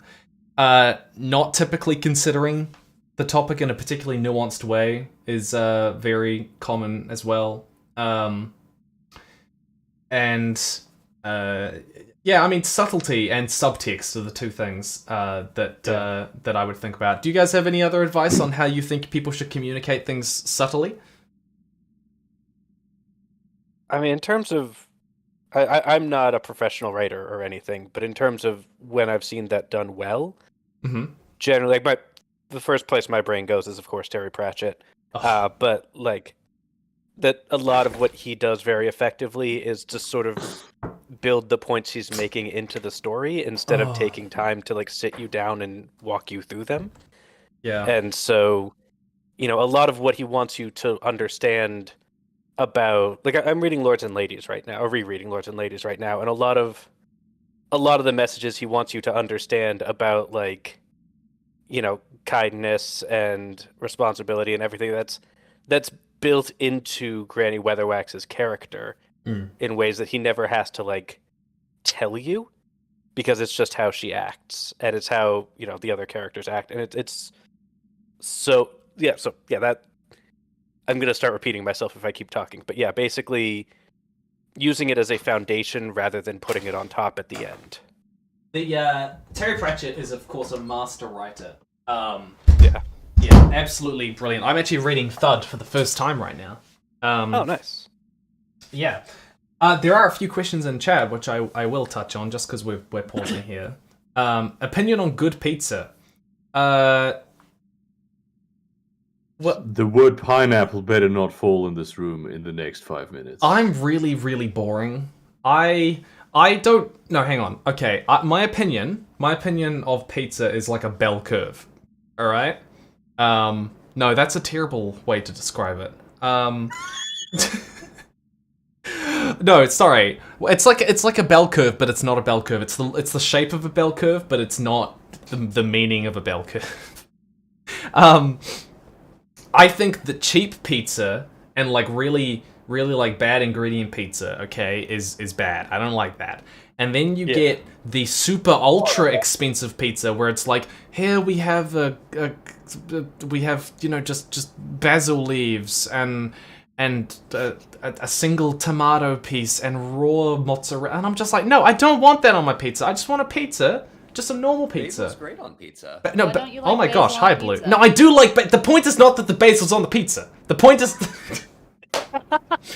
I think what you're actually saying is that you have bad pizza opinions. No, you have bad pizza opinions. We heard nothing prior to this. Yeah, all so we got was, and then the basil, and the raw mozzarella. You missed my rants about blackface. It's fine. Yeah. Oh god. Okay. Wow. Okay. Blackface bad, but pizza, however, basil is good. All I'm saying is that these super fancy pizzas, all right, where people put like truffle nonsense on it, okay? I tend to think truffle's the worst, but basil is good. Yeah, basil's great. Basil's lovely, but like when people start like reducing it again because it's meant to be fancy, right? What do you guys think in chat? But what do you guys think here in the conversation? I think the best pizza is sort of mid-range, not like. I'm with you, Tim. If I'm understanding your point correctly, which I'm not entirely sure that I am. But if I'm hearing you correctly, it sounds like what you're saying is sort of like mid-range, not like super cheap. Yes. But not like super fancy pizza, but just like good standard pizza. I agree. Yeah, that's what I'm thinking. I would agree with you. That is my favorite kind of pizza as well. Dollar slice. Dollar slice. There's the New York, New Jersey area. You know, the idea of getting a slice of pizza for $1 is just like unheard of for me. It's if you go to Italy, that's basically also how it works, and it's fantastic there. Yeah. I have not been to Italy because I currently reside on the other side of the planet. But you should go. I'll take you. Thank you. Thank you. So, anyways, the official count for the votes is that Celeste won by 2, only 2 votes. And I should have donated. I know you should have donated, but unfortunately Celeste has won by 2 votes, or so I say fortunately because it's a better game. Let's go. The next 2 options are to be revealed: Mirror's Edge and BioShock. Basically neither of which I've played. I've played a tiny bit of Mirror's Edge on the PS4, but other than that, I have not played it through or anything like that, and I've never ever played BioShock. So, for anyone who's late to the stream, i.e. us, is the voting done by number of donations or donation amount? It is done by number of donations. So I cannot rig the vote in favor of Mirror's Edge. No, you can't. No, you can't. You just have to. If you do a bunch of you do. You just have to do a bunch of donations. Like $51 donations. Seems like an unoptimal system, but you know. Well, I mean, what I didn't want is you know, like the ability of just one person to completely decide the vote, which I felt like that would have kind of been a bit disappointing. No, that's fair. All right, there we go, and that is Hades. Moving on to Celeste. Oh, wait, hey Tim, it's Dom. Dom's here. Oh my god, we've got the whole freaking party here. Hey, what's up? We should do a round to just clarify for everybody who is currently in the audience right now who everybody is and your channels and what you talk about. And, oh my gosh, I should do that annoying thing where I have to make you tell one interesting fact about yourself. Yes, you have to give one interesting fact about yourself. Okay, but I'm not going to elaborate on it at all. You have to take what I give you on face value. Oh, wait. I have like a vibe about which one you're going to give. It's not the one you're thinking of. Okay, good. It's not the one you're thinking of. you know what we're talking about, yeah. That's... Sorry, continue. I'll go Who wants to go first. first? Okay. My name's Cyan. I don't have a YouTube channel. In this crowd, that's a fun fact. No, Hell my yeah. fun fact is I once ate a piece of balsa wood for texture, and I was way too old to do so.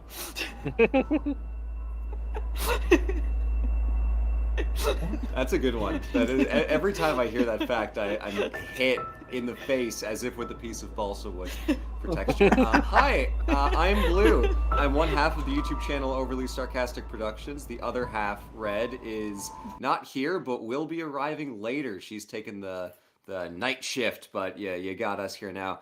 My fun fact is that on the subject of Italy, I was in Italy with Cyan in October, and it was great. I thought you were gonna say on the topic of wood, and I was really wondering where that was going. No, we're good. I feel like Dom should go next. What's up, y'all? I'm Dominic Noble. I'm like YouTube's, I don't know, like 4th or 5th favorite adaptation critic. So I look at films that are based on books, how they tied in, stuff like that. And an interesting fact about me is I once accidentally shot myself. Hell Not that hard to do, actually. Yeah, but it's I would have loved to avoid it. No, that's fair. Did you die? Yeah, but did you die, though? Well, you don't get any details. That was the deal. So I couldn't. That's fair. Okay, I'll go next, I guess. I am James Tullis. I'm here on YouTube at James Tullis. I also talk about books and world building and stuff. My fun fact, which I will also not elaborate on, is that I once saw my cousin blow up somebody's car. Ooh, wow. Hell yeah. Can anyone figure out why Celeste isn't working? Is this? It's just. This is Celeste. C? It's just Have you loading pressed- screen. Oh my gosh, that was a C, not a copyright sign. Yeah. That's just terrible design. I love you, Tim. I'm sorry, but the IP lawyer in me is just coming out. I see that and I think copyright. Ah. Yeah, hi, I'm Burger Krieg, the Burger Krieg, actually, on YouTube. I do mostly videos on whatever has interested me in over the course of the past month or so. And that tends to be role-playing stuff, all social issues, sometimes a little bit of politics, very occasionally some media analysis. I just spend a lot of time reading Wikipedia articles. And my fun fact about myself is that I was once awake for 52 hours. And that was last year. 52 I also hours? will not elaborate. Are you not elaborating? Did you die? I mean, I may.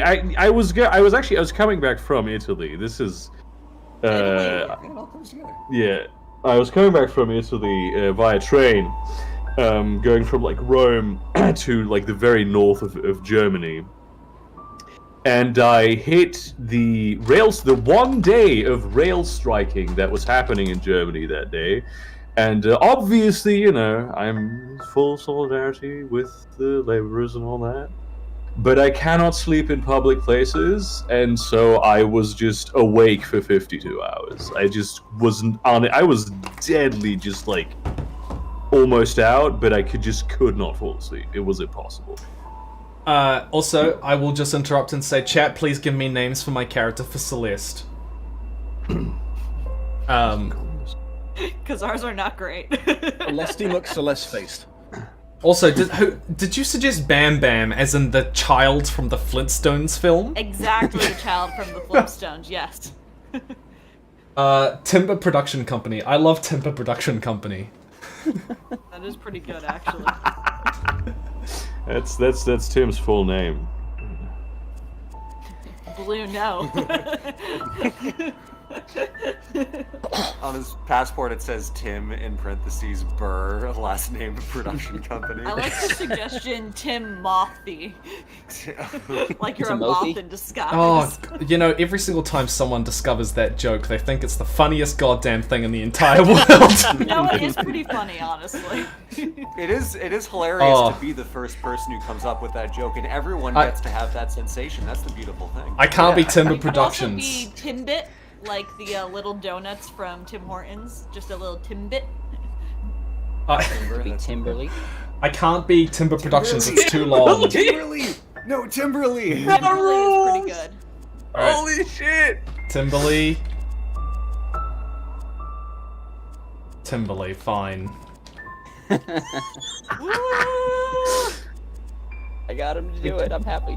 I do feel your pain, Tim, on having a name that sounds like another thing. I've dealt with it before. Yeah. Is that right, the Dom? Hell yeah. Yeah, just a little bit. Hell yeah. All right. Well, 12th turn, who are you, since Tim has decided to not ask you again specifically if they... I did not! 12 tones Tim bullying you. Do you need me to say something to him? I'm sorry. But he disrespects me. No, I said it to the group and then I just interrupted to get the game going. I'm sorry. I didn't. The disrespect. Yeah. I suppose I should introduce myself. My name is Corey. I'm the lion's share of the YouTube channel 12 Tone. Music theorist. I talk about music stuff. And an interesting fact about me is that I own a 3,000-year-old piece of rope. And I will not elaborate. Oh. Man, I feel bad for setting this no elaboration precedent now, because this is frustrating now that I'm on the receiving end. Yeah. Oh, now you know how it feels. Don't do it again. I have been hoisted on my own petard. I'll tell you what, I'll elaborate if you do. Tim, I feel like you do need to tell us your fun fact, though. Oh. Because you did make us all share a fun fact, so it is only fair. There that are you no also fun share facts fun. about me. There are no fun facts about me. Okay. My fun fact is that when I was a child, I used to believe that llamas had two heads. Like, I genuinely believed that until I was about 10 or 11. On what grounds? Okay, that is an older age that I thought that was gonna go to. I believed that because there was a Dr. Seuss novel where there were llamas that had two heads. That I don't remember which one it was, but yeah. There were llamas that had two heads, one at each end, and I was like, oh, so that's what a llama looks like. I mean, it didn't seem that bizarre to me that a creature could have two heads. I mean, Seuss made a lot of other claims about animals and fictional things. This one stuck with all of them. This one stuck with me though. That's really funny. I've just been reading like the entire Dr. Seuss collection because I'm doing the Grinch for Christmas. And then I saw every single time I saw one of them, I thought, oh well, that must be an alpaca. Because obviously, that's so funny. Obviously, it's only got one head. Yeah, no, I follow your logic. I'm going to gaslight biologically myself into it is believing half of that a llamas llama. have two heads. But the thing is that it's not something that could ever come up naturally in conversation, is it? So it's not something you would like. You're What like if a it was just character a from llama a that fairy like tale. lost one of its heads in a like tragic logging incident. The deformed llama, the deformed two-headed llama born with only one head. Yeah. Turn the game volume down, it's quite loud. Oh, is it? The game volume's quite loud. I like how everyone's thinking jumping of on Tim for his llama thing when like. Yeah, we're elaborating. We're trading gunshot wound, self-administered in parentheses for Self-administered 3,000-year gunshot rope. wound. It's actually a very anticlimactic story, which is why I don't usually elaborate. I was just loading a breech-loading like ancient gun, and it went off while I had my finger halfway over the barrel and blew a little chunk off. So it was not like any more dramatic than that. I just wasn't obeying proper gun safety because I was like 13. Oh yeah, I think you told us about this at VidCon. Yeah. It wasn't like a full real gun. It was just like a high-powered air rifle. So like I said, it's a very anticlimactic story when I actually do elaborate. I just had balsa wood in my vicinity. As good a reason as any, really. Yeah, no. It was 5th grade. Can't It argue was with there. that. I just have a cousin who was an idiot who liked to play around with fireworks and stuck them in someone's gas tank. There you go. Yeah. We've just Truly, ruined none of our- like Santa Claus isn't real. We've just ruined everything now. Turns out all of our facts are. Really fucking dumb. What about this rope? Where is it from? I'm curious. Okay, give me the alright. So the rope was my grandfather was the postdoc in Willard Libby's lab for the initial experiments on carbon dating. And the rope was an artifact from that, one of the things they tested, because if you want to know if your method for dating old stuff works, you test that by finding stuff where you already know the age and see if it gives you the same result. And so he had some of these left over in his office, and so after he passed away, we sort of divvied them up around the family. So I have that. I also have like a 2,300-year-old piece of cloth, but that's not as fun a number to say, so yeah. Huh. Pretty cool. That's why I have some incredibly old rope. This actually is a good story, though, as opposed to most of the others. Wait, go back. I didn't realize that everyone else's stories were going to be so anticlimactic. To be fair, I don't know a situation where eating a piece of wood is climactic. My old fun fact used to be that I had 3 more teeth on the top of my mouth than the bottom of my mouth. Aristotle would have loved you.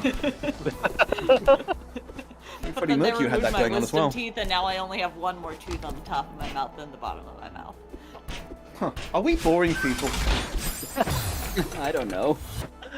By the way, Tim, sorry, how could we be? Tim, I know we're lagging behind the gameplay, but are you ignoring the fruit for a reason? Like, it was like a strawberry back there. The fruits are collectibles, and they're generally pretty hard to get, but they're actually not essential. I don't think they actually give you anything. Yeah, they don't. I played this game, and I finished it, right? And I don't remember being this bad at it. It's like, did I play it with a controller last time or something? I think it's easier with a controller. But I did not play this on PS4, like, that just didn't happen. I just gotta get used to the controls again. Yeah, I definitely found that when I went back to this after, like, because I'd beaten the whole thing, or not the whole thing, but beaten the main game, and then came back to it a couple years later, and definitely took me a little bit to refamiliarize the controls, but... Yeah, especially... No. Fancy strawberry.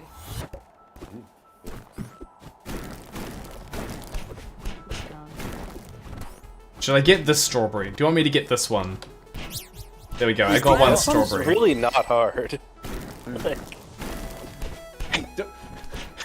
I thought it was an agreed upon thing. We don't comment on Tim's gameplay in a negative way. No, you absolutely should. You suck, Tim. Punish me. You got this, Tim. We believe in you. Don't believe in me. That's a terrible thing to believe in. Whether he wins or not, we're done after 4 hours. Imagine being good at the game. This post was brought to you by Speedrunner Gang. Anyone here a speedrunner? Nope. Then you can all shut up. I do love this game for its beautiful message, though. Yeah. I will say, I do watch a lot of Celeste speedrunning, so this is a very fun experience for me. No, should be... I want this to be grueling for you. Is it grueling for you? Could have played Amnesia. We could have, and I've never played Amnesia. Isn't that a horror game? Yes.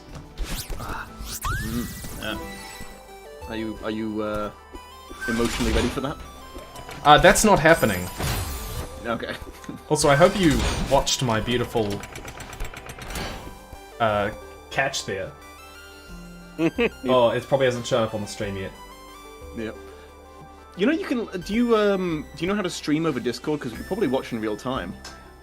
I can stream over Discord. I don't know what they would do to my other stream though, so I'm like. Okay. Yeah. We should experiment with this not during like the biggest stream of our year at some point. Yeah, this is really a great opportunity to just like bust out all the settings, like twist every knob. Yeah. That's how you get That's how you get an OSP stream. With just infinite technical difficulties. There's only one way to find what all the buttons on the calculator do. Now make it say boobs. Did anyone else store formulas in the text settings on their calculator, or was that like only stuff we did? Like That's the where you nerdiest wrote out shit the I've ever heard. formulas. Yeah, I took a lot of advanced math classes. Text settings in your Yeah, so calculator? you could write so like you could write like codes into your calculators. So in the codes we used to write out formulas. For our math tests. So we could take the formulas, like it's because if you weren't allowed like a formula sheet, we would just write them into the code settings on our calculators, and probably should not be saying that. But yeah, I can't take back my degree now. I was about to say, what are they gonna do? Hold you after school for detention? I'm technically back in school, but not for Different- something that different requires school. math. But yeah, so we used to just in the setting where you'd be able to like write code, we would just instead use text strings to write out a bunch of the formulas we needed for like algebra or physics, because they would let us use our calculators, which is probably why now on like AP tests and stuff they only let you use like basic scientific calculators. So sorry. Yeah. Life Yeah. hack for olden times. To the chat people going, Tim, you have to avoid the spikes. I know. Yeah. A lot of like higher level math like classes will just like give you the formulas on the test because that's not. Oh yeah, like, no, this the is mostly in like high yeah. school. In college, Yeah. most teachers are like, listen, you're gonna be able to Google this, so... Yeah, I respect how much a lot of, like, college-level teachers are just like, you know what, fuck it. Yeah. It's just you have to be clear on what skills you're actually trying to test and then test those instead of the other things. My editor, Sophia, is DMing me to yell at me for suggesting messing with a stream while it's in progress. So I'm withdrawing my suggestion. Here's the thing, Sophia has no power here. Until she is in the call, she has no power here. Sophia has both of our numbers. Please stop telling her that. Because she's going to call me knowing full well that my phone is not actively doing anything right now. Doesn't have my number. I can say what I want. I think there's at least 4 people in this stream right now who Sophia could actively call. It's okay. Yeah. She'll get there when she gets here. I mean, if any of you need someone who she doesn't have contact for to suggest ruining the stream, I'm here. Just DM me your thoughts. You don't realize, like, OSP, they were like a thriving channel till Sophia came along and tyrannically took over the channel to decide how things would be done at all times. This is new law. We actually know. Yeah, we're actually deeply in debt to the Philadelphian Mafia. Hi, Sophia. How you doing? She is actually welcome to join the stream. She's on the Discord. She is like, I know. They're not gonna change anything. They're not gonna change any stream settings. It's gonna be the people commenting in chat fine. that They're not I'm not meant to touch the spikes. I hate all of you. I mean, it is a good tip, though. It's not true. Yeah. I mean, it might be something to try. You know what? You know what should be something to try? You shutting up. That's. As an expert gamer myself, I do have a little bit of advice for you. Alright, so what you need to try and do is jump over the spikes. You should jump on the spikes, James. That's what you should do. Like, I'm watching on stream right now, and I'm seeing that you just sort of jetted right over a pile of spikes with nothing to grab onto in your way. So I'm not sure what exactly your strategy was there, but I'd suggest trying a different one. Yeah, this is the thing, because, like, last year when we were playing Horizon Zero Dawn, like, Tim knows that game really well, and all the rest of us are like, we're dinosaurs, but we don't know a damn thing. These are all games we know, so this is just becoming, like, the Bully Tim hour. 24 of them, in fact. You know what? The Bully Tim out. If you really like bullying Tim, you could consider making a donation to make sure That's that true. next game we bully Please Tim on donate is the to game that make you bullied want us to Tim bully. happy. That's true. Yeah. I had difficulty choosing because I know both of those games really well, but then you should donate in the end twice. I decided Mirror's Edge. Mirror's No, Edge, I'm not Mirror's gonna Edge. count my own vote. If I you voted like Mirror's both Edge. games, donate 2 times. Yeah, that's just math. I don't know which. So do you want Mirror's Edge? Actually, tell me in the chat, guys. Do you guys want Mirror's Edge or Bioshock? Which one are you thinking of voting for? And Come in with a donation. yeah, you got to vote for with a donation. But I'm curious in chat. Yeah, James, you don't have to talk. Blue now. Oh, I just like. Whatever. Was there a $2.5 grand donation at one point? There was. Holy monkey. Yeah. That's And just think, you could donate even more if you wanted. I mean, I could do a lot of things. No, not you specifically, Tim. I'm talking to the chat, general chat. All you, the viewer, have to do is go deeply in debt to the Philadelphia Mafia, and then you have a lot of money to use for whatever pet projects you'd like. Just think, chat, if each of you donated $1, there would be more dollars than there are right now. Yeah, we would increase the number of dollars. It appears Sounds like witchcraft. No! How did I miss that up? And we might play your game. Yeah, how did you? I have a degree in finance. If you give more money, there will be more money. That is how money does do the do. I don't believe you. Someone's gonna have to prove it to me. Where is? Trust me, I have a master's please degree get in better at this engineering. game. I do math. Where's the exit? Jump over this pit. Where's like the 6 exit? times in a row. Oh. Please just be better. That is all I ask of you. Tim, you scared the berry. Look, hey, you're up for 4 hours of this. They voted for this. Listen, Blue, if you really want words, George. Yeah. I donated once and now I'm just shitposting in chat.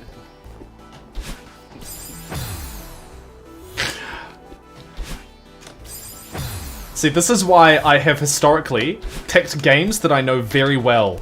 Okay? I was trying to preempt this. You say that, I don't remember you fucking nailing games in the past. Wow! I do remember, I don't know Horizon Zero Dawn very well, but I do remember there was a pit full of like T-Rexes or something that you were stuck on for an hour while I was on stream with you. Okay, I will have you know, I completed Horizon Zero Dawn in 24 hours, okay? In fact, I had time to spare! Isn't the speedrunning record on that like 20 minutes? You should vote for both. I don't as see a how matter of that's fact. relevant. Tom, you sound like my fucking mother. How about you spare me this Celeste gameplay, am I right? Hey. Going back, I love the implication that like if some like kid prodigy got really good at speedrunning, like they're like you were never good enough. Parent would be like, oh, I saw FaZe Clan did it in 20 minutes actually. Why can't you be more like FaZe Clan? He's a good child. I mean, that's exactly what my mother would do. Speedrunner, so I mean, you're not far off. Do you remember this? There was this YouTube show. One of the first experiments that YouTube did was trying to make like a series type format. It was about a video game high school. Oh, I do remember that. Oh, I do remember that one. Yeah. They had Cynthia Vatros as like a gaming mother. Like her daughter was supposed to be part of like the pro team because her mom had been. Oh god, that was, I really loved that when it came out back in the day, but I was like 15. So as clarified earlier, I don't YouTube. I work in corporate America. So I was trying to explain to one of my bosses, who asked me what I was doing this evening, what a charity live stream is. Which, if you have ever tried to explain to a 40-some-odd adult who works in corporate America what a charity live stream is, first having to explain what YouTube is, it's a very interesting experience. The other side of that was for this work worth it. They're like, so who watches these things? You're like, a lot of people. Meanwhile, this morning I was chatting with my barber as I was getting my like once every 7,000 years haircut, not really. And he was like, "Hey, you doing anything fun this week?" And I'm like, "Yeah, I'm joining my friends for a charity live stream." He was like, "Yo, that's sick as fuck." And I'm like, "Yeah," and that was the end of the conversation. So hello to Blue's barber and maybe also my boss. Hope you're both doing well. Help us pick the next game. I mean, do you think that's weird? Imagine trying to explain to your coworkers that you're a YouTuber on the side, because I have to do that semi-frequently. It's odd. My grandma still doesn't really understand what I do. She doesn't ask anymore. I was gonna say, how do you explain it? I try to equate it to documentaries a little bit that she watches on the telly, and that kind of gets through to her. I think because you know how old people send each other like memes over WhatsApp that they do not understand, but they think it's funny because there's like a blue hedgehog in them. I'm pretty sure she thinks that's what I do. I'm like 90% sure that's what. I mean, how many blue hedgehogs do you put in a video? Yeah, you know? Yeah, exactly. More or less than one. Something that has actually happened to me quite a few times. That is almost like a prophecy at this point. I run like at my university a role-playing game type organization, where we just talk about like the hobby of RPGs. We run games, we get the rooms of university. It's a great lot of fun. I used to never tell people that I was a YouTuber, and then just eventually everyone would individually approach me. There's a lot of people in this organization. Like, oh, I saw your Shadowrun video. Oh, I saw your vampire video. I saw your mage video. I'm like, I didn't tell you. I didn't know this. At some point, somebody bought my merch and just like came in. Like, what the fuck? Oh, that's powerful. Yeah. It was a power move, yeah. Wearing your t-shirt. Yeah. Oh, you wanna hear about the kings of merch? Talk to OSP. Freaking hell. Oh boy. They have a merch empire. Here's the thing. Just have regular a pin merch, empire. yeah, regular merch does not make us very much money at all. Pins, however, holy fuck. You two can show up. We went to VidCon wearing your merch. No one like really recognized you, but like those pins. Our regular merch, no one gives a fuck. Pins, however. I actually have a terrible history with merch. I've been terrible with merch once. Died in the merch mines. Strangled to death with a print-on-demand t-shirt. Sorry, Tim, what was the actual story? There's not really any story, I just mean that historically I have not been good at selling it, managing it, promoting it. Oh, yeah. Oh yeah, I hate that. I have like 2 designs that I've had for 5 years, and I don't want to have to do. Oh, this is a limited time offer. I'm gonna try to make you FOMO on this. I feel emotionally bad when I do that to people. Yeah. I just hate promotion in general. Like, if I could just make my stuff and put it out into the world and it does well, then awesome. But I have to like think about the algorithm and try and get the tags right and try and promote on Twitter and shit. It's like, ugh. I hate doing that so much. It's the worst. I just want to shitpost, man. Talk about Twitter, but Twitter. No, we're not doing this. We're not doing this. We're not doing this. Oh, I got opinions on Twitter. Let me lay them out for you. Okay. The one thing I will say about like merch and like the FOMO thing and feeling bad, like kind of on that line, Brett and I once had an opportunity to like workshop the concept of OSP dice, and we didn't do it because we thought that people would like almost treat it like drugs, because like we all know dice, like yes, it's a goblin brain compulsion that Shiny we thought rocks would go click clack. Yeah, we thought it would actually be immoral to tap into that, so we're like, we're not doing this. We're not. In like a split second, I just went from that stupid to holy shit, no, he's right. That was definitely the ethical choice to make. Oh. Also, I'll have you know that I have just reached a thing. Okay, so I was literally thinking, damn, Tim's doing good now. That's not any fun to make fun of. No, him now. I actually just remembered a trick that I did when I was playing it through first, and now I'm doing that. So it's making it a lot easier. He will not disclose. No, I will not disclose the trick. On the climb. You're holding the grab button. Oh hey, Red's in chat. Red. Hey! Morning. I saw OSP on the screen. I'm like, I didn't type that.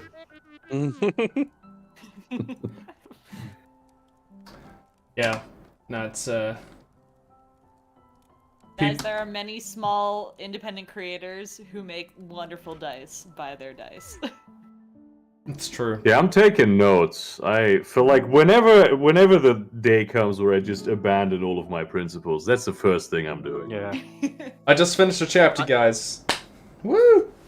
Yeah, see, like, if any of us do dice now, it means that we had the same moral quandary as Red and Blue and decided to go the unethical direction. Yeah. No, which makes it more cool, really. I mean, yeah. Celestial Lily says, I can't buy anything I would immediately want to put in my mouth, and I feel that on a spiritual level. This is why we don't sell dice. Or have balsa wood in Me our and house. soap. Anyway. We're not going to be responsible for that class action lawsuit of people eating the OSP dice. They would be red and blue, and they would look too tasty. Nom nom. Celestia Lily just said, I can't buy anything I wouldn't immediately want to put in my mouth. No dice allowed. Yes. Anyway, Cleo has joined us. You can fit a lot of merch in your mouth if you're determined enough, but... You can fit a lot of things in your mouth if you're determined enough. Sorry. Alright, let's move away from this line of conversation. Yeah. A lot of pizza. Or That's just what I steer meant. further into it, well, you know. So Don't say anyway, sorry, you what's say you're everyone's favorite welcome. Pizza topping. Pepperoni. You know what I really don't like on pizza? Basil and raw mozzarella. When they put basil on pizza, fuck that. I can't stand it. When they try, get out of here. Anyway, my favorite pizza topping is basil. So, but actually, we get a pizza with paneer on it from a place near us, and it's really good. Oh, nice. Yeah. With paneer? Yeah, like Indian cheese. I know, it's just, it doesn't have much of a flavor. But it's really good. Fair It's enough. Like almost Texture. like a curry spiced pizza. It's uncommon, but like it actually kind of works. Also, if it wasn't clear, I'm very big into texture, so... Texture may be the most important bit about food, honestly, because I eat stuff that's like that has no flavor, but it feels good to eat. I mean, I watch like a lot of cooking competition shows, and like there's a pretty clear correlation where like the fancier the chefs are, the more they talk about texture. Like, it's just And a really mouthfeel. underrated part. Yeah, and like, because you get to a certain level, it's like, yeah, you can put salt in things so they taste good. That's fine, but like, getting As long as I can taste the oil, you know, that's the texture you want, right? That's the... Yeah. Exactly. But yeah, it's just like one of those things where it's easy to forget how important it is until you like eat foods with like really unpleasant textures, and it's like, oh wait, no, this sucks. What is I the overcooked worst pizza pasta place? recently. Worst pizza topping? Worst pizza place. Worst pizza place. Yeah. Also pineapple. A lot of places there's a lot of places that put some really weird toppings on pizza. Looking at you. Certain places in Northern Europe. What's in Northern Europe? Sweet You pizzas. sweet summer child. What, like a dessert pizza? I don't actually know where you're going with this. Are we making I'm not out sweet in pizza certain stamps? countries. No, there's just gonna be. Trust me, chat's gonna bring them. They're gonna come on their own eventually. I have no idea where this is going. It's fine. Anyway. But just we don't need to go in. I'm not against dessert pizza, but if you're gonna start putting things like banana and also sausage on your pizza at the same time, we can't be friends. Okay, that does sound a little weird. I'm just gonna go with just Papa John's. That's pretty gross. Yeah, generally.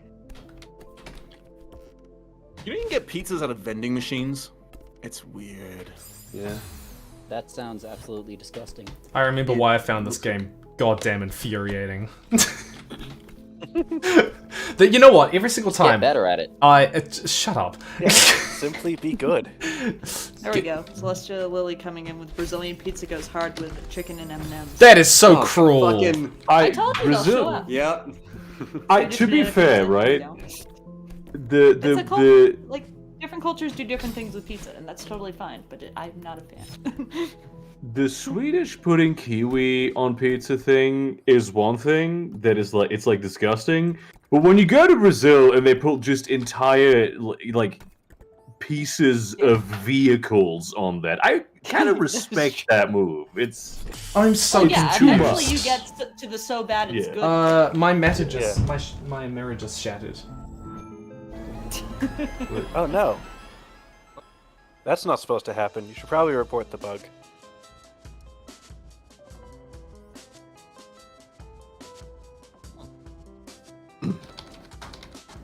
So, question first. I think we've got a lot of YouTubers here. Do any of you remember the moment where you could first introduce yourself as a YouTuber without the massive desire to try and justify your existence immediately afterwards?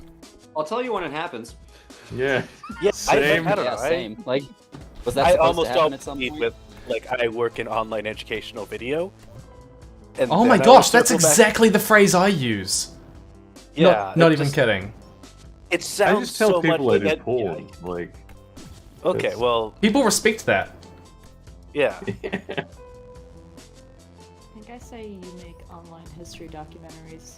Yeah. I've worked at the same company for 3 years and they just learned that you do YouTube. Yeah, usually I use the phrase like mini, like small documentaries on history that I put on YouTube. Yeah. Yeah. And then I either get like, oh, like on what topics, or how does that make money? And I'm like, you have multiple revenue streams. There's a tip jar called Patreon. There's a whole fucking thing. You can do sponsorships, but no one likes to. And then you always get the question like, and who watches your videos? It's like, I don't know, fucking college students. And Yeah, but then it also like there's also this kind of like assumption that no matter what you're making, no one's watching it, you know? Yeah. And it's Yeah. I hate it. You ever get the what will you do when the internet collapses?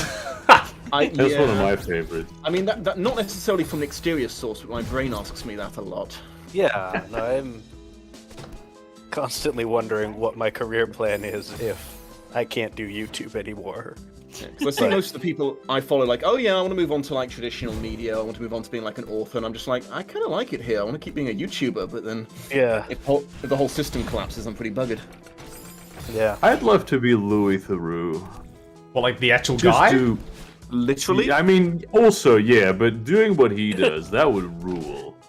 He's one of my I thought you were favorite gonna media say people. Louis the 13th. Yeah. Louis the King So of France. YouTube, look, I'm just gonna go to a secondary career as Louis the 13th. Oh, here's He's the one who got his head chopped off. Sorry. That's not one of the major Louis. Like that's Sun King's dad. Like not even one of the big guys. All the major ones died horrible deaths, so it's a good call. I want to ask, Blue, what is your who is the most underrated king? Most underrated king, like anywhere. Monsternose is pretty cool, but he gets a lot of press nowadays for being rich as fuck, which is cool. But like he also had many other cool qualities beyond being rich. Exactly, underrated. Well, I don't know enough to be able to talk about it. Cyrus the Great is way too little known for how cool he is, and like anyone who knows. But like Cyrus fucking ruled. Not only was he really good at his job, he also wasn't a giant dick, which is rare in that field of work. I had a whole video on him. It was a patron request, but I'm like, oh no, actually, this is a good topic. You did good, patron. That was a good one. Cyrus the Great of the Achaemenid Persian Empire, King of Kings, slaps. Fair. I played him in Civ 5. That's how I know him, and that's really all I know about him. Oh, Civ 5, man. Such a good series. I tried getting into Civ 6, like a hyperfixated style. It's not the same. It doesn't work as well. For me, at least.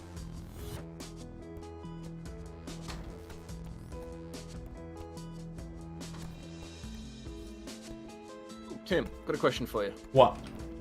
Okay, so I was thinking about this earlier. I was listening to an audiobook of something that I'd actually read in the past, and realized that it really wasn't translating that well, because he would have a lot of dialogue that was followed on by an internal thought, and when you're listening to it in an audiobook form, you were like it wasn't entirely clear which was external, which was internal.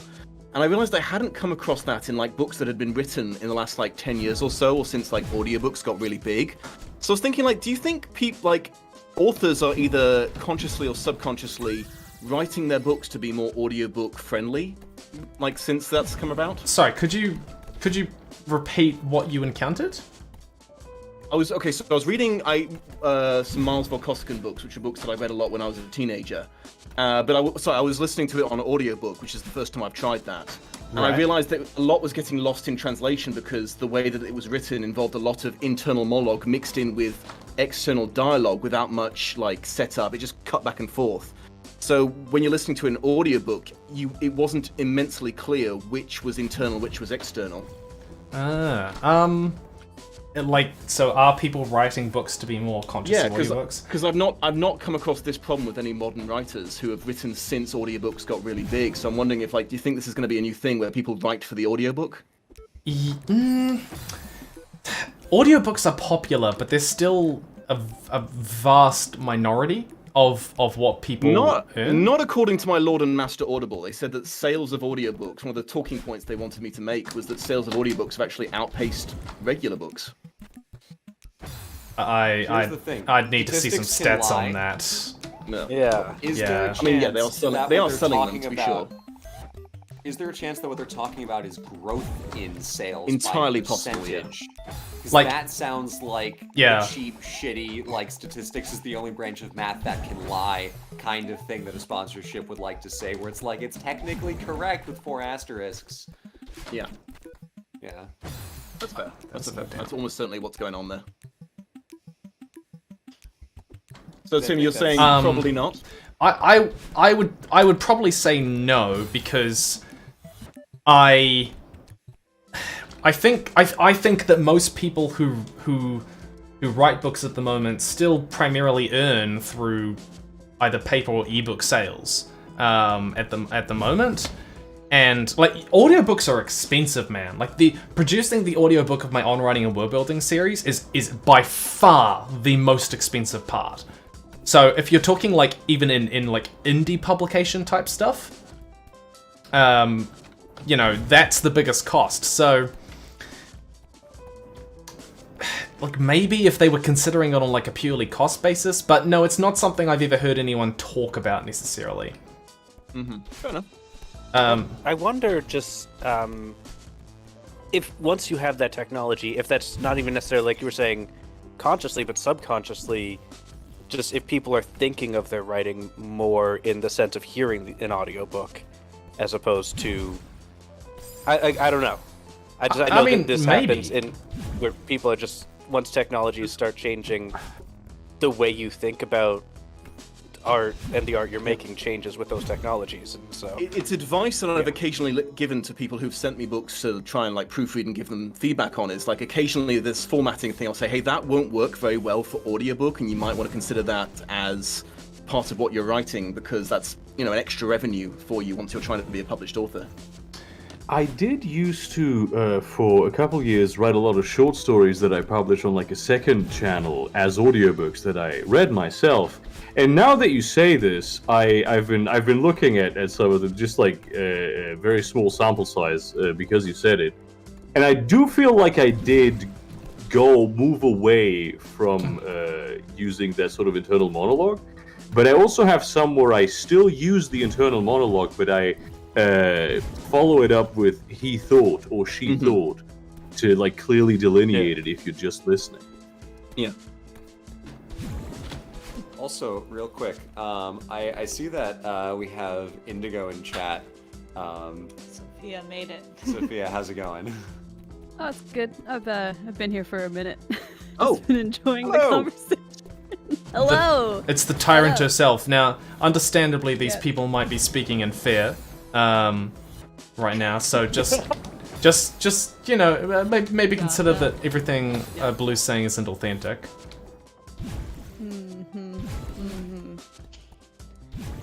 But Wait, yeah, get your audiobooks, donations that's in fun. now before Sophia kills us all.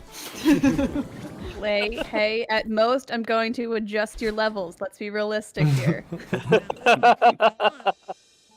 I know what my domain is.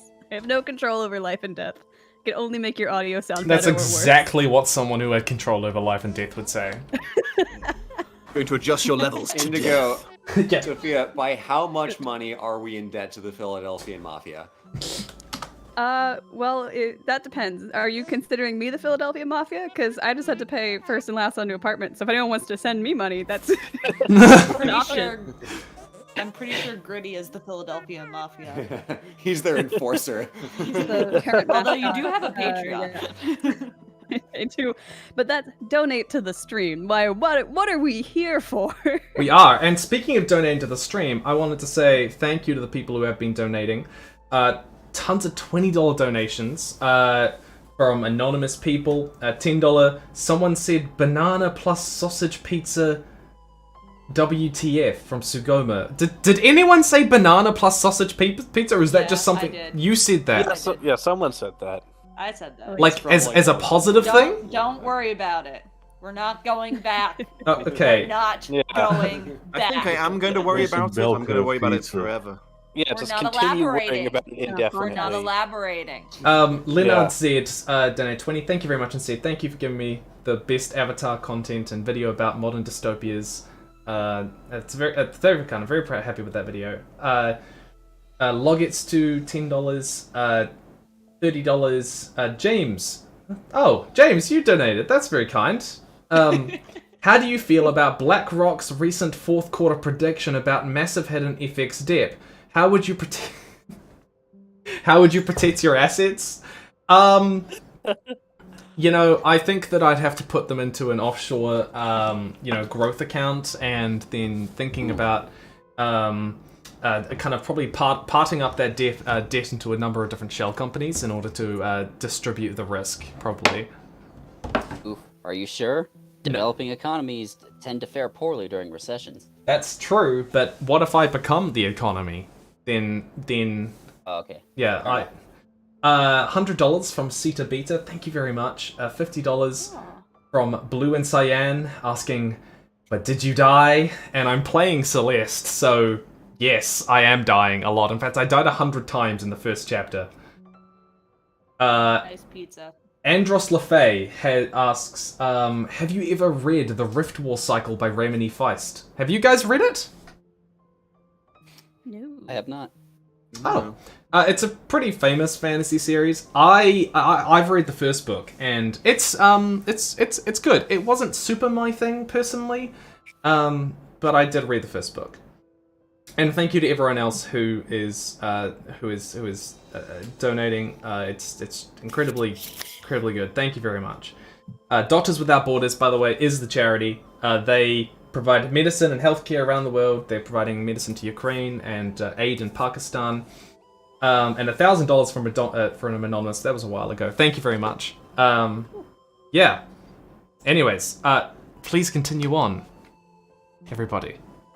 I'm actually gonna bow. It's like 3 a.m. here. I will pop on again probably tomorrow, but not too long because I have a birthday to go to. So you'll have fun. I will. Have a good one. See you later. Woo! Bye. Yeah. I love this game. Okay. Cleo's napping. I'm trying to get Ziggy to meow into the microphone. It's not working.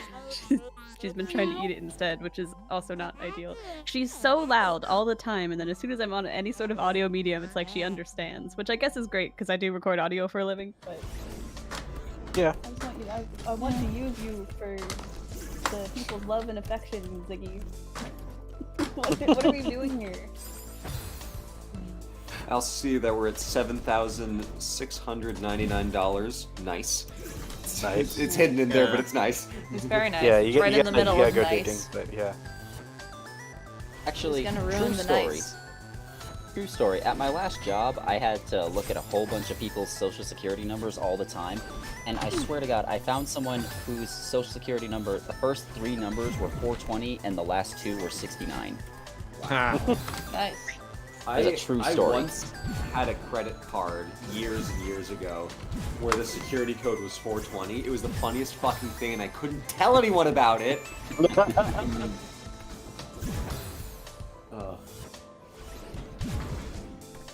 I only recently found out that Americans can't like easily bank transfer. What? What? How do you mean? So, I asked because there was some problems with. Oh god damn it. There were some problems with like the payment things for this charity stream at one point, and I was figuring those out, and I found out that like a lot of Americans can't just like send money directly from their bank account to another person's bank account on their phone, like without an app or anything. Yeah. Unless you're in the same bank. But there are, yeah. I mean, you've got apps like Venmo, but like, I never understood why Venmo was like so big over there. Because I was like, you can just do that straight from your bank account. And then I found out, oh, actually, apparently you guys can't.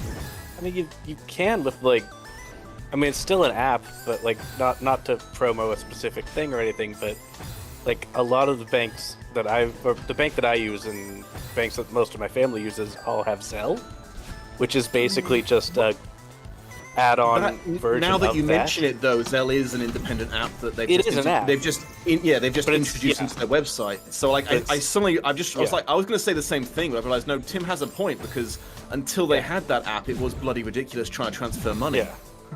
Huh. Yeah. I mean, yeah. Yeah, that's basically what a wire transfer is. It's just a pain in the ass to do it. Yeah. But yeah. It is pretty trivial with the setup that I have, but yeah, it requires an outside app. Tim, chat would like you to know that you should stop dying. Oh, thank you for the helpful advice. Yes, Have you tried turning your gain off and on again? Yeah. As a Celeste expert, the spikes kill you if you touch them. Oh, thank you for specifying. Thank goodness you were here. I didn't know that. It's very fortunate I have you here because, man, if I didn't, God. Yeah, and on top of that, there is a message that says it's specifically addressed to me. It says, @JamesTellis, please remind Tim that he's supposed to avoid dying. So, Tim, please avoid dying.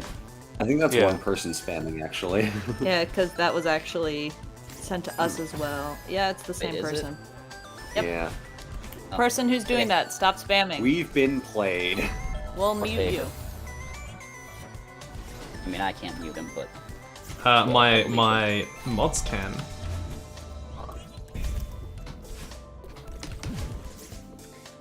I instinctively went to go find the spam and mute it because on the OST stream usually I'm a mod, and then I realized no, you're not in the. This is not the right house for that. Not your job. There are people. You're a guest in this house. The fastest ban in the West has been sidelined for the evening. It's vacation time now. I remember this took me ages when I first did it. How did I? Yeah, this part was like really cool when I first like just having that part like chasing you and Yeah, I'm trying to remember how I did it the first time. It's okay. Fixed it. Like, you've got to use the thing in the middle to project yourself. I just got to do it in the right order. Yeah. Oh, there we go. Alright, so you can go through the up thing. That's right. I forgot that you, you can go through the spikes if they're on the top.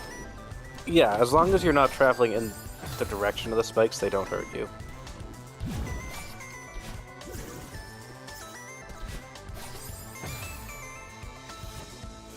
Oh man, see, half the time, okay, when I decide which games I'm going to play, one of the first criteria I picked was it has to be a relatively open game so that if there's anything too difficult, I can just go and do something else.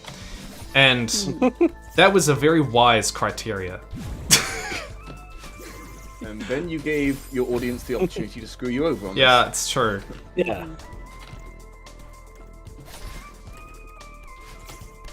Speaking about spam the meat. What is everyone's thoughts? No! I don't know that I've ever actually tried it. Spam isn't a meat, it's several meats all jammed together. It's a meat product. Kind of Like like a the land of Slim Jim. Scrapple. I feel like I can be pretty lenient on spam. It feels like it's more coherent, you know? Spam is definitely more coherent than Scrapple. What's Scrapple? What is Scrapple, you ask? That is Occasionally a incorrectly Pennsylvania known as delicacy. Taylor ham. No, well, not even. Nope. Scrapple's like it's like a mush of all the scraps that you get when you have a pig and like already took out all the good meat parts. And they'll serve it at diners a lot as like a breakfast meat option. I don't personally like it, but it is very popular across parts of Pennsylvania.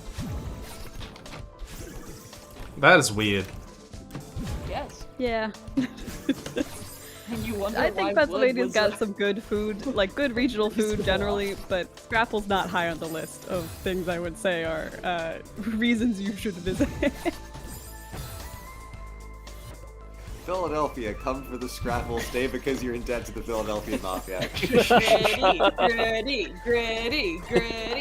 Have you guys... I was at PAX Unplugged on Friday last week, and it was very, very cool. I was walking around the floor, saw lots of neat things, but in the very, very back of the like expo hall floor, the very like back corner booth was one like half-size table that was just for the Philadelphia Flyers. There were no other Philadelphia sports teams in attendance at PAX Unplugged, as far as I could tell. They did not appear to have any tabletop or board game related accoutrements so much. It just was genuinely a booth for the Philadelphia Flyers. Diversifying. I like to think that they just go to every single convention in Philadelphia that's like held in Philadelphia. They're like, and now, wheel table here too, just regardless of what the topic or content is. They go to BronyCon. Here's the other option. hope Maybe the Flyers are there because once they realize they suck ass at hockey, they'll switch to board games instead. Make that sports team. Ooh, your next Hey, they're not podcast's the gonna go team. poorly. I'm gonna pick only questions geared towards gassing out the Philadelphia Flyers next outside. But So anyway, Doctors Without Borders. You should donate. Yeah, we need to donate to get them the borders that they need, right? Is that The what borders this is? that border Philadelphia from the rest of the world.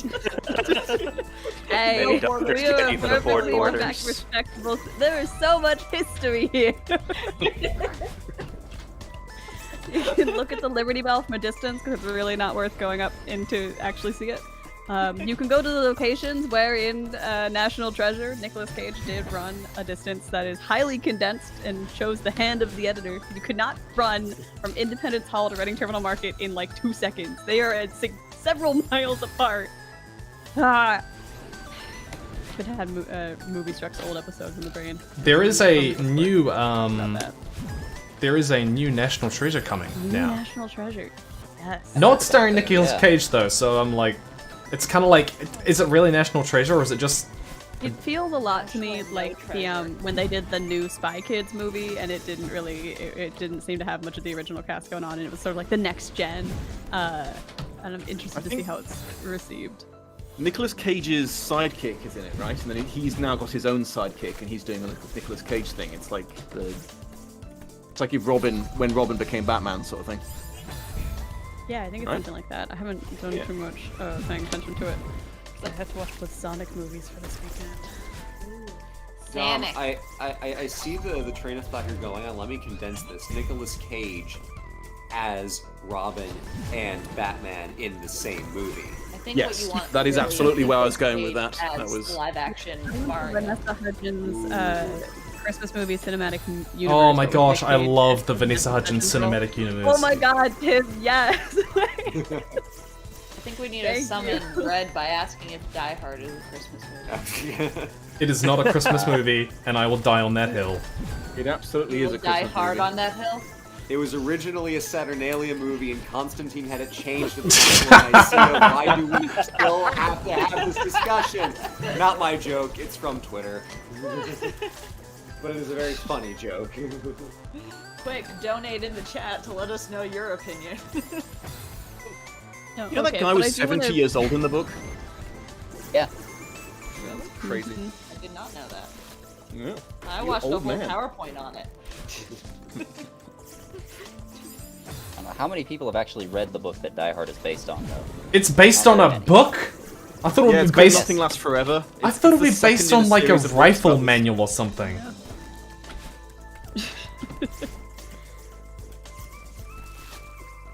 I do want to return to the Princess Switch series of movies for a moment, if everyone is amenable to this. Yeah. Because obviously this year there has not been a fourth movie announced, so. Oh no! I know. Yeah, I'm also Tim, I very feel excited exactly for the something. same way. The entire OSP crew is very upset about this, as a matter of fact.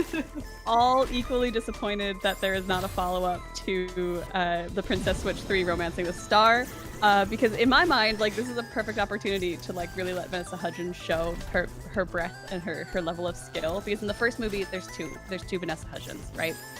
In the second movie, they introduce a third Vanessa Hudgens character, and then I think the flaw of the third one Is that there's not another one? There isn't another there's one. Not another one.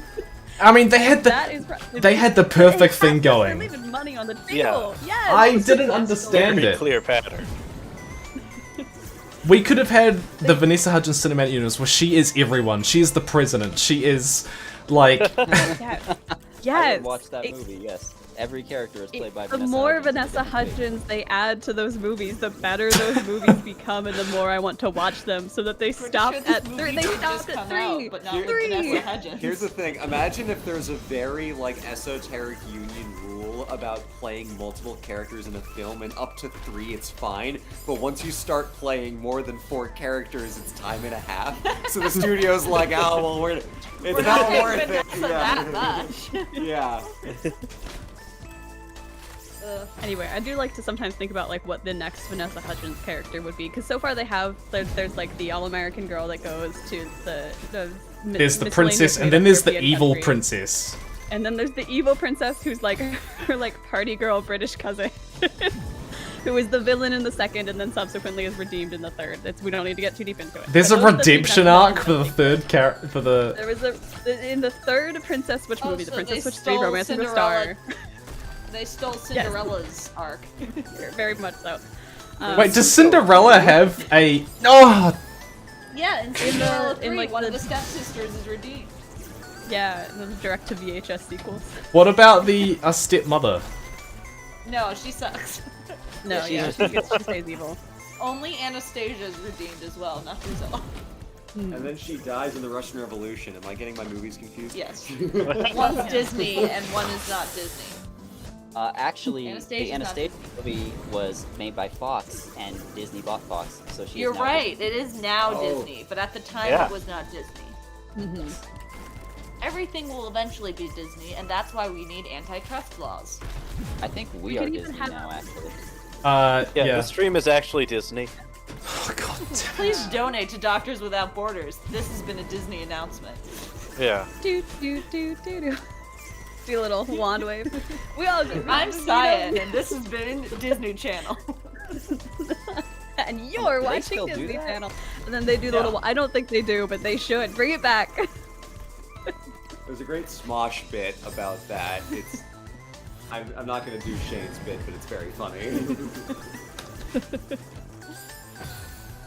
Have you guys seen the one where they draw like the actual path of their wand traces? Yes. Some of them are really so funny. If you've ever tried to like draw something on a whiteboard, it's just that, but So infinitely more difficult. hard. Yeah. That's a fun effect to try and like do if you're editing too, because it's just kind of taking a pen tool and drawing a line and animating it to draw. So it's kind of a very passive-aggressive move by an editor to pull that as well. Oh. To be so closely aligned. Sometimes it can be better. Tim, I'm looking at your Seriously, face donate to on the Doctors Without Borders, not Disney. No, don't watch. Yes. Don't watch my face. I am famously too. And amongst my friends, I am famously too expressive, and can never hide any of my emotions. Apparently. I'm just saying that you are looking at the screen with like the intensity of someone who is performing surgery. Oh, it feels like this, man. No! God! I killed them! Like my father once said to me, cover your emotions, son, it's not dignified. That's the most British thing So I how think you've does ever that- said to me. How does that affect you on a day-to-day basis? I don't want to talk about it. I'm sorry, I didn't think British people had emotions. No, we're fine. Everything's fine. Everything's fine Yeah. forever. Okay, cool. I thought there were Sounds people. good. There's a symbiotic relationship where the monarchs systematically take possession of the emotions of all British people. Like Disney Channel. Yes, you don't need monarchs, you have the mouse. Does run a magic kingdom. Well, on that glorious note, I'm afraid I got to bounce, but Tim, avoid the spikes, buddy. Oh, yep. Thanks. Alright, see you later, man. Bye. Thanks for coming, Dom. Bye, Dom. Miss you, Beanie. Mwah. Bye, the Dom. Hey. Have we reminded Tim not to die recently? Nope. Do you want to do it again? Clearly not. Clearly, I've forgotten. Consider donating to Doctors Without Borders to remind Tim to avoid spikes. But yeah, everyone who donates can put in a comment to remind me not to die, and I will simply thank you happily. That's for reminding me, and I will say explicitly, wow, thank you for the So if you want Donate Tim with to a have question. to thank Just you, ask why he likes spikes so much. yeah. If you want Tim to have to thank you for your unsolicited advice, it requires financial compensation.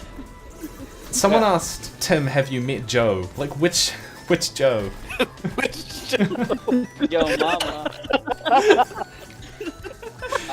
I'm brilliant.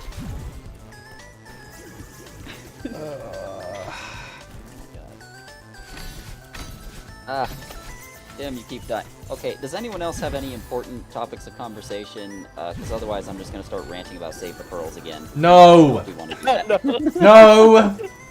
Let's not do Save the Pearls again. So instead of doing Save the Pearls again, what is everyone's favorite like niche hobby? Or like fun thing you do in your spare time that's not YouTube? Because I know that you guys spend a lot of time on your work. That's kind of the nature of being self-employed. But what else do you do? Hopefully something. Rock climbing? That's neat. Yeah. You come across a lot of spikes when you do that? Oh, hey! Very small ones. Okay, yeah. No, sorry, go ahead. Please go I ahead. was just saying, I collect really weird books, which I guess is related to my channel, but I also do it outside of it, so it's fine. Like, I just love finding really strange, obscure ones at people like self-publish on Amazon and stuff, and I just love to buy them and have them as like proof that it exists. Like, I have a copy of Steven Seagal's published novel called The Way of the Shadow Wolves, and it's horrible. It is literally the worst thing I've ever read, but I love having it. Yes, I have. I have a video on it on my channel if you want to check it out. But there's that, just because I love being able to show it to people. I have copies of Michael Bloomberg's daughter's horse romance novels. Michael Bloomberg's daughter's horse romance novels. Yeah, that's... Michael Bloomberg has a daughter, and she wrote a series of horse romance novels a while ago. They're called The A Circuit, and they're beautiful. They're horrid, but they're beautiful. Can we get a little more context on what a horse romance novel is? What do you think a horse romance No, novel because is? there are two distinct options, and neither of them are good. There's a third option that is totally fine, and I am scared that none of you thought of it. There's an option that's romance totally fine, an novels. option that's a little weird, and an option that's very weird. And I just need to know which of them it is. They are romance novels about girls Horses who are and men. No. Okay. They don't fall in love with the horses, but some of the horses fall in love with each other over the course of the series. It's beautiful. Okay. What else? It's like the I first love and finding- second options, but not the really bad one. Okay. Yeah, no. Got it. I love like finding celebrity books that they write, and not like memoirs, but like when they try to write actual novels and stuff, because the results are beautiful. Like one of my favorite videos I've ever done on my channel was a video about Elixir, which is a trilogy of young adult romance novels written by Hilary Duff. What? And yeah, no, that exists. I did a video on it like 3 years ago. It was like when Twilight was super big, and there was just a whole bunch of supernatural boy finds girl, and they have a weird romance. Yep. Like it was one of those, except it was horrible. Like it's how do I even start with this? Like It's basically about a girl who finds a dude who is immortal, and then it turns out that she is his girlfriend who dies and is reincarnated every 100 years, and he just has to live with the knowledge that she dies, and they never get to be together, and it's like sad or something. And it's a mess. Like, how do I explain this without going on a long tangent? Guys, I did to it. give you an example. I did it. Just go on you a long did it. tangent. Oh, nice. Oh, Congrats, Tim. Thank you. To give a brief example of how terrible it is, at the beginning of the first book, the main character's father has, like, disappeared because he went looking for the elixir of life, and they presume he's dead. And then at the end of the first book, they get evidence that he's still alive, and so you assume in the next books they're going to start looking for him. And then the next time you see her, she's just at his grave, and she's like, "I miss you, Dad. I hope you will come back someday." And she's like, "But last you saw, he was alive. What's going on?" Like, you know, it's just terribly put together, but it's so balls to the wall with it that it becomes really funny. You know what I mean? Oh, I also have Zabiba and the King, which is a romance novel written by Saddam Hussein. What? Wait, you're really very the lead here. Yeah, that's a real thing. You can Google it if you don't believe me. Saddam Hussein wrote and published 4 romance novels before he was removed from power. That's incredible. Who was the press? Oh man, they were published anonymously, but like apparently everyone in Iraq knew that Saddam wrote it. Okay, wait. So you know how Saddam Hussein like wrote the Blood Quran, and that was like the most metal fucking thing ever? Imagine that he saved some to write blood copies of those 4 romance books too. Honestly, it wouldn't surprise me if he did that. Like, it's just, I don't know, it's a trashy romance novel where Saddam Hussein has 3 separate self-insert characters. It's beautiful. It's beautiful. And this time, he wasn't removed from power. Oh, literally, yeah, that's what happens. It's. He stayed in power, and he became the greatest country on earth, and everyone loved him, and his mum called him up and said, "You know what, I miss you, son." That is literally how it ends. I am not joking. That is straight up how it ends. Like, everyone loves the king, and his country becomes amazing. Oh, God. Kuwait's like, yeah, maybe you can invade us. Oh God, no. So on that Okay, note, and scene. Does anyone else have a fun hobby? Oh, sorry, I went on for a while about that, didn't I? No, that's okay. No. Mine... That was very interesting. No, that was fascinating. Mine is not necessarily a hobby, but Cyan and I collect, have a small collection of vinyl records, not because we are like audio quality snobs, I can't hear the difference, but because physical media is great and I like supporting the artists who I like. It's like that meme of like take away from you with your DVD box set of the Lord of the Rings. Yeah, it's like that meme of like Gus from Breaking Bad. It's like, you collect vinyls because you're an audio snob. I collect vinyls because I like physical media and supporting my favorite artists. We are not the same. We did actually, though, have to recently invest in a new record player because our old one was messing them up. Bad, yeah. But other fun thing we do is ballroom dance. So we do ballroom dance too. That's also fun, fun. Oh, nice. Fun hobby. Yeah, mostly to random songs that we come up with, like, or that we choose to dance to, like. We found a little drummer boy. That's a foxtrot that we did for a Christmas show. That was actually really fun. Or Heart Between My Teeth. Which is a good song by Aura Aura Garland. Garland. We did one, Ballad of the Goddess and Zelda's Lullaby is in 3/4 time, so that's a waltz. Now you know. That's, yeah. So just so you guys know, Tim's gone, so we can say whatever we want. Oh, he's fucking gone. Yeah. Tim's He gone. raptured Everyone for do his your sins. best Tim impression. Blue, go. Oh yeah, this is terrible, right, mate? Oh yeah, no, that's the worst. Oh, I just went Scottish. I don't. Cannot do Australian apparently. I was New Zealand! purposely doing New the worst Zealand! New Zealand. I was purposely doing the worst New Zealand accent I could, and you somehow topped me. So I'm cold. This is Meek, and we're gonna start a revolution, yeah? That's my Tim impression.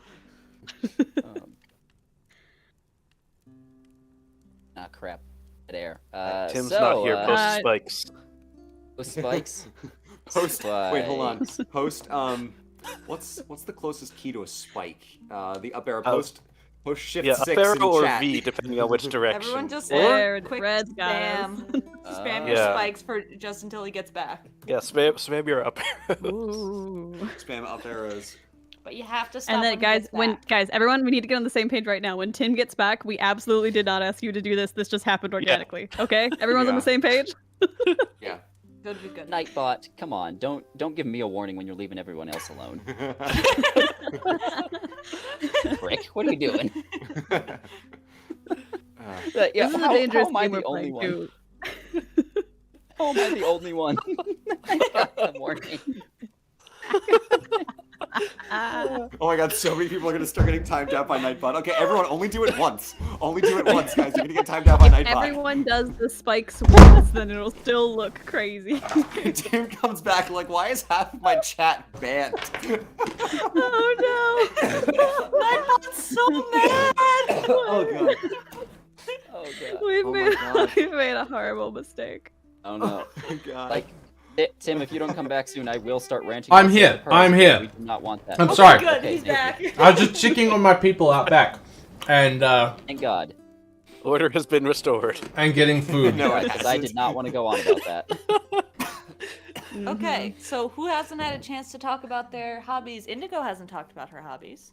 I like to go on TikTok and watch videos of people getting beverages in the morning at Korean 7-Elevens. I think it's really fun. They have a lot of different pouches and then different ice cup sizes, and sometimes the ice comes in fun shapes. But really, I just want to see what color the liquid that comes out of all the pouches are, because sometimes it's like blue. It's crazy. And chat, what are your obscure hobbies? I reckon we'd get some interesting hobbies from chat, actually. Yeah, no, chat's doing some interesting stuff right now. I can tell. What's this like up arrow thing going on? Yeah. What's that? I don't know. I have no idea. But, Nightbot's so mad. feels like Nightbot's going crazy, or there's just a bunch of people getting timed out for some reason. I don't know. But, do tell me, something's chat, going wrong. what are your interesting hobbies? If you're not in timeout, tell us your hobbies. Sewing plushie, Christmas tree, mini planting, oh, mini painting.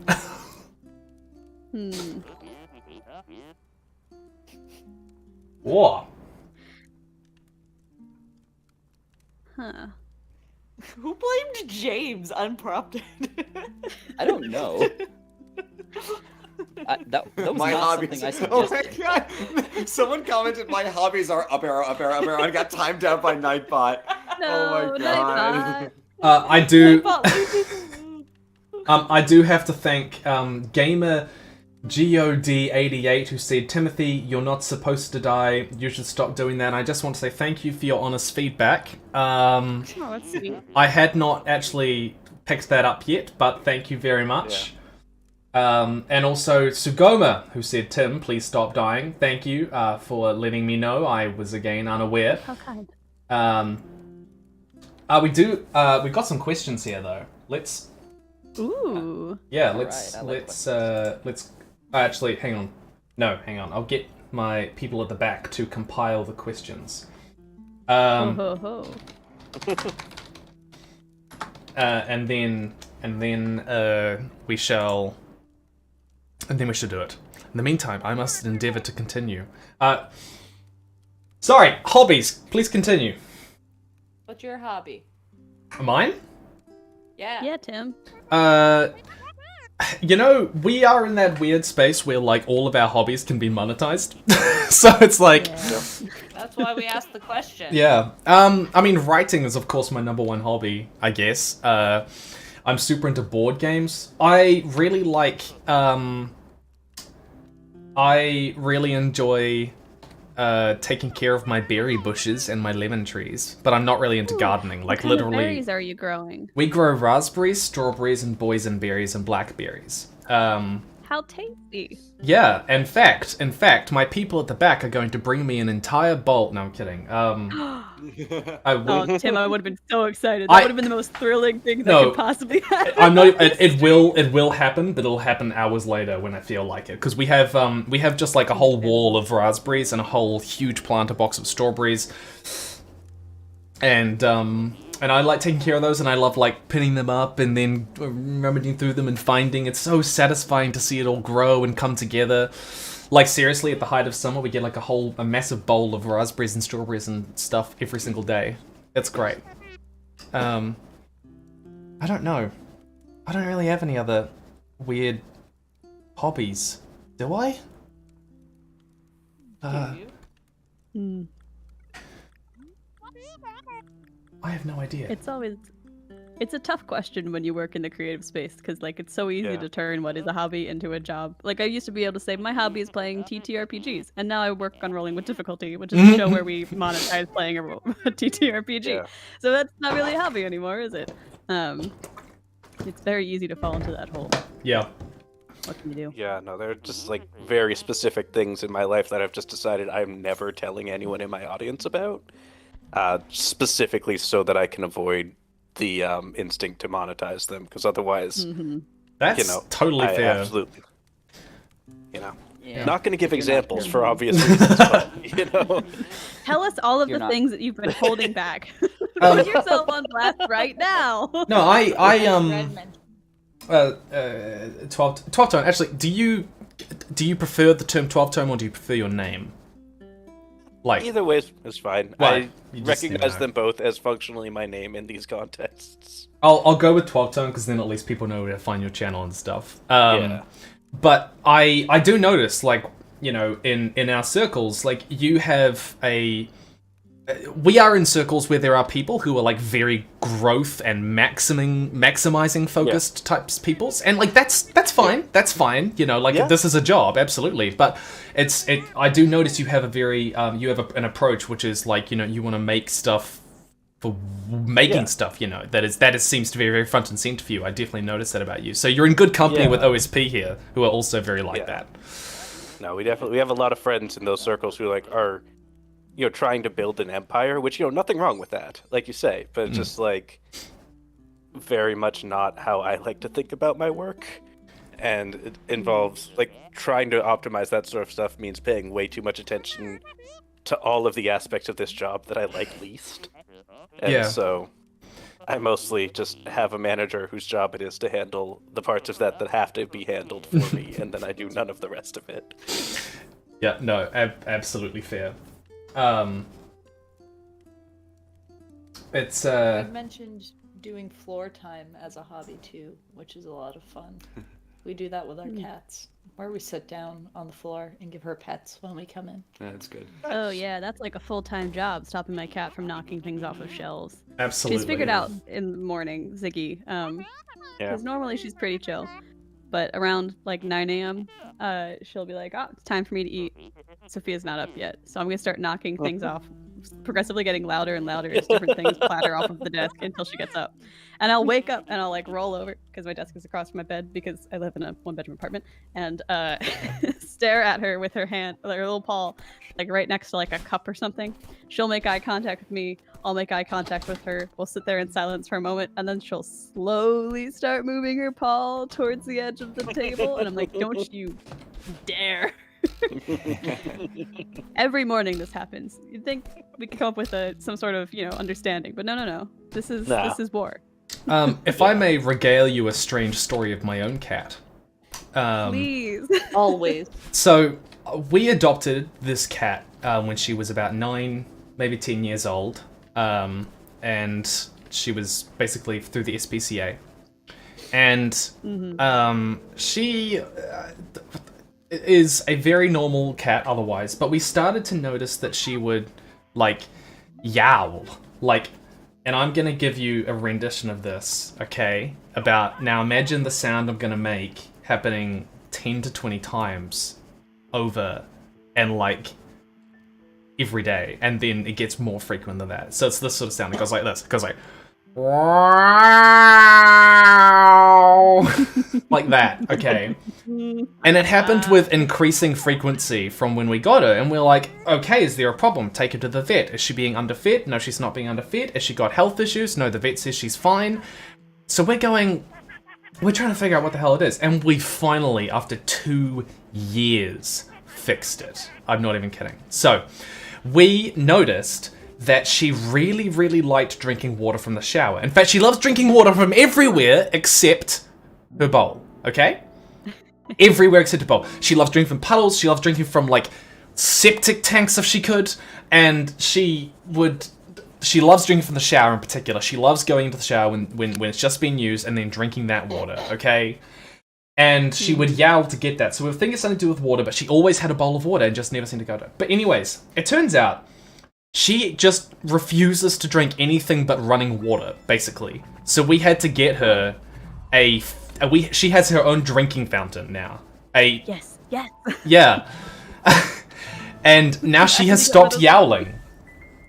Wow. I got Ziggy one of those drinking fountains. And immediately afterwards, because it has like a little spout in the middle where it like pushes the water through and it like trickles out, right? And when I first set it up, she drank out of it normally. Like she put her little face into one of the little fountain parts. She, lick, drank some water. But then after about a week, I noticed that every time she would be over by the fountain, she'd be there for a while. And I realized after some observation that what she was doing is she was sticking her paw under the water and then licking her paw like really quick to try and lick it off of her paw. And I don't know why she was doing that, because I know she knows how it works. And she'll stop doing it for like a few weeks at a time, and then every once in a while I'll catch her doing it again. What's going on inside your mind right now, buddy? What's One of my cats does that with like just his drinking bowl. Like we just have like a big tub of water that sits on the floor in the kitchen, and he can just drink from it. But he'll walk over, he'll like dip a paw in, lick the water off his paw, and then dip his paw in again. And like for the longest time, we were like, this is just the weirdest behavior. But like eventually was thinking about it a bit more, like, because sometimes he would drink normally, and I started to realize like, oh yeah, the normal way cats drink water is also very weird. He's Winnie the Pooh. Yeah. Yeah, just it looks pull water exactly up with their tongue and then try and bite it in midair. It kind of reminds me of like, I don't know if you guys ever did this, but when I was little, you'd like cup your hands under the like sink and like film and be like, it's drinking funny. I'm like, that's what that reminds me of. Like that's the cat equivalent of that in my mind. I don't know if that's accurate. I don't know much beyond how to keep my cat, happy and alive, but that feels right. Yeah. Okay. What do you think, Sigs? No screaming today. Alright. I should probably duck out. I have some stuff to go do at 7. That's alright. Thank you very much for joining us. A lot of fun. Thanks for the invitation. And have a good rest of your stream. And try to hit as many spikes as possible. Oh. Goodbye. Bye. Have a good one, man. Bye. Great to chat. Remember to donate to Doctors Without Spikes. Doctors, yeah, it's true. Doctors to remove the spikes. That there are so many spikes, and the doctors need to remove them. I guess, like, if you look at a spike like it's a cone, that doesn't have a lot of borders. So technically, that's not entirely an accurate description of the name of the charity that we're streaming for. We do have questions now. We have Teresa, who asks, if you could have a dinner with 3 people... Also, I do want to respond to Sugoma's question, banana plus sausage, pizza, WTF. I strongly say that is a horrific abomination. But Teresa's question is, if you could have dinner with 3 people, living, dead, or fictional, who would you choose? Ooh. Good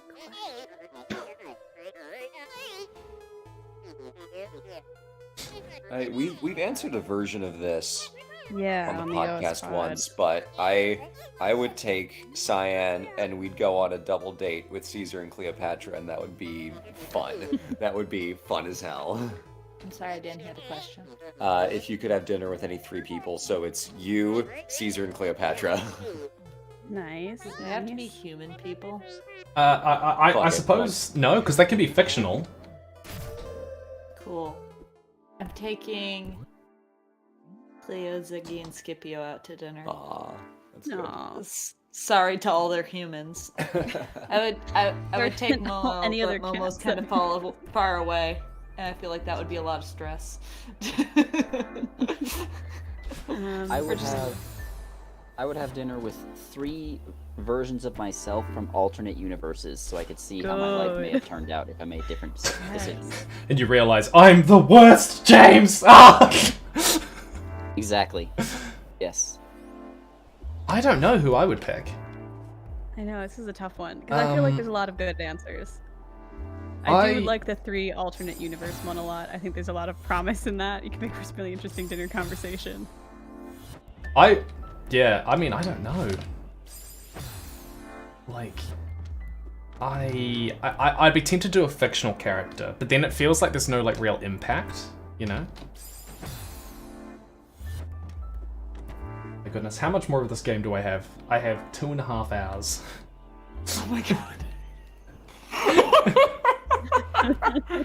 To be fair, you can quit whenever you want. No, I can't quit. I can't quit. That is the... Oh, you're stopping you. They have voted for Celeste, and they get Celeste. That's fair. The And money that's has your spoken. money in action, folks. You too can influence Tim to play another game in 4 hours by donating. Oh, shit, U2 is in chat? Huh? Don't even joke. We all remember when that album was put onto our phones against our will. What are you doing? You had phones? I can't believe Bono, the King of Ireland, would do this to us. Ireland has a king? Bono. Are the 3 dads from Mamma Mia a good option to have to dinner, or would that just be, you know, actually I think that would be there'd be a lot of drama, a lot of ABBA. I could see that going well for me. You would not have to pay for a drink. No. Also, free entertainment. True. Someone said it was only 2 votes. You could switch to the other game and start over. Well... Yeah, we can always play Amnesia instead. I don't think I want to play Amnesia. Hey, look, I mean, if chat really decides that they want that they want Amnesia, then I mean, how can I verify it like authentically when they voted previously? I feel like it would take a certain amount of It would take donations. donations. That's true. Yeah, absolutely. You would have to set a monetary limit, donation number limit. Yeah, but then people who don't want to switch won't donate. Well, they might donate in opposition. I think we gotta stick with where we are. We're committed to the We're bit in. this Yeah.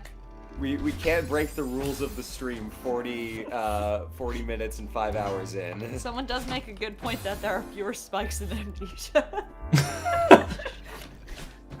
I hate all of you. But you wouldn't get to see these lovely curtains. Giving big Castlevania. Oh, I have to get the frickin'... The funniest part about moving recently was our last apartment. We had to, when we moved in, install curtain rods, curtains, lights. Yeah, several lights. There was no ceiling lights or wall lights, so we put them in. Yeah, when except we for the moved in. kitchen, that was it. So when we moved out, we took those with Take our lights. us. So the movers come and they're like, "Are you taking these?" We're like, "I mean, they're ours." I mean, I think that's totally fair. I once read a story about like a woman who had clearly developed a garden, and when she got asked to move out by the landlord, basically dug up all of the plants because she had developed the plants when it wasn't there when she moved in, and of course the landlord threw a hissy fit. And I'm like, no, all power to you. Yeah. I mean, you grew that garden. That's your garden. I don't know where we're gonna put the curtains or the lamps. We haven't figured that out yet, but we've only been here for a week. We'll figure it out. Look at We have a game room in our new house. It was supposed to be like, because the way it works is there's an extra bedroom and like a home office. And it's like, no, fuck that. The extra bedroom is the office, and the office is the game room now. These are the new rules. We don't have children. Yeah, what the fuck kind of family of 4 bullshit is this? It's us and our cat and our game room. We could have given Cleo her own room. That's what my aunt did. My aunt's house has a room for her dog. Powerful. My mom went to stay there one time. She's like, "Can I stay in this room?" My aunt was like, "No, that's the dog's room." And my mom was like, "Oh, I'm sorry. Forgive me." No. Any other good questions in chat we can answer? I'm not seeing Q&A anything. moment happening. Or like from the donation list? Or are we up to date? We are currently up to date. Although Pablo says, get good. And Vasemeister says, don't listen to the haters, you can jump onto the spikes if it makes you happy. I googled a list called 450 fun questions to ask people in any, because any is all capped situation, parentheses that work, exclamation point. First one, shark diving, bungee jumping, or skydiving? The skydiving, easy. Skydiving, bungee jumping, or skydiving? I guess which one would you want to Clearly do none of you have most? ever heard of bungee sharking. Oh, fun fact, did you don't guys know think that I wanna bungee jumping do was any invented of in New those. Zealand?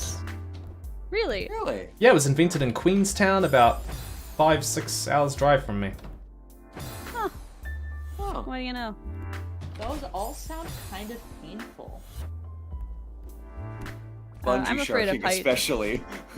But also afraid of sharks. So I feel like this is a lose-lose on my end. I'm a bit confused as to how I'm meant to get these things down. The problem is, like, every time I've tried to do any sort of snorkeling, a lot of snorkel masks are made with stuff that I'm allergic to. So I'm allergic to everything. Bungee jumping, I'm not supposed to do because I'm hypermobile, and they tell you not to do stuff like that when you're hypermobile. And skydiving, they also tell you not to do things involving parachutes. So, I don't think I should do any of them. But sharks seem the most fun. So I'd probably do that because I like the ocean. But I probably should do none of those. Yeah, I I guess still by say- default, shark diving, because it's the only one that doesn't involve falling from a tall thing. But yeah. Oh, I can go through the platforms! Hey. I didn't realize I could go through the platforms. Oh. Alright, good to know. It's new to me. I would like to clarify for chat, my issue with the sharks is not the sharks. My issue is scuba masks. Yeah. This is an important distinction.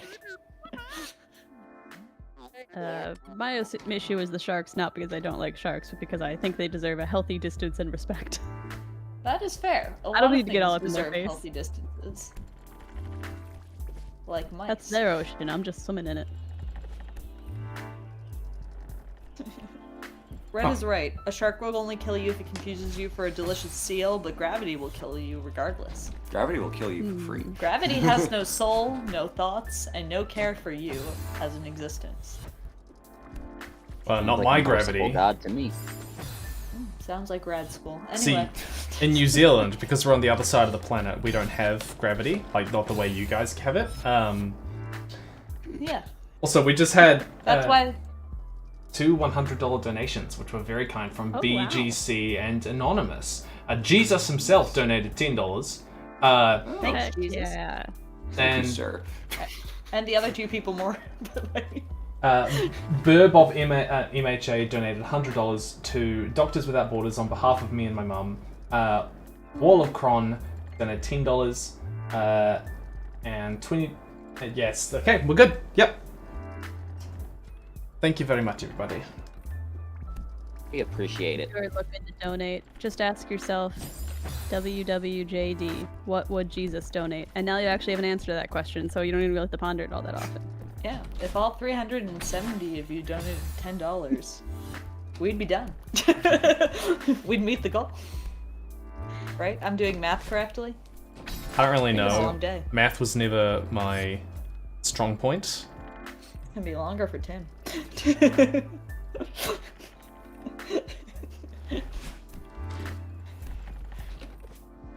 question list has a section for like getting to know your colleagues, and one of the questions is, do you think you can be friends with your colleagues? And I feel like that's just jonesing to start some office drama right there. Listen, Yeah. one of my colleagues bought me a shot of Jameson yesterday. To be fair, he didn't buy it for me, but he did give it to me. So, which, by the way, Jameson is not a good shot, in my personal opinion. There are much better shots, but it was free. I'm gonna reveal something absolutely atrocious about me. All right. Uh-oh. Uh-huh. I drink almost exclusively caramel liqueur. Oh, dude, why? That's Why would powerful. you do that? No, I love this development. I'm thrilled by it, but I need so much more information than you've given me. I refuse to elaborate. No more context. Wait, Tim, when was the moment that you realized you wanted only to drink caramel liqueur forever? No context. No, I When refuse did to you elaborate. Okay, good. Good. All right, That's incredible. I respectfully accept. What a choice! What I feel like what everyone creative needs to share direction their to favorite go. drink now. I don't know if it's my favorite drink, but I've been making these bees knees a lot because they just have the ingredients on hand, and I usually only have gin in my apartment. I don't drink very much, so I don't have much to add to the conversation here. Non-alcoholic drinks are also drinks. Oh, okay. I drink a lot of water. Valid. Probably keeps you alive and much more hydrated than the rest of us. Jeez, I could feel the energy get sucked out of the conversation when I said that. Nah. Listen, I'm chronically dehydrated, so honestly, you're living a much better life. I mean, my answer was going to be tea, which is just like water with extra bullshit in it. I'm trying really hard not to say H2O. Did you guys ever watch H2O Just Add Water? Absolutely, yes. Watch out for the water! Condensation. Is that your attempt at an Australian accent? No, that's what my it sounds mimic like of my on the sister show. every time I tell her that. So our cat's name is Cleo, and my sister. Oh, every time Cleo! asks her cat, it just goes Cleo. Watch out for the water! The condensation! In very much like, oh, I'm Tom Holland here from Trolling on London kind of way. Yeah. I mean... She's not here. I know for a fact she's not watching this stream. So I feel no qualms in mocking Sister B right Sister now. B, sound off in chat. She's not here. We know for a fact she's not here. But also she knows very well that I love her because I give her a lot of free food and free alcohol. And also she's ditching us and not coming to dinner tomorrow, so I replaced her with surrogate Sister A. Sister B's got plans to watch H2O with all of her cool friends. Yeah. See, I have too many But yeah. siblings already. I can't start adding new ones into the mix. I'm sorry. How many do you have? I have 5. Wow. Nice. That's a Yeah. lot. Sorry, I'm an only child. He's an only child. Oh, I've- bro, my only have family 3. is stupidly huge, if I'm being honest. Like, I am one of 6 children. My dad is one of 8. My mom is one of 12. I have an uncle who has 17 children. It's just stupid. So, surrogate Sister A is one of 6, which is how we ended up with her. Well, why is she allowing herself to be a surrogate sister?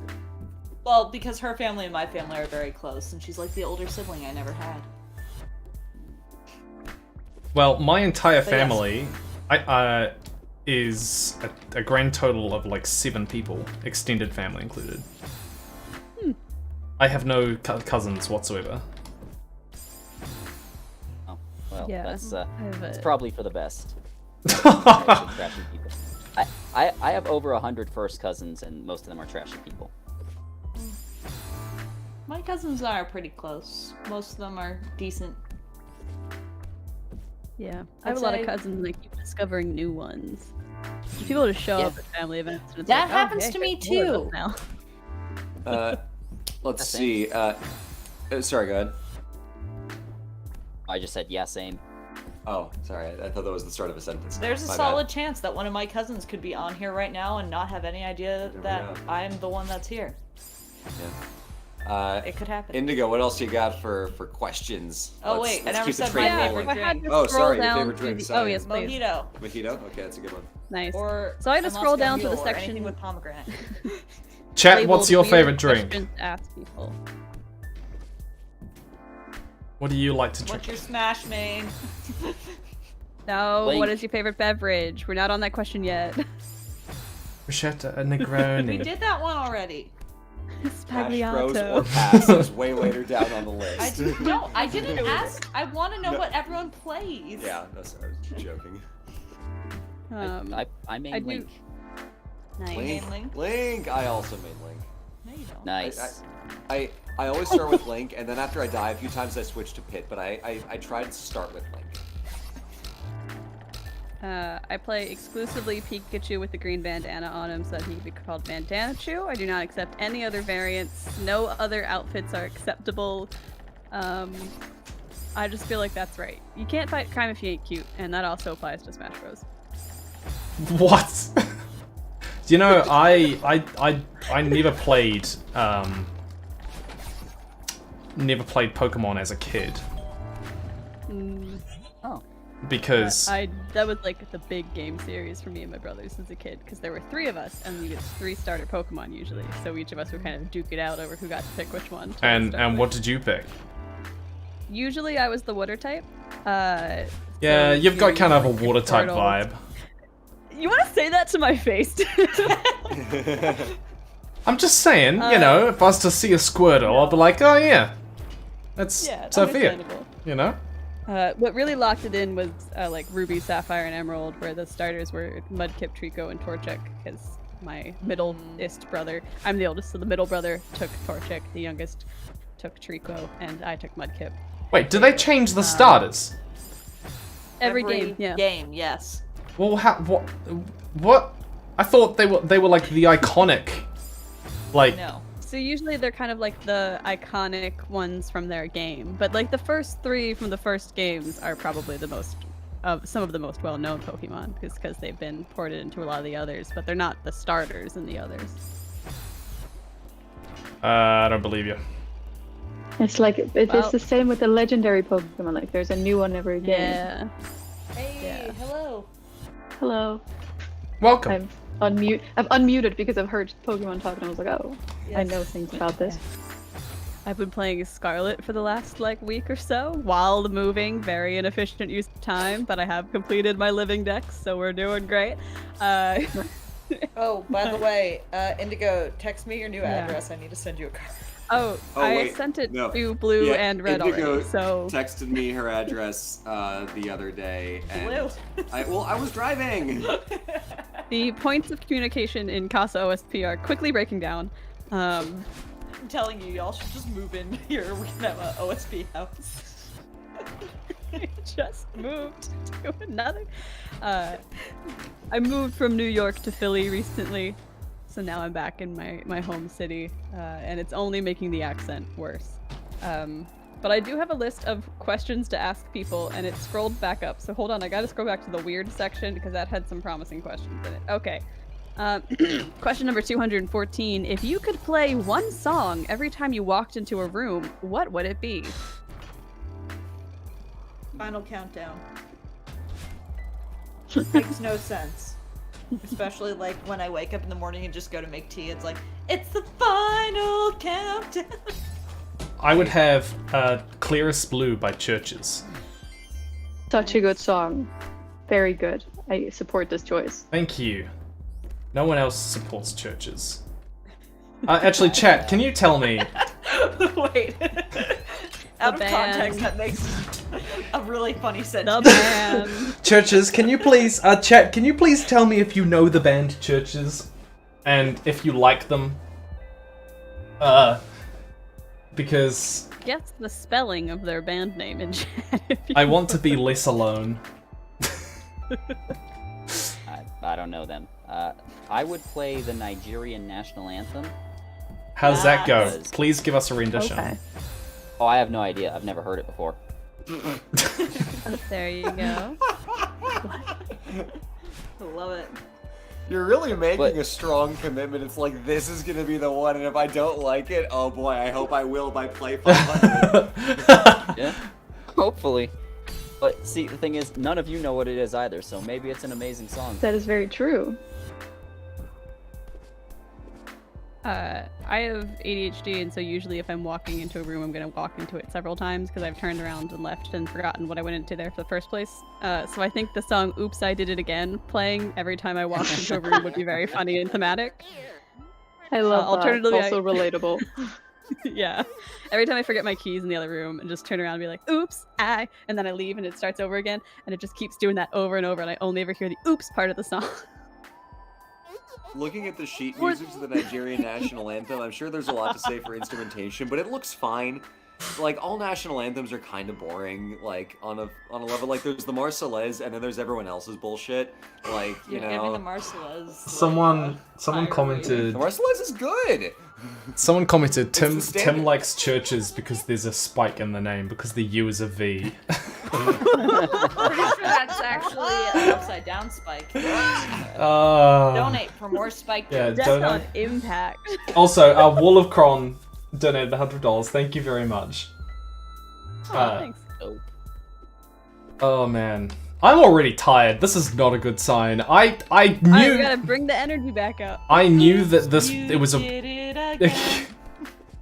I made a decision. I said, you know, we've got to play games that if I can't do things, I can go and do other things, and this is not that game. This is just lessons for next year, you know. I don't think what I just said made any sense. Celeste. I think next year you should play, what's the map game? The one where you GeoGuessr. GeoGuessr. You think I should play GeoGuessr for 24 hours? You should play GeoGuessr, and then after you guess it, you should have to look at the sheet music and then try to sing the national anthem. Whoa! Now there's a challenge. In a similar vein, every time you eat a berry in Celeste, you should go out to the wall, pick a berry, and eat it in real life. Oh, you know what? Actually, That's a lot of stretch guys, if you get Ideas. us to 10,000, no, that won't be funny. Will it be funny? When we get to 10,000. You have to eat the berry on camera. So that No, we have not the confirmation berry. you have eaten If we were just shown the sheet music to the Nigerian national anthem, and then to try and text it to you. like, please, I would be so curious to see a rendition of yeah, the. hold on. Yeah. I got you. I can text you the sheet music to the Nigerian national anthem. Alright. The 450 questions list has gotten a little bit existential and also started to wander, but I do think there's some solid ones on here, like number 222. How do birds pee? What? This is not a question you want me to answer. I know how birds pee. Do they eat? They lay a pee egg. Sure. Let's go with that. That's Tim, better than the Tim. actual answer. Yes. But pee is stored in the balls, and birds don't have balls, therefore birds don't pee. No, that's why they make their own balls. That's why they need the egg. Jeez, God, I thought this would be I obvious. don't know why it's sent as a gift. Arise, Fucking elementary school bird piss fact. But that's not Question original 230. language. We need original language, if anything. Question Don't 230 ask also questions coming that you don't strong. want answers to, including why I have the sheet music to the Nigerian national anthem. Why do you have the sheet music to the Nigerian national anthem? Don't ask questions you don't want answers to. There's actually a But I do secret want the answer second to it. verse to the Nigerian national anthem that goes into detail about the mechanical process by which birds pee. It was cut from the official version of the anthem. Yeah. But the writer was very passionate that it be included. Actually, anyway, I want can to we circle back to the llamas. Because actually in middle school, she's also not here, but a middle school friend of mine and I had a long-running joke that continues to this day because she moved to be in the same town as I am now, that one of us really supported llamas and one of us really supported alpacas, and we would like yell this at each other in the hallways because we were cool kids. Like throughout middle school, and naturally I was on the llama side. But the thing about llamas is, compared to alpacas, they are very mean. Yes, they are. So like, significantly more aggressive. And so she would come to class and be like, so here are all the reasons why alpacas are actually like superior, and you should like actually think that alpacas are better, and be like, llamas are cooler. And also there's this video about llamas and hats. And she was like, that's not good logical argument. I'm like, meh. You know how at Christmas everyone goes and like donates a llama and gives it to like, you know, another country or whatever? What? I have never heard of this in my life. Is that a thing? At Christmas, everyone... No, of course, I'm fully with you. Continue.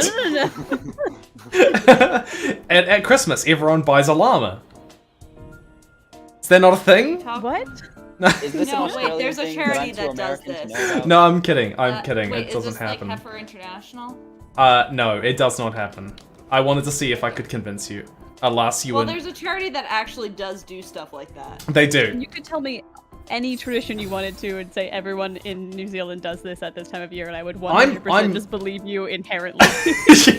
I'm trying to think of actually weird traditions New Zealand has. Like... I don't know. Fish and chips on the beach? No, that's not weird. That seems like it'd be good. It's I mean, fish, fish right? and chips So on a beach you're already is by all the good ocean. until you get sand in your fries or sand in your Yeah, buns. I'm coming. This is talking to someone who comes from a family that likes to eat tomato pie on the beach, which is basically just pizza with no sauce or with no cheese on it.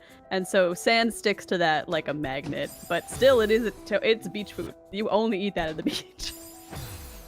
Eating fish at the beach seems kind of dark because you're basically going up to all of their friends who are still alive and saying, "Look what I have done to your compatriots." No, Yeah, what we're but doing the is thing- going up to them and saying, "You're next."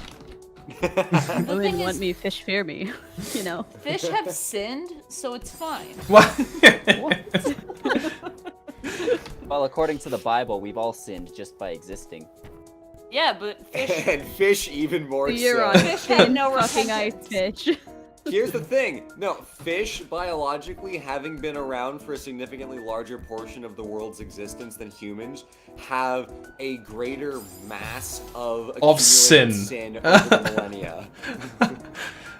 I can't get down under this. Too narrow.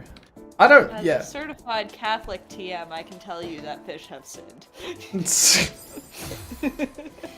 I'm telling you.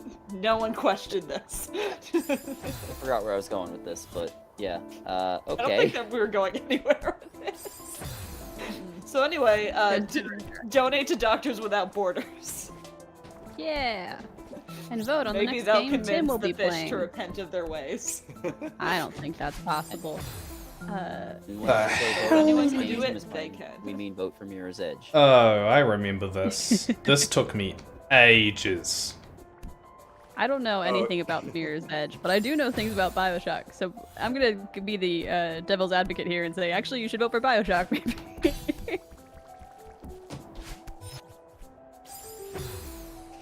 Oh, this is not gonna work. I don't know. We believe in you. What was it? I was gonna tell you something about New Zealand, but I can't remember We're what. close to 9,000. We are close to 9,000. Mm-hmm. And that is very cool. This is very cool. Very, very cool. So if we hit 10,000 before you finish this game, do you get to switch games? Well, I don't want to like disincentivize people from donating, but if we get to 10,000, then James will single-handedly do a rendition of the Nigerian national anthem from memory. Oh, okay. Mm-hmm. You don't have to, it's in the chat. I will actually do that. I will actually do that if we reach 10,000 before I leave. Yes. Don't know when I'm gonna leave, but I will promise you right now I will do that. Why not? How do... Yeah, guys, donate quick so that you can get the Nigerian national anthem. What do We you, can learn chat? at the same time? What do you want us? What do you want to happen at 10,000? What would make you happy? Quick, donate and let us know what you want to see at 10,000. Fish exorcism live at $10,000. Didn't you do a video for April Fool's one year that was just basically a fish exorcism? Yeah, I flambéed a fish in honor of Carthaginian cuisine. Now, did that video start out as an April Fool's joke, or were you just trying a new recipe and you thought maybe I could film No, the concept of we'll make a Carthaginian recipe with a joke is that we cover it in salt and set it on fire. Nice. It is not our best performing April Fool's video because it's a little too niche of like a joke that it's not our best April Fool's, but it was fun. So, Tim, in New Zealand, do they also have, like, fairy bread? Where you put, like, butter and sprinkles on bread? Oh my gosh, why did I moved and I would have not died and I would have gotten out. Ah, kill me. Sorry, yes. I think the game did. Fairy bread is absolutely a thing here. It's a New Zealand cuisine. That's fun. Huh. The Australians might lay claim to it, but they lay claim to everything New Zealand does. Including the maps. I feel like that goes up the chain. That might be a British trait. Yeah, no, they claim everything. They think they invented pavlova. They think they invented lamingtons. They think they invented Russell Crowe. They think they invented. Those are all made-up words. You are just making these words up. Russell right now Crowe is a made-up because person. we think we would call you on them. No, you. None of those things are real. Have you never had a lamington? That's not a real thing, Tim. That is a look it up. That is a thing. I promise you. No, hang on. Actually, I want to vote. Do you guys believe that it's a thing? Am I lying to you? Has it? I do not. I do not believe you that is a thing. Yeah, no, I've had one of these. I could go either way on that one, but the You've had Russell Crowe? that's fake. That's fake. Well, I mean, after watching Oh, Les no, Mis, I've who really fully would lay claim to him, you know? Oh. Alright. Oh, it's spelled with an A? Lamington? What else would it be spelled with? The Wikipedia entry says that a lamington is an Australian cake. Yeah, it's not an Australian cake. Wikipedia lies. It was. Wikipedia lies. Wikipedia. You know why? This is big Australia talking. Okay. This is. Donate to Doctors Without Borders so they can take on Big Australia. Exactly. I also want to point out the main ingredients Wikipedia lists, which are, in order, cake. Okay, understandable. Chocolate sauce. I'm with you still. And then desiccated coconut. That's just dried coconut. That's like what's in a macaron. A macaroon. Do they mean shredded? Yes. But that's actually what it's called in America as well. What if it was desiccated? Coconut? Desiccated? No, it's not shredded. No, no. Just means dried and Desiccated coconut is like ground finer than shredded coconut. Yes, but that is what we call it here too, Sophia. If you I go have to the never grocery once store, in my it will life say that. seen or heard coconut referred to as desiccated. That is a very They're on common your side, term. Is it? Because Yes! I've made it a I long promise time you. without As we ever have encountering established. it. Oh, by the way, That's look the up established the name. following article. Lamington invented in New Zealand. New research proves beyond doubt from The Guardian. Okay, that is. I want to read it. The No, Guardian is a reputable research. Lamington. The Guardian's one of the gooder ones. The gooder ones. Gooder, yeah. Okay, God, here we that's a real go. article. This is the quality journalism The Guardian brings you. Anyway, so on the topic of research, if you don't know about ResearchGate, you should learn about ResearchGate. ResearchGate is a wonderful website that I like to bring up in every stream that I'm on. Basically, it allows researchers to just give people their papers, because most people who do research only make a very little bit of money, if any at all, once they've actually published their paper. Most of that money goes to people who own the journals. So if you reach out to a professor and say, hey, I would love this research that you did, they will almost always give it to you. However, it's very hard to get in contact with these professors, so you can use ResearchGate. This has been a tangent brought to you by Cyan.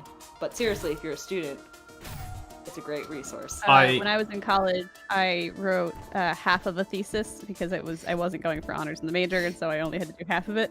And the night before the first draft was due, I was still writing it, and I was on JSTOR scrolling for some articles, and as I was scrolling, I came upon an article that I think has permanently defined my academic experience since.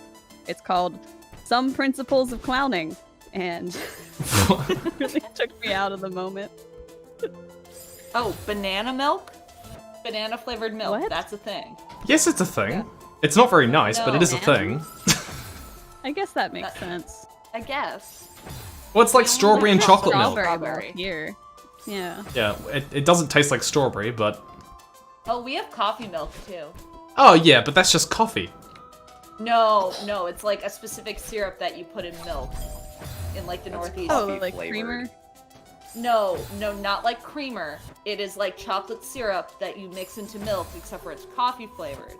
You Oh. only can get it in the Northeast of the United States. It's the official drink of Rhode Island. Look it up. Oh, that makes sense. But see, like, shit like banana milk is why we need to be redeemed through baptism. New Zealand also has... Donate to Doctors Without Borders to redeem us all. And also, you're gonna need to donate to Doctors Without Borders because Australia's gonna need to get some medical help after I beat them up with this stream, taking everything back. Okay, so I am actually reading through this article about how lamington was apparently invented in New Zealand, and it says that the first known reference to a lamington was a recipe published in 1902 in the Queensland Country Life newspaper. Historians had believed the lamington was named after Lord Lamington, who served as governor of Queensland from 1896 to 1901. And the reason that they are saying it's from New Zealand instead is because there is a watercolor painting from 1888 that shows a, quote, clearly visible lamington.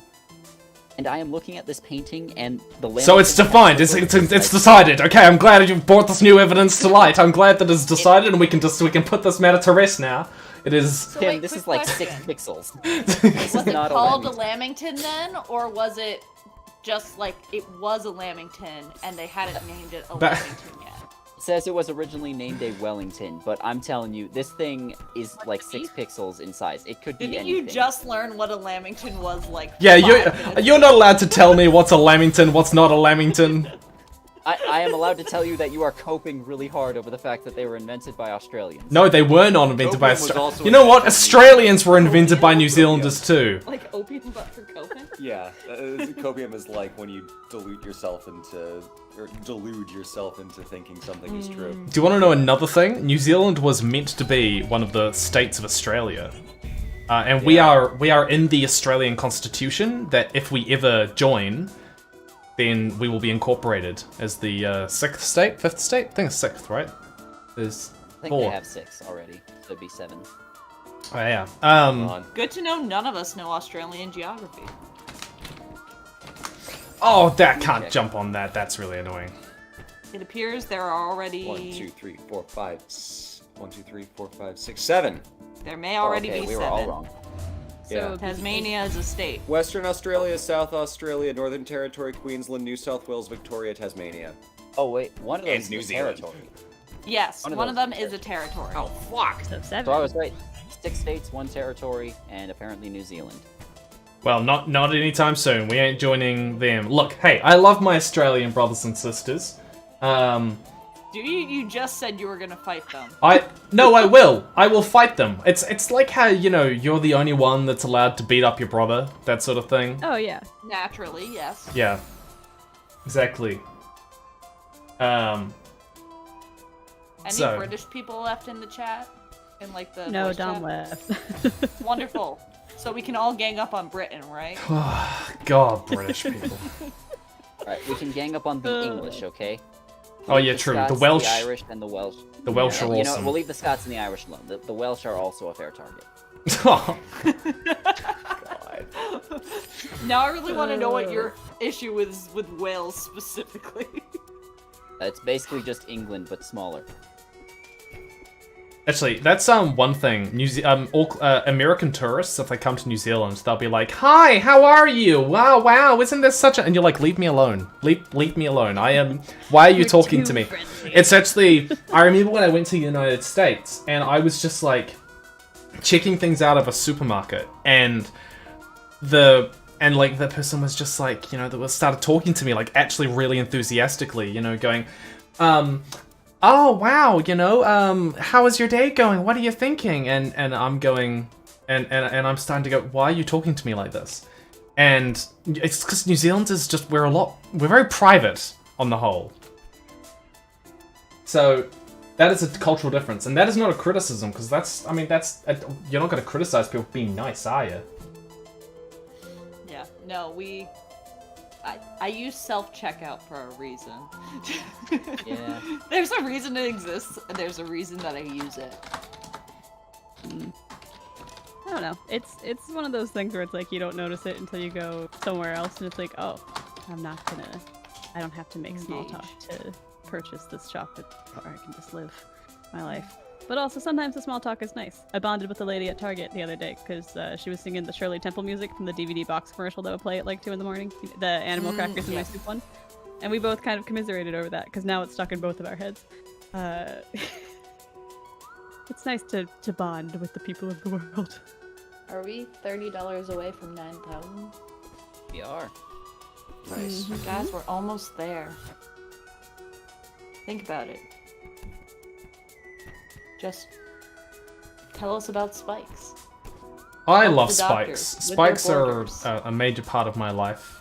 I could tell that you like spikes, Tim. I can tell. Tim, when you play volleyball, is there like a favorite move you like to do? I actually do like to spike the ball. I'm not bad at volleyball.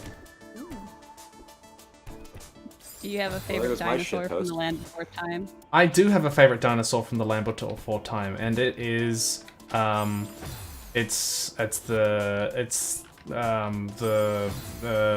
Spikosaurus. Oh no, Spike is the name of Spike is the name of what?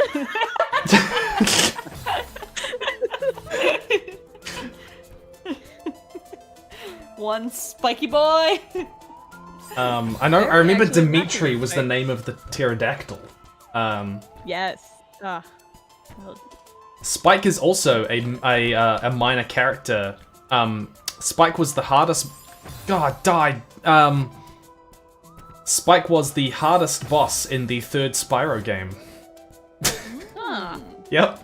Also, of course, Spike from Buffy, the What other sharpest cheekbones and most spiked bleach blonde hair of all time. What other Spike characters can we think of? Spiky hair? I don't know. Feel free to. Shark Boy had very spiky hair. Spike Spiegel from Cowboy Bebop. Yeah. True. I feel like there had to have been a Spike character in Teenage Mutant Ninja Turtles, but I'm blanking on which one it would be. Probably one of the ninjas. His name's Spike. Yeah. I'm looking up Spike character on Wikipedia. Let's see.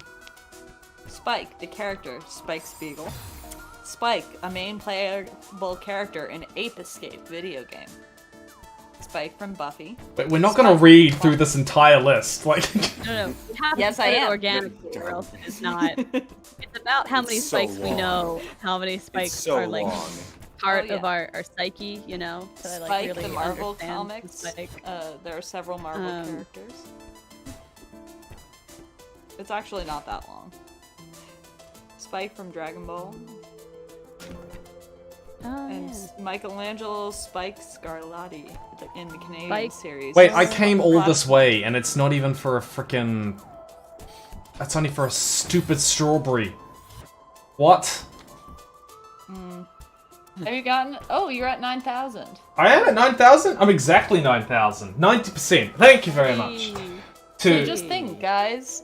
He's only 1,000 away. Quick, someone donate To exactly revive $60,000. It'll be fantastic. Anonymous 125. Thank you very much. Oh goodness. Okay, we have a question here. We have a question. Questions. Yes. Baron asking for my brother. What is everyone's favorite dinosaur or prehistoric animal? Oh my, that came up. I'm so thrilled with this question. Yeah, Yes. please. Absolutely over the moon. Please choose your favorite. I mean, Obviously, I've always T-Rex. I mean, yeah, that's a great one, right? You can't go wrong. Yeah. Iconic. I always liked pterodactyls a lot, although Red, I think, informed me on a recent notice that they're technically not dinosaurs. But I'm not up to date enough on my paleontology to crack that. I just know that the Yellow Ranger on Power Rangers Dino Thunder flew around in a pterodactyl Zoid, and since then they have always been my favorite. It's fair. Yeah. Blue, do you want to go? I was not a dinosaur kid. I was a dragons kid, but I think that Stegosauruses with their no, that's not right. It's a Brontosaurus with a big neck, but Astif movies corrupted me. Brontosauruses are pretty fun, but I like the Stegosaurus from Astif movie that like steps on the guy and is like, I am a Stegosaurus. That still a Brontosaurus. That one is my favorite dinosaur. You know, I feel like I'm a little partial to Velociraptor. They're classic, you know? They're They got a lot of pretty personality. classic. You know, actual Stegosaurus and Triceratops are pretty fun because of their spikes, but I'm just pretty partial to Velociraptor. Alright, so I think Red is ready to join us, but that means we're gonna have to do some Discord shenaniganery to switch over, so permit us a minute to Re-Discord. to quit out and re-Discord. We'll be back in a mo. Understandable. Okay. We will miss you in the time that we are waiting for your return. Absolutely tragic. Okay, quick. Blue and Cyan are gone. Could everyone do their best Blue impressions for me? Okay. Yeah, so like domes are cool, man. Oh, that's I like really good. Yogi. Oh my Yeah, gosh. nailing it. Yeah, that was fantastic. I can't Like top they that. never even laughed. And so that's when the Roman Empire decided to do a little bit of a tinkle-winky, and then you go. Hey guys, welcome back. Hello. I have usurped their throne. The account is mine. Red, could you do your best Blue impression for us since he's not here right now? Gosh, Venice is just the best, right? Oh man, domes, so cool. Love canals and extremely impractically designed city structures. Kings are great, especially when they get killed in funny ways. And, we should really talk about how the cruise ship industry is absolutely demolishing a lot of coastal tourist towns that get almost no money from the people who come by, buy one souvenir and then eat dinner on the ship. Hello, everybody. Huh. That is a very niche thing that clearly he has brought up. I've only known the man like Blue 10 is plus back. years. This is completely surprising and we weren't impersonating him at all. How's it going, Hello. Blue? Good. Red, did you jump into chat without going to mic check first? Oh no! Wait, where's Mike Check? Oh, there's Mike Check. Sorry. Criminal. Red. Criminal. It's at the top of the server. How could you do this to me personally? Devastating. I guess I'm the official stream bad boy, huh? Hey, Yeah. rules. Indigo's just being a really good person here, being so good. It's not my house. Real Doing bad boys everything respect the correct, rules of keeping everyone visiting in people's line, streams. behaving. Oh boy. We can't let this bit can't carry over into streams that are not OSP streams. I have bad news. I brought my absolute crinkliest snacks with me. I came Hey, prepared. I'm Refraining from getting crinkly snacks. Who wants to hear me open this Lindor truffle real slow? Wait, no, Cyan, I have beef. Hold up. Every time we're streaming and I have to edit the VOD afterwards, you bring the crinkly snacks. But when we are on a guest stream, then you don't bring the crinkly Well, I don't know snacks. who's editing this one. I don't know how they're getting paid or compensated. I don't know if this one's getting edited at all. So that's the Yeah, I was perfect about time to for me say. to just unleash the chocolate within. See, I have the opposite. Oh, that's the problem. good stuff. Like, Oh, that sounds I'm so like- bad. I know exactly whose problem this is gonna be. It's gonna be one of you three's. All right, that one's not me. Whoever's crinkling at the mic. I can crinkle into the mic. You want some crinkle? Can't do this. You can't do this. This is No. an Back to the stream ASMR chat. It is not. Yeah, I just No ASMR. realized that the Hello Future Me population is significantly outnumbered by the OSP Strictly population. Yeah. You're I mean, if slowly it makes being you feel any usurped. better, If it makes you feel any better, you're like 6 times larger than I am. Oh, James, you have a special place in my heart. I have a special fondness for your videos. They are so unique, and every time I see one of your thumbnails, I just go, God, that's so ugly. Whoa! It's true. He's not wrong. What is wrong with you? He's not wrong. My thumbnails are terrible, but they're terrible on purpose. So Yeah, it's fine. they're beautiful in the most terrible way. Okay to say out loud on stream. It's camp. We do looking up some of them now. We do have another question here, which is that Oh, you ho, can ho. choose 3 of the following. This is quite a question, so you got to pay attention. All right, so you can choose 3 of the following: 1, gain complete mastery of a skill. Which skill? 2, instantly become fluent in a language, which is a skill, but which language? 3, instantly gain knowledge of a topic as if you studied under experts of that topic for 20 years. Which topic? You may choose any of those, alright? You may choose the same option multiple times with different answers. So you can choose it, you can choose, like, you have to choose 3 of these, and you can do all 3, or you can do 3 of the same one. Do you follow? Okay, so hold on. It's mastery of a skill. Mastery of a skill, instantly mastery of a language, and instantly gain knowledge of a topic at an expert level. Ooh. I genuinely really enjoy the learning process, though. Like, half the fun is finding the weird little rabbit holes. But I guess that means I just need to answer things that aren't in my immediate zone of interest. So Yeah. My first answer is going to be I'm going to gain mastery of a skill, and that skill is going to be self-control. I think I know what I would do. So I'm not, like, I wish that I was more tech savvy than I was with, like, cameras and editing and stuff like that. So I would immediately do 2 skills, and I would do the use of a camera at a professional level, and I would do editing in Premiere Pro or like some other equivalent software at a professional level. So those 2 skills, and then I would learn probably Spanish would be the one I'd pick. Ooh. Yeah. How much are we allowed to cheat?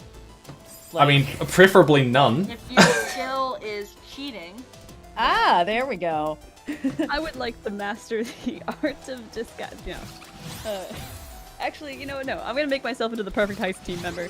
I want to master the art of stealth, of disguise, and like persuasion, like being very like charisma, that natural suaveness that you have. That's like very practiced. You would screw the dragon. That's what you're saying. You would. I usually classic play bard behavior. I want to be an effective member of a heist team, and I've already got enough of a tech background that I think I could swing that, so I'm working on the honeypot angle instead. I want to know everything there is to know about all potential alien civilizations. This is why it's like, how much am I allowed to cheat? It's like, does it have to be knowledge that humans have? No, I mean, honestly, can you imagine if you sat here and you go, oh my gosh, the universe is populated, we're just in an empty neighborhood. Like, yeah, can you I'd love imagine to how know much that everything would there suck? is to know. With that knowledge. What do you mean, That's do the with thy knowledge? None of this is gonna affect how I live my life. Oh, also, We've got a good thing going here. chat, I would love to know your answers. So, like, which skill, if you could pick a skill, what would you pick? Or which language, if you would pick a language? I think I'm gonna go with final answer is skill, self-control. I'm sticking with that one. Second skill, medicine. I would like to have medical knowledge because, first of all, useful, and second of all, there is a shortage of people with disabilities in the American healthcare system. And third off, I would also learn Spanish because it is a highly spoken language in America, and I am really, really bad at it. It's also the second most widely spoken language in the world. You know. Yeah. It's useful. Spanish is hard, though. Is it? I mean, as far as I'm aware, it's basically the second one of the easiest languages. I'm just not good at language learning. I also might not have had a particularly good set of teachers. They were really good at teaching the cultural aspect of things, but the actual language learning, my middle school taught only Spanish to every grade, kindergarten through 8th, and then at the end of 8th grade we went to Mexico for a week, and the teacher we had in Mexico was shocked at how little we knew, which is a very bad sign. I will say, like, sometimes you just get a language teacher who, like, either doesn't work for you or just, like, the language teaching styles don't line up, and it's not happening no matter how easy or complicated the language is. Like, I had one teacher who tried to teach me ancient Greek and was very bad at it because she was very mean. I had another teacher who tried to teach me ancient Greek who was not great at it because he was, like... He was the kind of teacher who seemed like he would have been really fun in the 70s, but now he's like... What does that mean? What does that mean? What does it mean to be really fun in the... Are you just saying he was like getting, going to his office and smoking cocaine every, like, second? He had a pet theory that the Tyrian purple dye that was woven into the clothing of emperors was produced with the shell of a certain, like, snail or shrimp or, like, mollusk or something, whose body is known to be a psychoactive substance. Therefore, the dye produced by crushing up this animal shell would have rubbed on the bodies of these Roman emperors and make them basically microdose on LSD all the time. That kind of teacher who would have been fun in the 70s. Yeah, no, that makes perfect sense, actually. We did not learn a lot of Greek that unit. We learned a lot about how much Herodotus was getting blasted on Scythian hash, and not a lot about verb forms. People in chat are saying finance management and time management. Someone said there's cocaine. People are saying that having Chinese might help more. Well, Chinese or Mandarin is technically, I think, the most spoken, but it's not widely Mandarin spoken. is like the state dialect of Chinese, but there's a lot of different dialects across the various different provinces. Yeah. And then, of course, Cantonese is also very widely spoken, especially if you're in Taiwan or a lot of the diaspora speakers. As someone who's functional but not fluent in Chinese, it is very useful, but also not super useful depending on what part of the world you're in and what community you're interacting with. Like, as I understand I don't have a it, lot. Yeah. No, sorry. Yeah. Well, as I understand it, Mandarin is like the go-to for like business majors because it's helpful to know in specifically like finance circles. But outside of that, it's like if you want to go somewhere and be able to talk to the people, might not be super helpful. Yeah, it is a super cool language. I think it's a really, really fun one to learn. It's very unique. It has made it more difficult for me to learn other second languages now, though, because I only ever learned Mandarin, and that does not have an alphabet. And so now if you give me an alphabet, I'm like, I don't know what to do with this. I don't know how you want me to memorize. What do I do? Where do I go from here? But it's such a populous country, and there are a lot of speakers in the diaspora as well, so it is not useful, but it kind of depends on the use case that you're looking for in terms of whether or not it would be the quote-unquote most useful language for you to learn. You can always just learn a language because it's cool, because language learning rocks, but yeah. I have another cheating answer. Linear A. Yeah. Gimme. Forgive me, Linear A. What is Linear A? Linear A was the script used on, I want to say, Crete, like Minoan Crete. It's like the one we don't know how to translate, right? Exactly. Yeah. Linear B is the one that we've parsed in like the 50s and discovered, oh, it's Mycenaean in Greek, and hey, shit, a lot of the gods that we thought were imports were actually here the whole time. That's nuts. Linear A uses a lot of the same symbols, but they don't parse the same way, to this day has not been cracked. We figured out. Last I recall, we figured out that Linear A is a syllabary. It's not an alphabet. Now, what? So that means it's just the sounds. It's not. It's like a syllable. Similar to Japanese, each character represents a single wa, mu, stuff like that. Like a consonant vowel pairing, basically. Yeah. There are other scripts from Bronze Age Greece. The other famous one is there's this spirally pictograph language the Minoans used. We've got nothing on that one. That one's going to be undeciphered for a while. Writing in spirals is nerds, but I like it. I mean, it's very space saving. Some Zonai tribe shit. Yeah. Oh man, that one's not a That joke language, was but exclusively for you.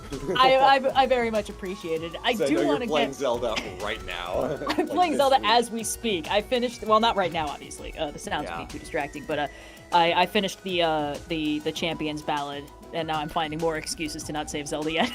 Feeling increasingly guilty about it.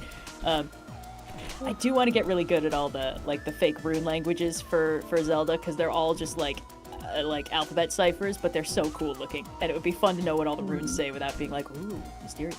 Okay, what's an ancient mystery that you guys would like to know or solve? Bronze Age collapse. Yeah. That one's So- actually more straightforward than it seems. I can give you the long answer or the short answer. The long answer is I have a video on it, kind of. The short answer is it was a slow process of civilizations basically over-militarizing and then eating themselves alive and not having the resources to actually organize a society. So everyone just kind of went into the hills and into the fields away from the cities because the cities were no longer profitable or operable as sources of societal organization. It wasn't like a spectacular collapse. It wasn't, like civilizations bathed in fire. It was just over the course of a few decades, just kind of like a fizzling out. Yep. I want to know what That's the all true, but there's still a lot we don't know about it. Yes. Yes. Yeah, that is details true. would be cool. Sorry. My default response to Bronze Age collapse is usually because the overwhelming picture is and the sea peoples, these mysterious they're just Greeks, guys. They're just Greeks. Suddenly killed everyone. Yeah, because the Bronze Age collapse is sometimes over exoticized in a way that is unhelpful. There is a lot we don't know for sure, but there's a perspective on the Bronze Age collapse that is very ancient aliens adjacent. Yeah. And so whenever it comes up, I'm like, so sorry, not to See, I want to know how who built the pyramids, because I'm still figuring that one out. It's just and also how we built them. It's just goodness knows. I want to know what the pre-Christianized Celtic religion actually looked like. I want to know how many sickles and weird antlers on things there actually were, so I can collate that knowledge into a series of essays and then smack the Assassin's Creed Valhalla game developers with it. Yeah, I've heard the Valhalla game isn't fantastic from a few sources. Bad. It's just very bad. Really boring is the thing.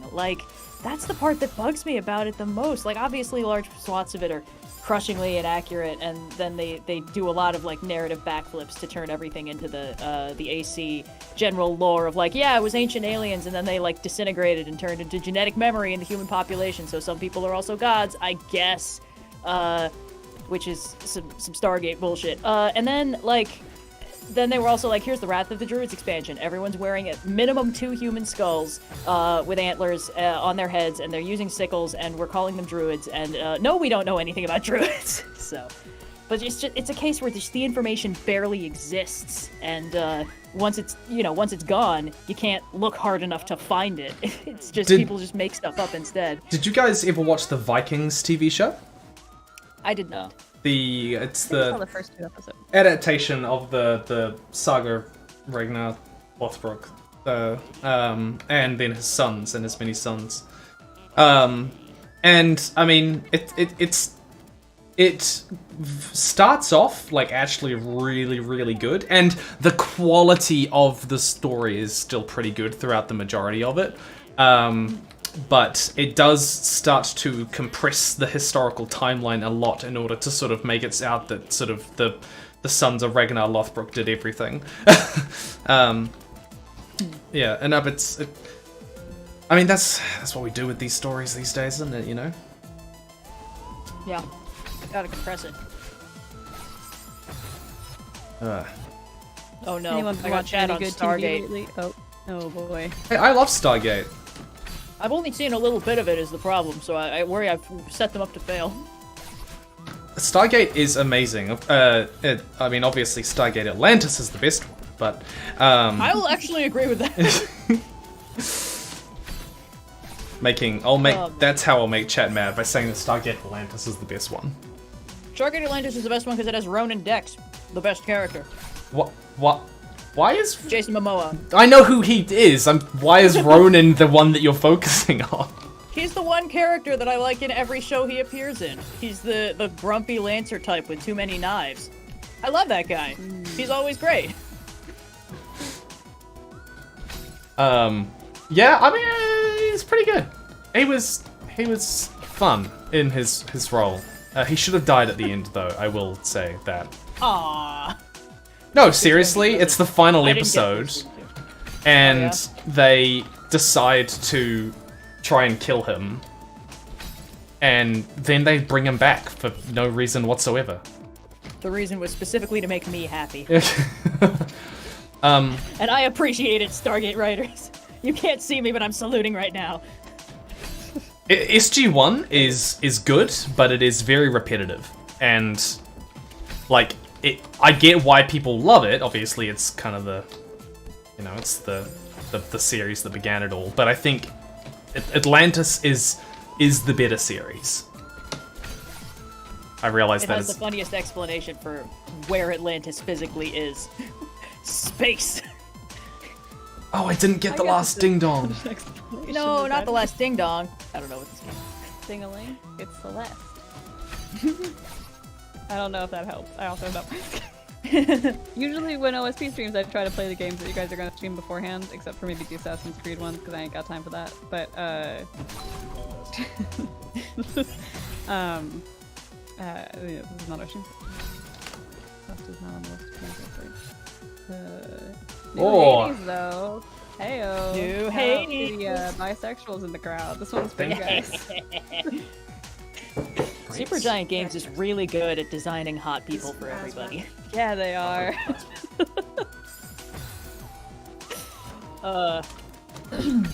As soon as when they showed like the quick shot of like the new gods that are showing up as assists in the game. Okay. Yeah, it's like, oh hey, Apollo, and then it was Nemesis I am and looking respectfully. yeah, of course. It's like, oh yeah, 8-foot tall scary lady. Okay, yeah, all right. That one's for the girls and the gays. What they did with Nemesis is they were like, okay, so we have like the character of Meg from the first game. Obviously, that was the tame version. Yeah.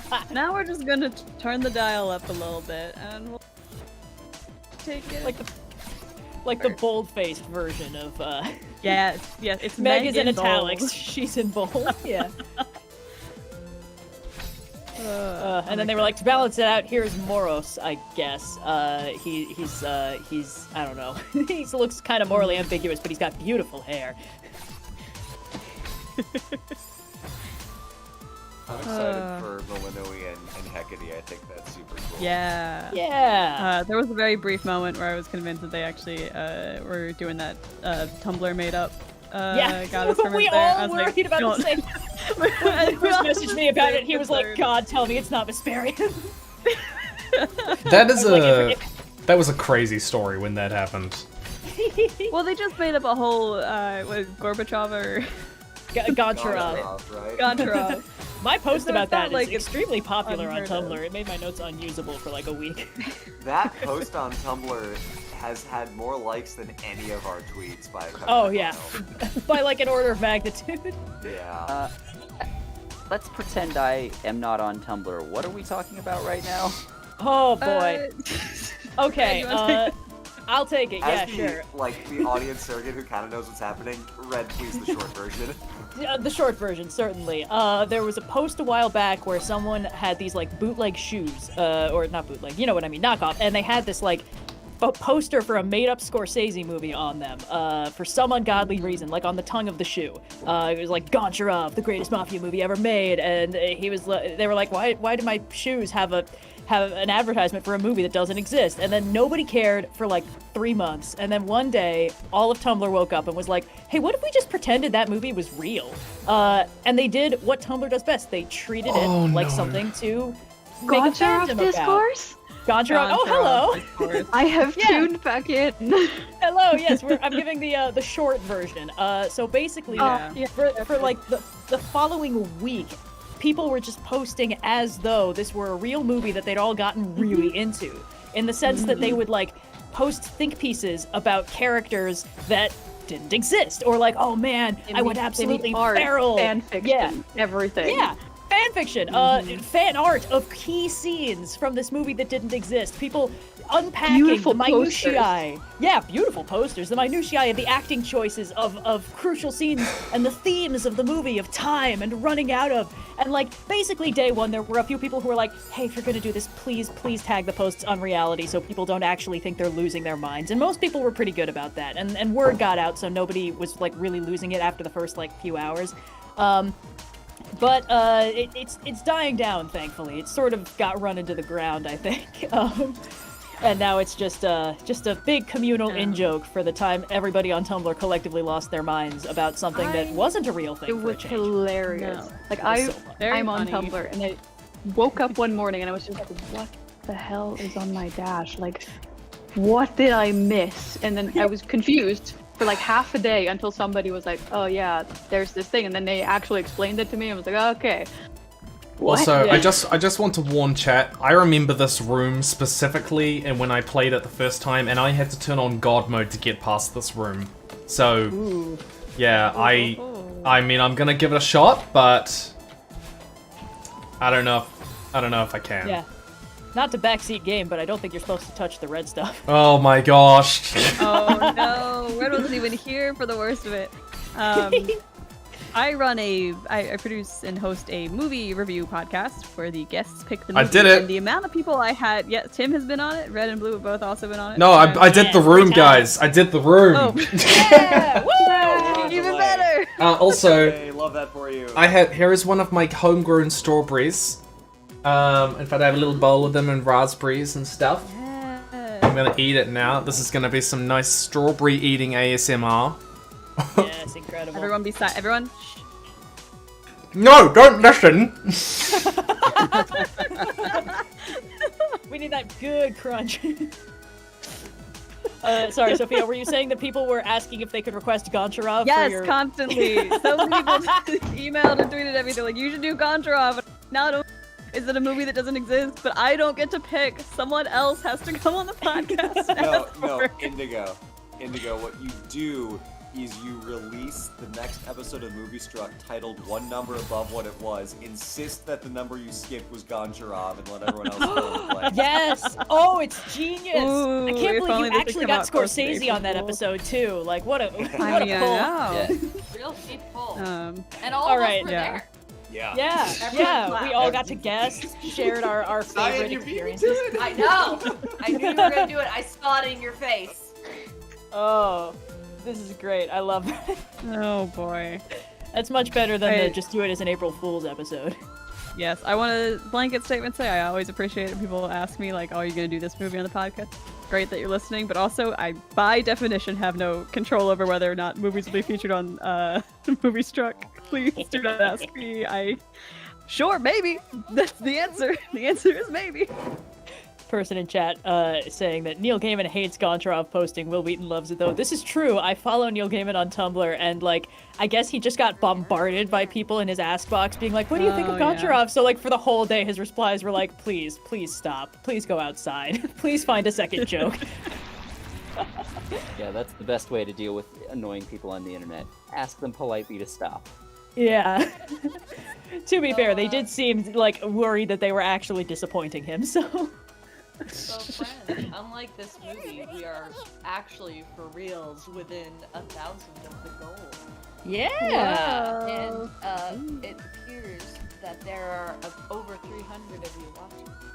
It's true. That means we could 100% reach this goal. I don't understand. $3. Do it for Timberly. Yeah, Yeah. I don't understand what this game is doing. Do you know the game Celeste? You know, I do not, in fact. Oh, I okay. mean, I've definitely seen like screenshots of the character. Her design is really familiar, but I don't know the plot or what we're doing. Yeah, it's okay. So Celeste is climbing a mountain, and the mountain is depression. Ah, classic. It's my classic my classic game genre, where character is doing something and the metaphor is depression. Yeah, it seems like game developers do that an awful lot. Do you think we should be concerned? I was actually on a panel for best mental health representation where we picked a bunch of games, and Celeste won by yeah. It was really cool. Very cool. Oh, it very much deserves it. You haven't really seen the stuff that kind of won it yet, and you might not, given how bad I am. But it does some incredible stuff a bit later on. Very cool. I'm excited to see it. If you manage to, you know, Not- I have faith in you. We'll be fine. Not hit the spikes for more than one. We have also been informed that currently Bioshock and Mirror's Edge are tied for vote. Whoa! So if you want one more than the other, you might want to get those Gotta donations donate. in. Cast your votes. I think I'd be very bad at this game, just emotionally. I don't like any game that makes you restart from before the hard part you got through. I love saves coming for exactly. No. This game is really forgiving with that. Really? I don't know. I just seen you do like 4 jumps that I wouldn't want to have to attempt even on my Oh, best you day, and then you only have to start from the screen you're on. Yeah, that's still pretty That's bad. that's still too much. You gotta understand. I like it when a game doesn't really punish you too badly for dying, because I get into little frustration spirals, and then I get very hard to deal with for a while. Well, it's actually, I mean, it is funny you say that because Celeste is like kind of famous for being very, very forgiving with its game design. I mean, part of the one of the interesting things is its accessibility options are really, really good. Except they're not described as accessible. What are they described as? They're options. Assist mode. Assist mode. Yeah, it's called assist. Where on earth is it? It's somewhere in here. Language is important. The thing about accessibility options is it's okay for them to just be options. You don't always need to clarify. Yeah.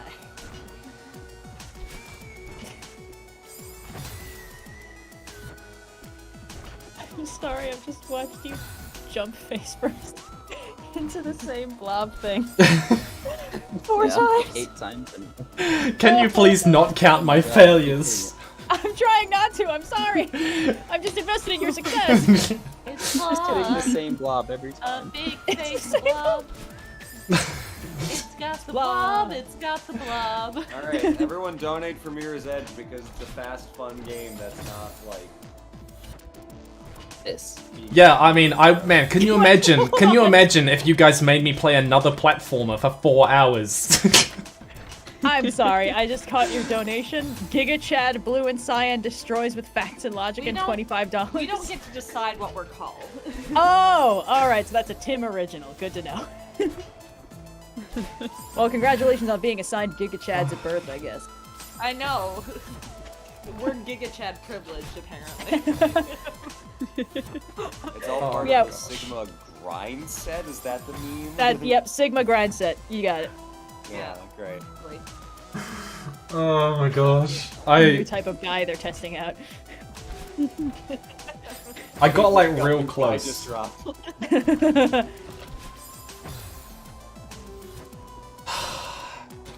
I do remember when I first completed the game, at the final level, I just turned on God mode. Good. Yeah, I didn't even try. I tried for like an hour, and I was just like, nope, this is just never going to work. Yeah. Vote because Tim's sanity might depend on it, and also because those doctors really could use your donations. Those Like, doctors honestly, I know really- we've been making a lot of jokes about it, but Doctors Without Borders is a really awesome charity. Yeah. Your donations make a lot of difference. Those poor doctors are in dire need of borders. Every day. Borders as a borderless doctor. bookstore has closed, so the doctors need your help more than ever. Yeah, where are they gonna get all their doctor books from if we don't reopen the borders? The bookstore. on earth? Oh man.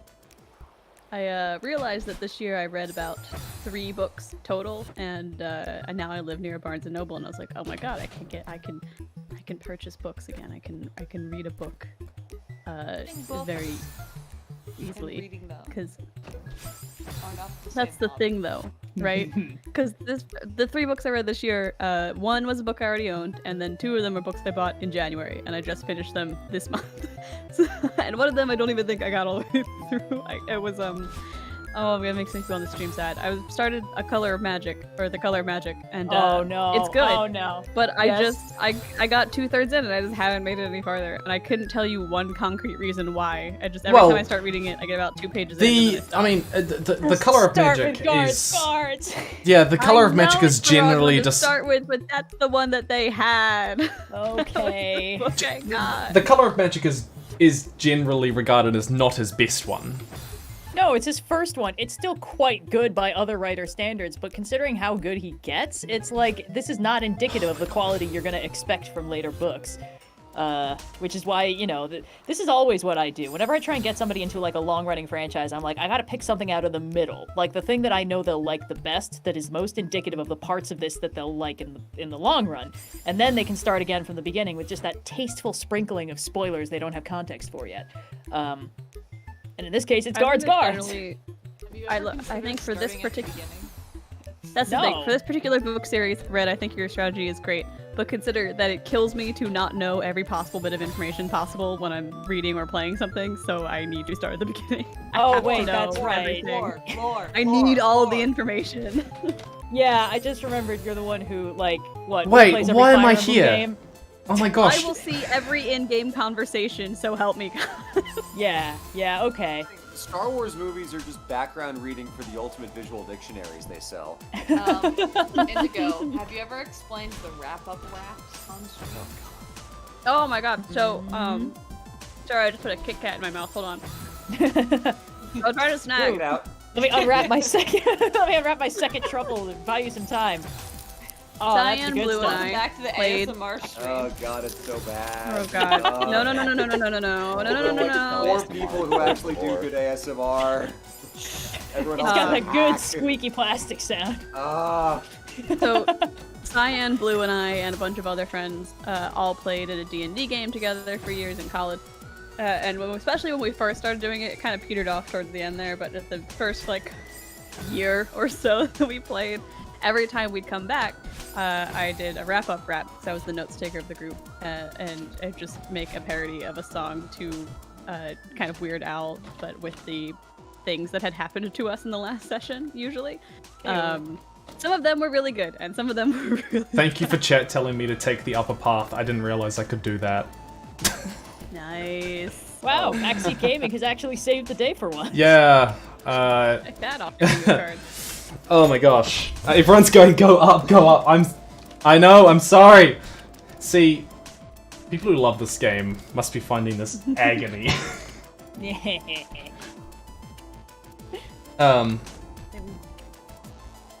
Oh. Yeah, no, sorry, there we go. Yeah.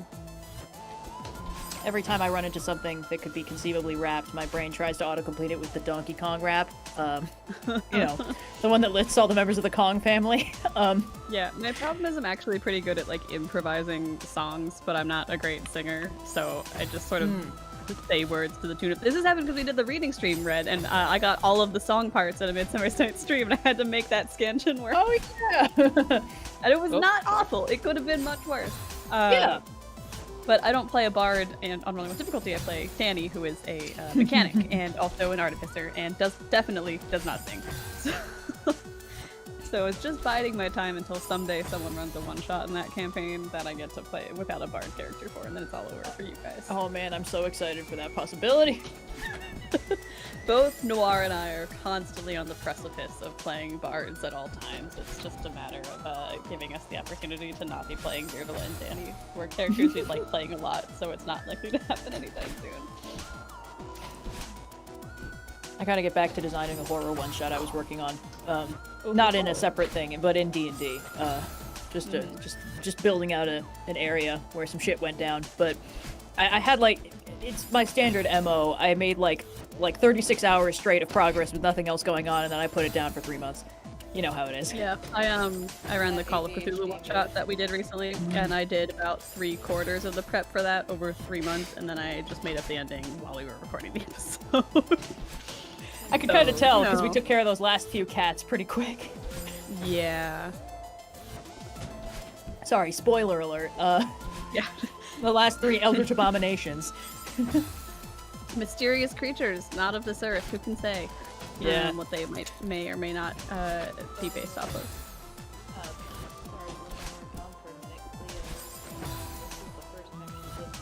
My goodness.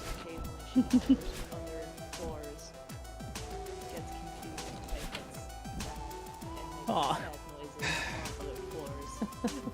I'm coming for you, honey. I know, Red. I feel like you're gonna come and you're gonna be like, I'm taking your cat. Whatever house rules you have for Cleo, she's gonna completely unlearn by the end of however long I'm there. I am so bad about spoiling other people's pets. So far, it's mainly just don't go on the stove and don't eat the Christmas tree. Alright, well, don't go on the stove, I can handle. Don't eat the Christmas tree. I don't think I'm going to deny her life's simple pleasures like that. Well, we coated the bottom of it in vinegar, so she's mostly stuffed. Ooh, spicy. I don't know how I'm meant to do this, Paul. It is a spicy tree now. You gotta shimmy, I think. I have no idea. I'm watching the stream, so it's a little delayed. So I assume. Whoa, we whatever just I dropped told you to do is $500. done. Oh. Anonymous, apparently. Oh, thanks, Anonymous. To anonymity. We do have a question from. Oh ho ho. And also we're at the 7-hour mark. I would love an update on which is winning, either Bioshock or Mirror's Edge. And we got Ace of Spades who asks, is the multi-myth / pantheon fantasy genre worth more attempts, or do you feel it is well a bit dry after the likes of Percy Jackson and God of War? I feel the well has run very dry. James, you think it's run very dry? Yes, very dry. Like, I mean, sure, you can do different interpretations of these characters, but either the interpretations are going to be very similar to what we've seen before, and thus it's just the same thing, or they'll be extremely different to the point where it's basically an entirely different thing that's not based on the mythology, and you may as well just make an original mythos at that point. Yeah, I think we actually had a conversation about something like this on our buddy Adam's stream a few days ago, where we were sort of discussing the extremely dangerous reflex in any sort of historical, like, mythological research of, like, oh, that would be cool, which is how you get the completely unsourced headcanons that get cytogenesis into looking like they're real things. And the real power gamer move is to do what Tolkien did and create a full-fledged fantasy world to put all your, oh, that would be so cool headcanons in, rather than trying to justify them as real things that actually happen in the mythos that you're studying. And I'm a big fan of, ground-up fantasy. I think that just sort of starting from... Oh, did we lose somebody? Blue and Cyan somebody went to go my check level. Ooh. Yeah. Guys, do you care if I put on God mode for this part? I can't do No, this. do it, do it. Self-care. It's. But I think it's in the map. Yeah. Or something. The thing is, I also think that, like, there is...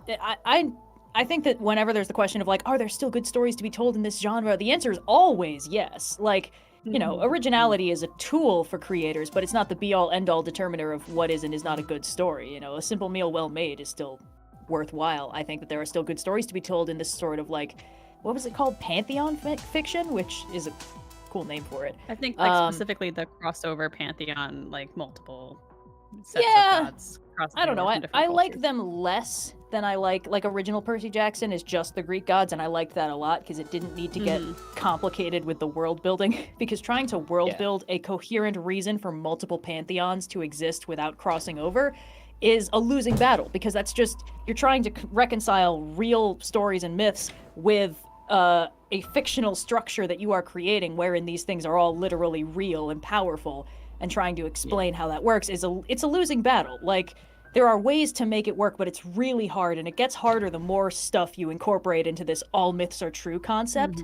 I'm not saying it's impossible, I'm just saying it's really hard, and it's really easy to accidentally write your way into something that's hideously offensive to somebody's real living religion, or dismissive of something like that. It's just like a series of minefields, which doesn't mean that it's impossible or not worth doing.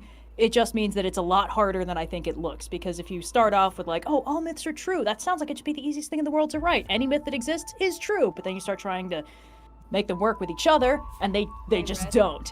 Yes, hello. Okay, I'm gonna cut you off for just a second. Hey, Tim? Yeah? Before you get back into running, can you check real quick to see if on your Discord our audio level is not at 100%, and if so, can you up it? You guys have gone quieter, I will absolutely say that, but I can put you guys Yeah, because we're good in mic check, but... Yeah, alright, I will put you up. And... Thank you. You up. And Sophia up. And James up. I don't think you need to do that for everybody. I think the problem is just that. Oh, it's just you? Just Okay. Just OS people. Alright. Nope. Oh. Okay. And you might get a little bit of Cleo running around being a maniac. I love cats being maniacs. Cats being maniacs is my favorite thing. It's beautiful. Yeah, it's beautiful. I hope you like it, because Ziggy started knocking stuff over as soon as he started Bioshock. doing it. Bioshock is now winning by 1 vote. Ooh, get in Mirror's there. Edge, folks. Get your votes in. Or Bioshock, hold it down. No. You get to vote and decide with your money. I have no stake in this. No. But... Bioshock is really good, but it's so slow. I'm gonna But put... how else are we gonna discuss the sweat of our brow or something? Bioshock. I've only played Bioshock and not Mirror's Edge, so I feel like I don't really have a stake in this, but I do.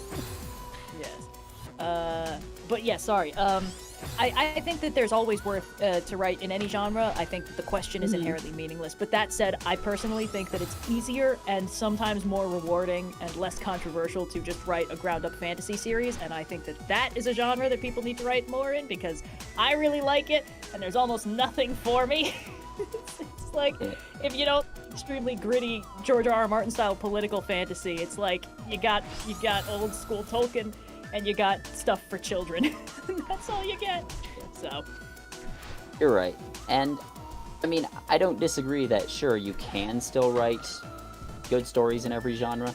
It's just that at this stage, with everything needing to be a franchise and everything being oversaturated, I am really getting more and more into just smaller, shorter franchises, smaller, shorter stories. Oh, me too, that man. don't feel the need to go on forever and don't need to endlessly repeat and be remade and be rebooted. No, yeah, it's just so refreshing when you can consume like especially with movies is my specialty. Like any standalone movie now is just so refreshing to me. It's like a fresh breath of fresh air that I feel like I go so much lighter on it sometimes on the critical angle, just because it's not connected to anything else. Like oh my god, yes. Looking at you, Disney, everything doesn't need a sequel. No. I will say that I think that standalone stories are definitely extremely good. Like, I want more of them. But I also think the idea that, like, everything nowadays is a sequel or a remake has been a complaint for literally, literally as long as, like, things have been written down. Because it's funny, like, if you go back, you'll be like, oh, like, 3 different writers put out a version of this story that year, but we only remember one of them because only one of them is good. Sorry, I have like a bubble tea thing and one of the bubbles attacked me. You know, especially in ways like, you know, when we talk about your thing is always Homer and Iliad and the Odyssey. You know, the ones that remain are the ones that survived, basically. It's not necessarily the best one or the original one, it's just kind of the one that made it. Yeah, sometimes works just get lucky. Yeah, I think those, so those I think points are, those points go together. Yeah, I mean, I do think you're right. Like, it is a conversation that happens over, you know, it's the same principle with music with, like, we don't remember every song from the 80s, just the ones that were good. But I do think if you look at, like... we do need to concretely decide what's happening at Team 1000, by the way. Guys, you beat the game. Oh, shit! No, I have not beaten the game, but I got past the little thing there, and I didn't have to turn on invincibility, which was... I just had to slow down the game, because you can change the speed of the game, Right. and it's very fast for the most part. But I put it down to 50%, and that was good. Oh, extremely cool. Yeah. So I beat that section of the game. But what do you guys? What do we do at 10,000? Thought we were doing Well- the song. Yeah, we can do the Nigerian national Yes. anthem. Actually, I would love to I hear. did agree to sing that. Does anyone here know New Zealand's national anthem? I do not. No. Tim, would you teach it to us? I could teach it to you. It's not the world's best national anthem. Okay, I'm looking up the lyrics right now. Okay, just a moment. I would love to hear your rendition of it without any knowledge of what it sounds like. So we just look up the lyrics, and then each of us tries to perform it. Well, James has to do the arbiter. Nigerian national anthem from. And do you have sheet music for other national anthems? So James does Nigeria. Who does New Zealand? I can find the New Zealand one. The New Zealand. Yeah. Hold on. Wait, does New Zealand have 2 of them? No.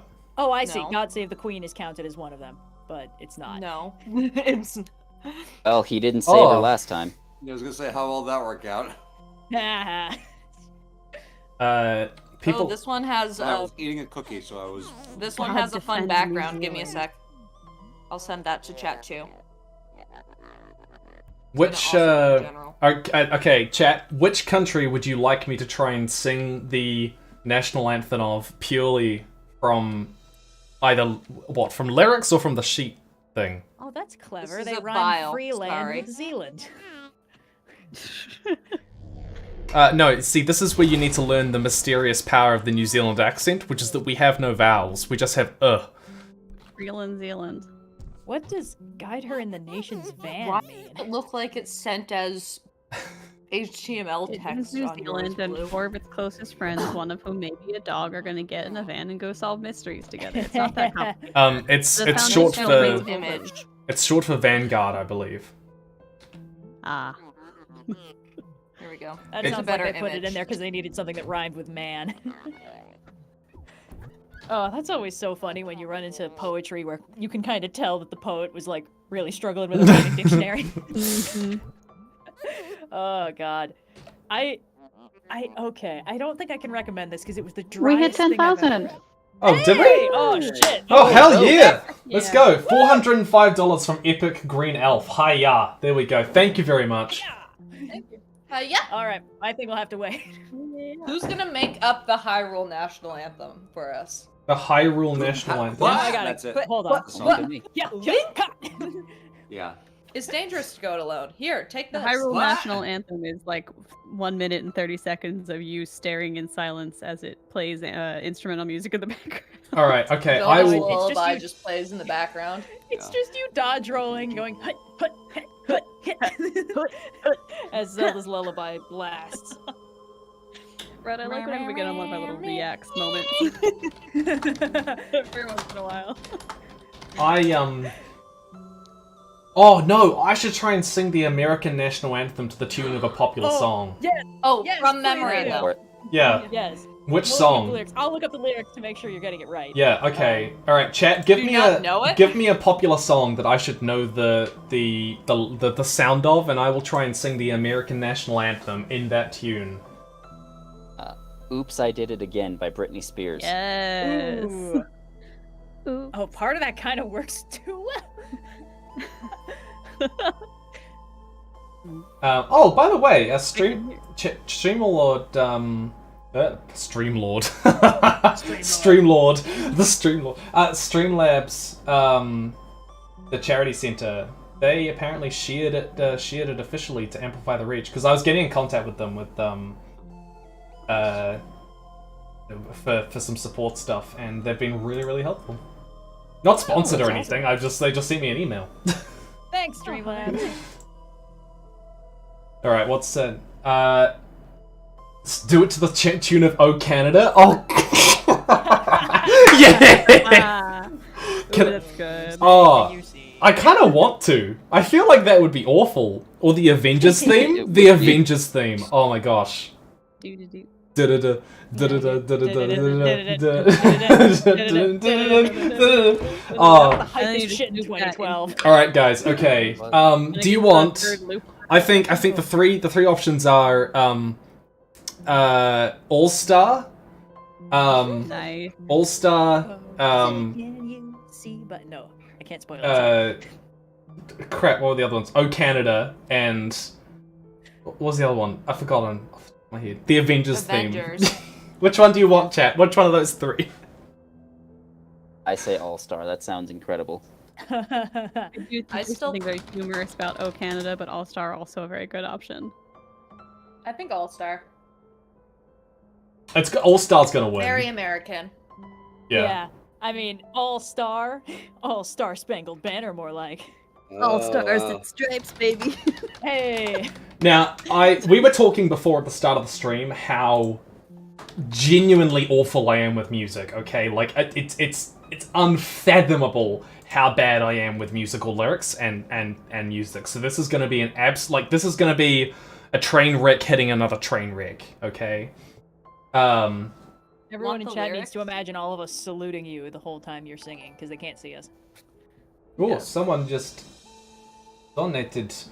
Long time viewer, first time donator. Thanks for doing this. Also, play Mirror's Edge. That's from Anonymous. Thank you very much. And King of the Nerds, we will get to your question in a second. Once we've sort of done this. What's the chat saying? Which song? All Star? Avengers? It's a clean sweep for All Star. Clean sweep for All Star. Okay, alright, let's go. I need to turn off the music in the game, my goodness. That is hard enough to keep me distracted. Alright, okay. This is not gonna work. I hope you know that.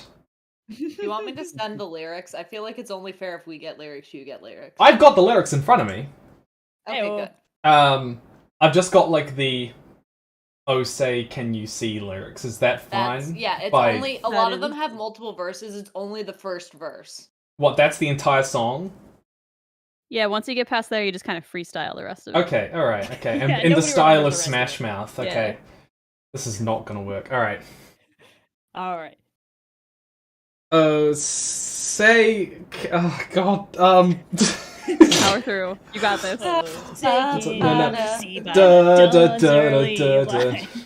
Okay. Oh, say, can you see by the dawn's early light what's so proud? I've forgotten even what... I can't do this. I can't do this. My brain doesn't work. Whose broadsides and bright stars through the perilous fight of the ramparts we watched were so gallantly streaming down the rockets red glare, the bombs bursting in the air gave proof through the night the flag was still there. Oh, so stands the star-spangled banner, yet wave o'er the land of the free and the home of the brave. There we go, America! So I think it's only fair that we now round robin the New Zealand national anthem. Oh, totally. I want to hear that. I want to hear that. God defend New Zealand. I found a Wikipedia article. I hope that's Please, I want to It's hear your literally in the rendition chat. of this. Oh, I already sent it, guys. It's that's the Star I don't Spangled know Banner. how It's to all read about it. sheet music. Okay. And I hope that betrays my lack of knowledge of both how All-Star goes from memory and also my lack of knowledge on how to do the American National Anthem. Should I try or should I like not try? What should we sing this to? Chat, what do we want to hear the New Zealand National Anthem to? All-Star by Smash Mouth. It's like iambic tetrameter, if that helps narrow down. You know, we need like a nice sort of 8-syllable. Anyway. Red, no, that's not how this works. Oh, sorry. Yeah, I'll take your memeist answer, please. Someone says, "God bless America." Oh. I don't know if that was a song suggestion or a response to him singing. Oops, Actually, I that did it kind again. of It's always on the works table. a little too I could sing this to "God Bless America." Yeah. Is God Bless America a song? Yeah, you Oh, want me that to one's sing not the New supposed to Zealand anthem to "God Bless America"? I'll do it. But people. You commented very confidently, and I copied you very confidently. But it's definitely Stars and Stripes. I don't Yep, actually know the 100%. tune to God Bless America except for like that one bit. Yeah, it's the one that goes like. Wait, guys, are you doing the English version or the Māori version? It's gotta be the English we version. were gonna It's do gotta the be English version. We're gonna be So so we don't- culturally inappropriate. Yeah, so we don't like sound super awful and a I little don't bit relish racist. the idea of getting crucified by chat. It's interesting. sure Like, it is.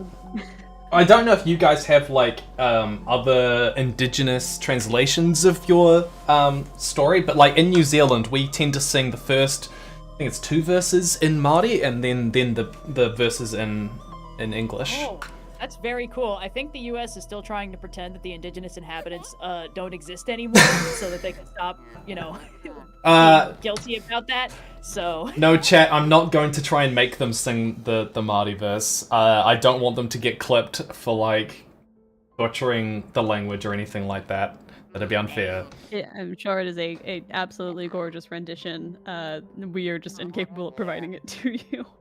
Having not heard it, Actually, it would people be are recommending inappropriate the for us Lord to of the do Rings so. theme. Yeah. Kind Oh, of do the Fellowship of the Ring themes? Like, Or the wait, hold on. Are we doing Concerning Hobbits, or are we doing like the da da da? oh no, Concerning Hobbits is way funnier. No, you've got to do it to the Mordor theme. Dun, dun, dun, dun, dun, dun, dun. Mordor doesn't have a melody. Mordor's just fucking around. You go. Okay, you go ahead. You're gonna do "Concerning Hobbits," the New Zealand national anthem. Oh. Okay. Who's biting the bullet and going first? Hey Nando, welcome to the stream. How would you feel about singing the New Zealand national anthem to the tune of "Concerning Hobbits"? You joined at Oh, exactly man. the right time. I could try to do the first part. As It would cool be as like. that sounds, I heard that Red was going to do it, so I don't want to take that. Oh, Nando, welcome. Hello. What's up? How are you? Yeah, Indigo, you gotta do the next part though. In the ponds of love we meet. What? Red, you're next. God defend our free land. Blue. I don't actually know where the melody goes from there. Well, I see it on the page, but does it repeat? You can repeat. Oh. That's fine. Guard Pacific's triple star from the shadows. Oh, Blue is just straight up singing the song that's written on it. James. Well, no, that's not bad. That's not bad. I did not James, agree to you're this. up. I don't even know where we are. You're in. You're at Make Her Praises. You're looped in. No, Red, it's not your turn. It's too late. I'm taking center stage. No, you're done. You're done, Red. No, I was not following this at all. I don't. Yeah, see? I'm looking at this. I don't know what's Red, happening. you can't Sorry just take for other cutting people's in. turns. That's not how we share. Aww. No, she can have my. Oh my no, portion, don't it's send me fine. to the timeout corner and let me stop. Oh, that was beautiful. Well. Okay, that was lovely. Thank you very much, and thank you everyone for getting to $10,000. That's incredible.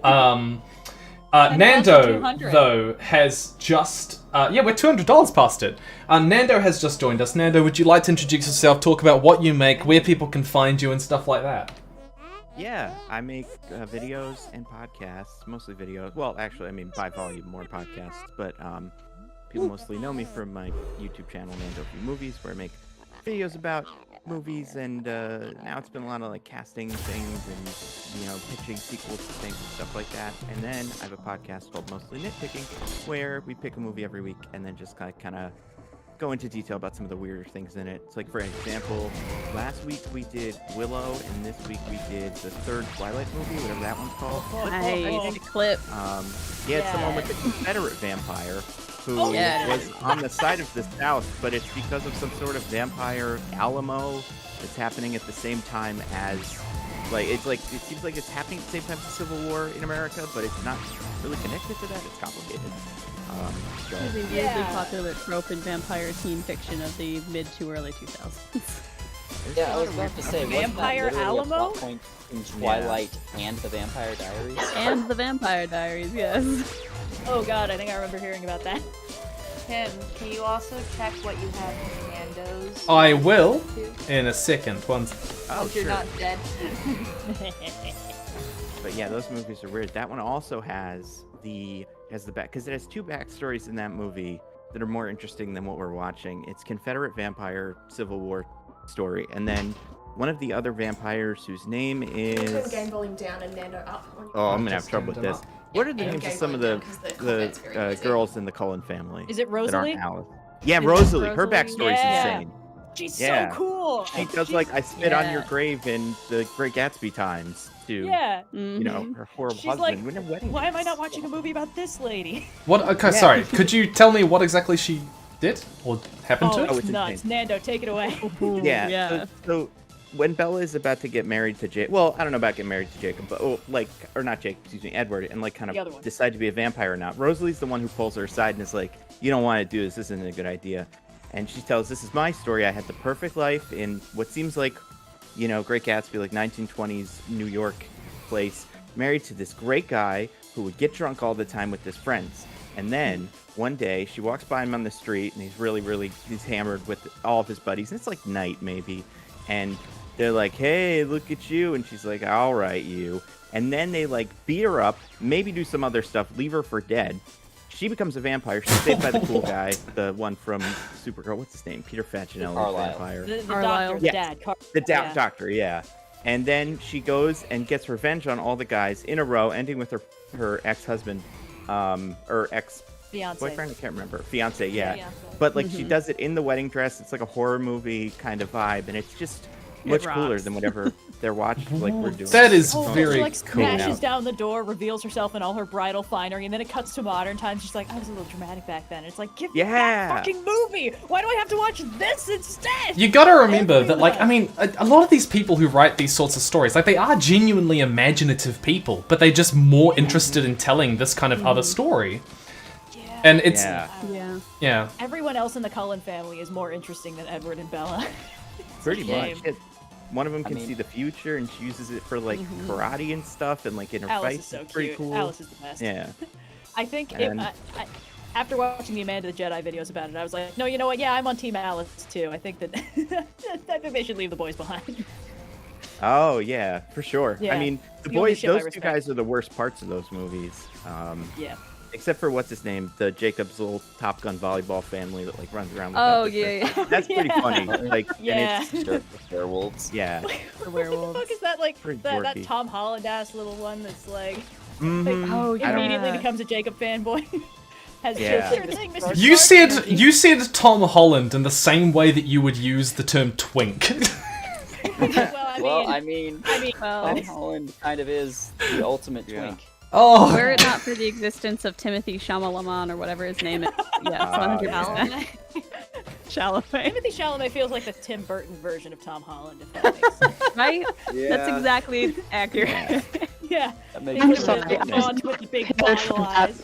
grain of truth to just suddenly come out of nowhere. Say that again? Timothy Chalamet is like the Tim Burton version of Chalamet? Tom Holland. Oh my god, I've never heard anything more accurate. Why? Thank you. Did anyone else see Top Gun Maverick this year? I did. No. No. Yeah. I'm not Did a you like fan how of they military replaced the volleyball scene with beach football instead? And they're like, Oh, hey, it's we much have to have them better. play a sport on the beach. I've never seen. They use the same sound effect. I've for not when they're, seen like, the original. tackling Each other. It's pretty, They did. Pretty cool. Original's not very good. Yeah, I've heard that. I mean, I have it's like got a certain nostalgia. charm. Yeah, I have a nostalgia for it. My dad really likes the like plane dogfight scenes. So when I was growing up, we would like fast forward to just those parts. So for years, I had only seen the scenes in which someone was actively flying a plane in Top Gun. I think it's like worth a watch, but it's not like the greatest movie ever made or anything. I do think the sequel is functionally the exact same story in a lot of ways. So if you want to watch just one of them, maybe just do the sequel. Yeah. Although it depends if you're. Which one would you rather see, like Val Kilmer in his prime, or the guy from the Scream Queens, whatever his name is, the handsome blonde guy That's in his true. prime? It depends on Oh, which yeah. guy. What is that guy's name? He's the one from like. He's in. He's in everything now. I feel like I've seen him all over the Maverick. place. Give He's me Hangman in Top Gun Maverick. Yes. I do, I have to shout out Miles Teller's call sign in that movie as Rooster in homage to Goose, his dad from the previous movie. Goose was already funny, but at least it had a flow to it. Rooster made me actively lose immersion in the movie multiple times. I will like, say, Rooster! And I'm like, I can't take that seriously. I'm sorry. I get it. I know what you're going for. Call him Gosling or something. I don't know. Gosling, I think, would be worse. Yeah, maybe.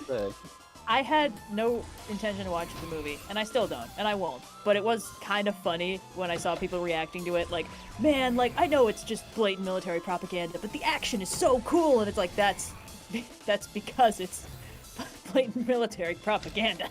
Yeah, but it does look cool. Like that. What would you rather have? Would you rather have cool-looking propaganda or nothing? Come on, you know? I'd rather have any other movie that came out that year. The thing is, like, there's so much military propaganda in films that is not as blatant that at least there is basically no way to ignore the fact that it exists in Top Gun Maverick, and if you go into it with an awareness, you know. Look, I'm just glad that, you know, we used to have kind of just straightforward action films with no military propaganda like Transformers. Exactly, yeah. It's funny because this movie does sidestep a lot of the it's very pro-America, but like unlike movies like, I'm trying to remember the original Top Gun, I think, is against Russia, or like how you know all the movies in the 90s were about fighting, you know, Iran.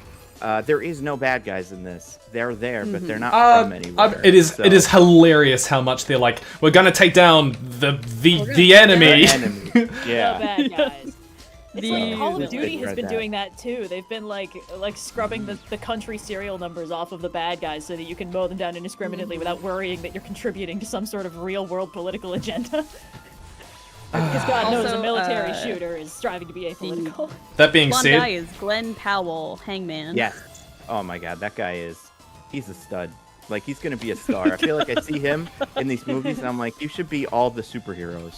Go put on one of the costumes. You could be Green Lantern, you could be Cyclops, whatever. Like, also, what I just learned, so you remember the guy in it that's Bob, like the nerdy guy who's also a pilot for some reason? Apparently that's Bill Pullman's son. His name is Louis Pullman. So like, yeah, Independence Day, all that stuff, that is his kid. And now I want to see them next to each other, see if they look similar. But Right? yeah. That is fun. It's always like when you see like kind of a new person on the big screen who doesn't look like ridiculously attractive, you're like, oh, where'd this guy come from? And it's always like, oh, their parent was like, you know, a big star in like the 70s. Okay, cool. Yeah. Yeah, but yeah. I mean, it's weird, but it's cool, kind of. I would say watch it, but also if you don't want to, it's not going to change your life. Like, yeah, exactly. It's a fun enough watch. It does hit a lot of the like classic blockbuster buttons that I needed pushed at the exact moment in which I watched it, where I was like, yeah, I just need like, I need some of that like nostalgia factor, but I don't want to necessarily watch an old movie. But you know, you're not missing out on anything if you don't see it. I prefer Tom Cruise in bad movies. It seems better, like more appropriate, you know? Give me one. I will say what's any your knowledge favorite of Tom Cruise Cruise movie? Yeah. Oh, he peaked in the 2017 Mummy remake. Yeah, that yeah. Man, can you imagine peeking in that? The thing is, like, Tom Cruise is good at playing, like, charismatic, likable people, but when he gets creative control over the movie he's in, he seemingly loses that ability. It's like he doesn't understand what makes his other characters likable, so the character he comes up with is just an asshole that people inexplicably put up with. Yeah, it's wild in that movie, too, because he's playing against an actor who I'm not super familiar with named Annabelle Wallis, and she's got to be at least 15 years younger than him. But he's playing it as if he's Chris Pratt, and it doesn't really feel right. Like, you're watching this whole movie, and you're like, you don't look like you seem to pretend everybody seems to think you are. Like, you're a different guy. And it's like, yeah, this movie wasn't written for him.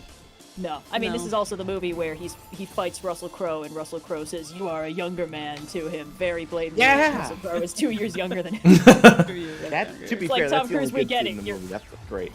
Yeah, it's like, look, man, we get it. You're aging gracefully, but you could at least own up to it. Yeah, I feel like she was like, you're so tall, too. And your teeth are all aligned exactly the way a normal man's teeth are. Nothing Constantly weird about you, Tom. insisting you are taller and younger is not aging gracefully. Yeah. It's just aging But, subtly. like, if he didn't keep drawing attention to it, I wouldn't question that he still looked really young. Age like Vin Diesel, who is still an action star but does not insist all of his younger castmates are in love with him in every movie. Yeah. Vin Diesel, who's once like, again, what, a like shout out 30? the movie Bloodshot. Oh, Bloodshot's a weird one. Bloodshot. one. I like Bloodshot. Yes, name. I've not managed to get anyone to watch it, but I do think it is actually worth a watch. But I feel like Vin Diesel turns out fun action movies, and I'm never mad at a movie with him in it. You need to do an Bloodshot is anti-movie like a struck nine. for like April Fools this year, where you force people to come on Movie Struck and force them to watch what you want them to watch. Did that's a that good idea. for the patron drive, and that's why I had to watch Morbius. So maybe not. No. Where Yeah. you get to pick the movie and you bring on a guest who has to watch whatever movie you pick. Anti-Movie see. Struck. Yeah. For Anti-movie April struck. Fools. You force Struck people to movie. come and watch whatever you want them to watch. I volunteer. No. I think it would be fun. I love watching. Yeah, anime. Morbius. Force your bosses. Very bad. Yeah. All your bosses. Anyone who you freelance for, they're now your test subjects. That is going to be a Ooh. very hefty episode. The recording process needed to. Don't watch Morbius. Watch Bloodshot instead. Ooh, also watch The Sea Beast. more worth It your has time. nothing to do with any of the Morbin things that we're time. talking about. It's just good. Morbin time is not even the worst part of Morbius, frankly. It's not the Yeah, best. But it is catchy. From what I've heard, the worst thing about it is that it's really boring and it doesn't finish any of its plots because it's like we even know we're part of a franchise. We're just setting things up. We're teeing this up for the sequel, and it's like Morbius, and the episode is on Patreon right now, so if you want to listen to it, you can go there. But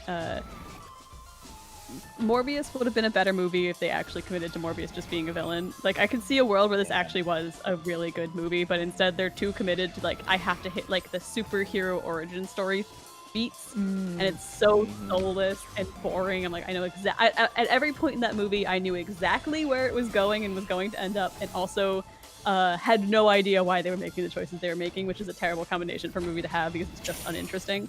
That what they should have done is they should have made it a procedural where the two FBI guys are following the scenes of Morbius's attacks as he is just fully a villain, and then we slowly learn more and more about Morbius through their eyes instead. And that would have been a fantastic movie, and I will die on that hill, but the movie we got is Sophia, awful. imagine like the setup where these two guys walk into the room and they take a long drag from the cigarette.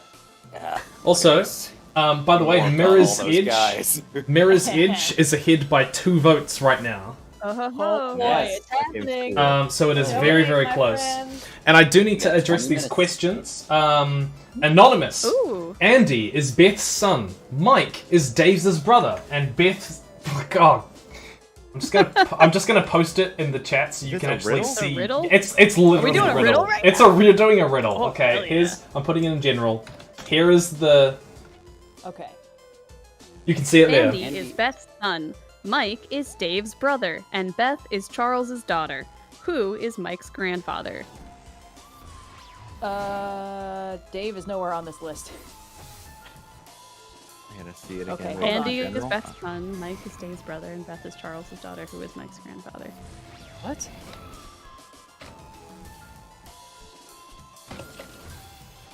Jim. I think this riddle's just unsolvable.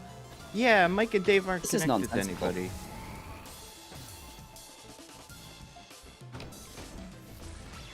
You know, I actually didn't expect the votes to be this close.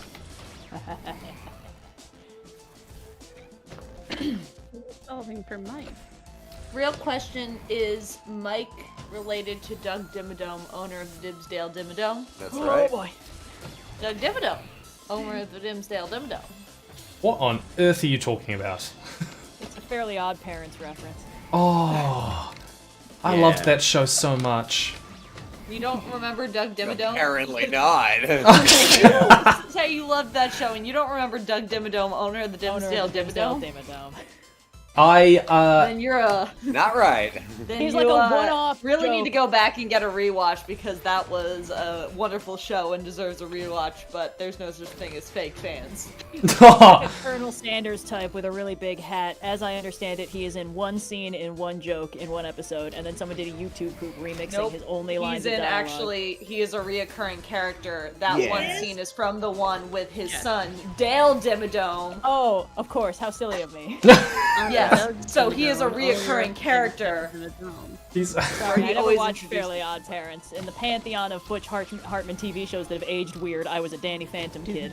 Oh man. Phantom is great. Wait, what's You know wrong what, with you need to why watch has that. why has Danny Dimmadome Phantom is aged weird? like the Well, equivalent Danny of the Phantom box hasn't aged ghost. too badly. It's just like I feel like if I rewatch it, it's not gonna be as good as I remember it. I rewatched some of it a couple of years ago, and it wasn't too bad. I think it holds It up does like, suffer pretty from much shitty how I third remember season it. syndrome, though. Yeah, but I Do mean, you know I like can't how dock often time the for box that. ghost shows up? Yes. That's about how often Doug Dimmadome shows up. So like actually fairly Really? regularly, but like not like regularly enough to be a regular character. Ah, my mistake. Good to know. No, you The- need I to will watch. say You need that- to watch the live-action Fairly Odd Parents movie starring Drake Bell. Oh, no. Oh, yeah. I think I'm gonna Oh, pass on that's that one. Right, I forgot that existed. That Wait, movie wait, was wait. summoned from No, the pits don't of pull it hell. up. It is so bad. I Drake- need to like. Yeah, oh my god. Was Bush Hartman a character? No, he just draws himself weird. On the subject of people who won't admit that they're aging, No, yeah. it's just, you know what? We don't need to get into the saga of Butch Hartman here. Just suffice to say Hold that on. while his Was there creations might another be okay- question, Tim? Yeah. Yes, there is another question. Oh ho ho. King of the Nerds. What do you think about time loop fiction and how that would compare and contrast between fantasy and sci-fi? So we're thinking about things like Mother of Learning and Edge of Tomorrow. I have no thoughts. I like Edge of Tomorrow a lot. I think that's Tom Cruise's best movie. I think that time loops are a very interesting tool, but they do sort of like the story really has to commit to being a time loop narrative. You can't like have a story that incidentally has a time loop in it. Yeah. Which means if you don't really like time loop stories, then there's kind of not going to be much for you in them. I will say the one time loop story that I actually fully enjoyed was I watched through Madoka Magica at one point, and that has a time loop in the background, but we don't live it. The character who has lived the time loop is like a secondary protagonist who is severely fucked up from the experience. And the loop she's in basically gets broken at the end because she keeps doing the loop to try and save one of the other characters, and in the end the other character kind of saves the day in a different way. It's good and deeply tragic, and because of that format, they can make spin-off shows that are basically other iterations of the time loop without in any way altering or minimizing the original series, which I think is a clever way to do it. Outside of that, I'm not super enamored with the gimmick, so I don't seek them out. Yeah, I mean, there's like a select few films which have like been like, famously good ones, that have kind of made history. Exactly. Pretty popular a But- couple years ago. Russian Doll, not a show Russian or not a Doll. movie, but super successful. What was the couple of years ago Death one you Day, mentioned? Pretty good. Oh, Palm Springs with Andy Samberg.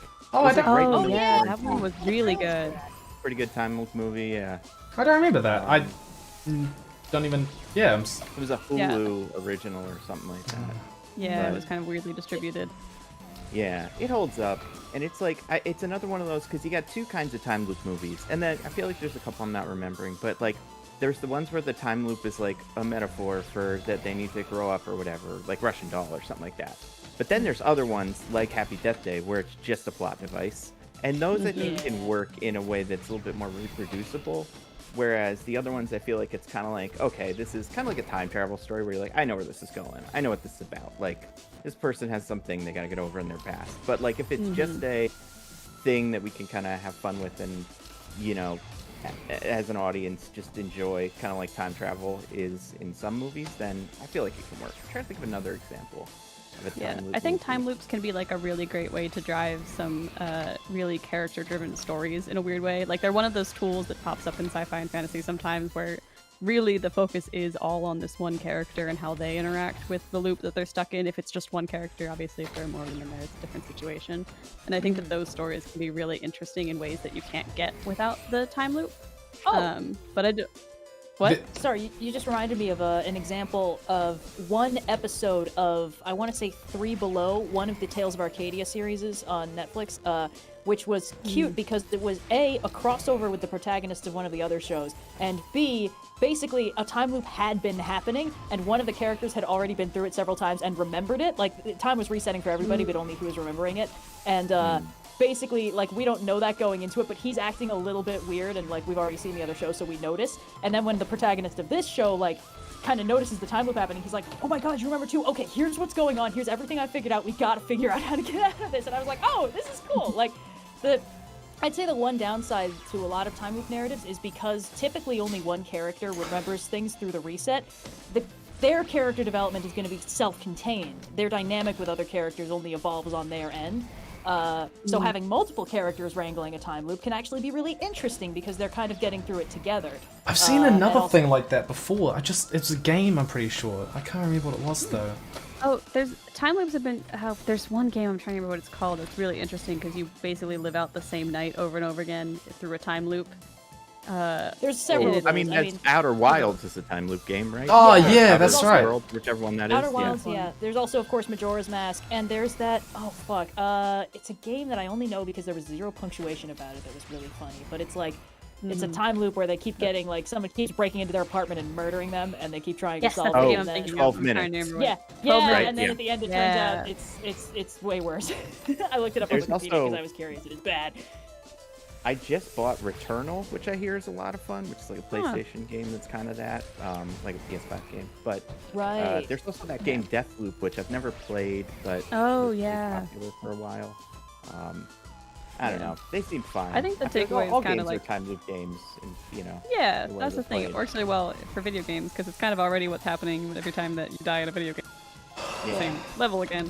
I feel like most literary tools, time loops are potentially really great, depending on how you apply them. And also, chat, can we not put spoilers for these games which are relatively modern, and a lot of people have not played them? Yeah. But actually, Blue, you had a theory about Hades 2 possibly using a time loop mechanic, just as like a thing that would be cool, right? Just thematically, because the bad guy is Kronos, and I'm not going to get too deep into this because I don't want to be right and inadvertently spoil anything. But like on a very surface level, the premise of the original Hades game is that you keep replaying the game because you die and then get reset in the underworld and you have to work your way out. Theoretically, this new game that was just announced at the Game Awards like yesterday wouldn't have the same premise of character trying to break out of the underworld. Maybe they're trying to break into the underworld, maybe, who knows, I don't know, we haven't figured that out yet. But the justification in-game mechanically for playing through a roguelite structure again and again and again might be related to the fact that the main villain, at least from what the trailer indicates, is Kronos, who they're syncretizing with Cronus to make, like, Titan God of Time, which is a valid choice, it works. It's a popular design choice. That could be a way that they square that. And I don't know what that would do for the story, because the whole premise of, you know, why Hades is so interesting is because all the characters comment on the fact that you just died a million times. It's very funny. It would be a shame to lose that just because you're not getting reborn in the blood pool every week. Who knows how they handle that, but that might be my my initial inklings on what they could do with the formula without the cushy setup of, like, you're going back to the Underworld Hotel. Yeah, the fundamental distinction they seem to be doing is, like, in Hades, you know, the status quo was set and you were the one trying to break it, which was very funny, whereas in this one it's like, oh, there's like a god war, and like the Titans are back and Hades is in prison? Okay, this is bad.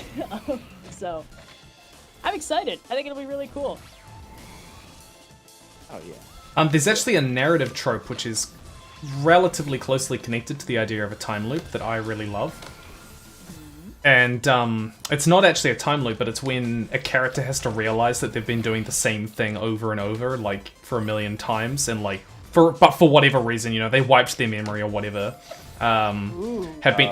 I love this one. I love these stories where like a character will realize they've been doing the same thing over and over, as like a way to escape their fate or something. But they keep on discovering their fate, and then they reset it to forget it, and then they keep doing it. It's like Memento. Yeah, that sort of thing. I don't know. I really like that. Eternal Sunshine of the Spotless Mind, right? That's like the whole point of that. Yeah. I haven't seen that, but yeah, like just and they've like trapped themselves in this like their own cyclic hell. Yeah, I'm trying to think of another example of that because that seems super familiar, but I'm not. I don't know if that's my favorite because most of my actual nightmares work like that. So, yeah, time loops are like actually my existential greatest fear. Ocean is scary, but like time loops, man, fuck that. I guess. Question. No, I mean it's fine. It's just. I think it's just like.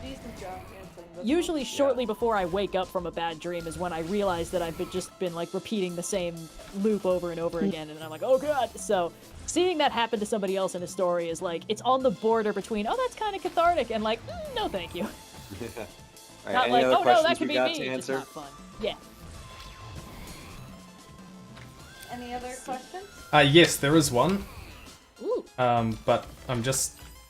Okay, yeah, I died. Sweet freedom. Laris, this is a question for Indigo, but it is hello. But it is open to the whole crew. What are your thoughts about Disney's Atlantis: The Lost Empire? It's my personal favorite Disney movie. On your opinion, she'll be back in a second.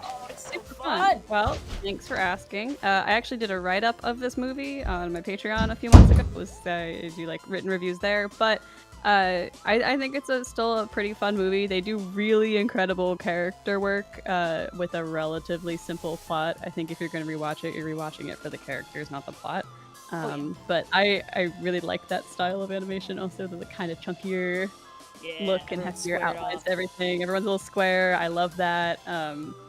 I think for me, the best part of the movie is the actual underwater journey to Atlantis part, where all of the characters are just interacting with each other and having these weird little moments together. And if the movie was just that, I would be over the moon. But overall, it's a fun watch. Still pretty good to go back to. I don't think it's my favorite animated movie of all time, but it's definitely holds up really well. I think the plot sometimes is a little bit too simple, maybe.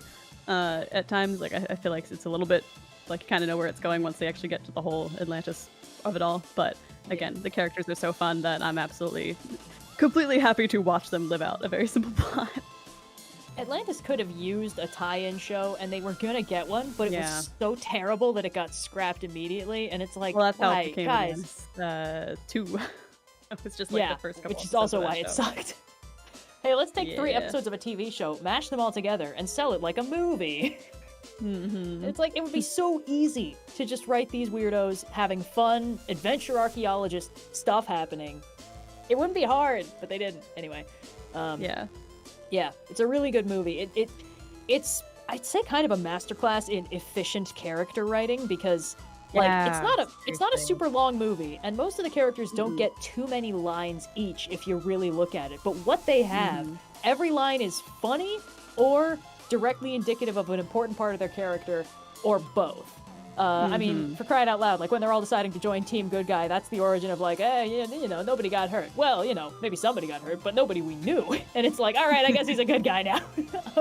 Yeah. It would have been so easy to just make the reason that movie excels is because the characters are all immediately, as soon as you meet them, you understand what their thing is. You like them when you meet them, or you get the bad vibe warning going off for the man who is definitely the villain.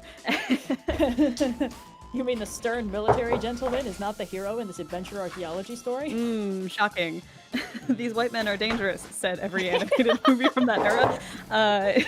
It also has Helga, the best character. Yeah, Helga, in anything. great. But you also, you're endeared to these characters immediately, and you want to see where they go, and you understand their role in the team, and that lets you kind of just go along for the ride with them and enjoy watching them do things, and that kind of helps make up for, I think, a lot of the lower points in the plot, maybe. It's not that it's a bad plot, it's just so simple sometimes it becomes a little bit predictable. But again, And it's Leonard not... Nimoy is in it. And Leonard Nimoy is also in it, yes, that's also very true. My favorite part of that whole movie is just when they're exploring the ruins of the old Atlantean civilization, and you realize that it's just as alien to the people living there now as it is to us. It's so cool. But also a little weird, because like most of them were alive when that happened. Like their crystals have been keeping them alive. Like Kita is like 1,000 years old.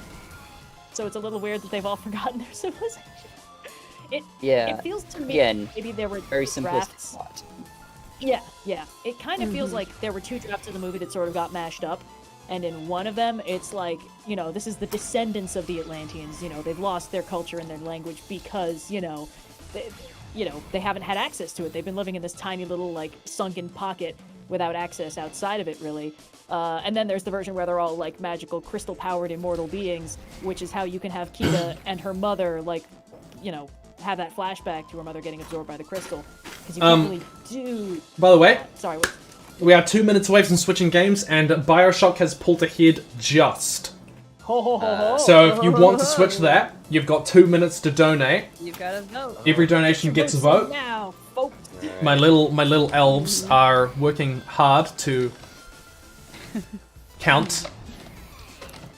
Is it Bioshock 1 or 2 or Infinite? Bioshock Remastered? OG. Do you ever want that is? Okay. That looks like the original. You don't get Big Daddies in Infinite. I have actually played Infinite. I've never played Bioshock 1 or 2. We had Infinite, I want to say, in the senior lounge in high school.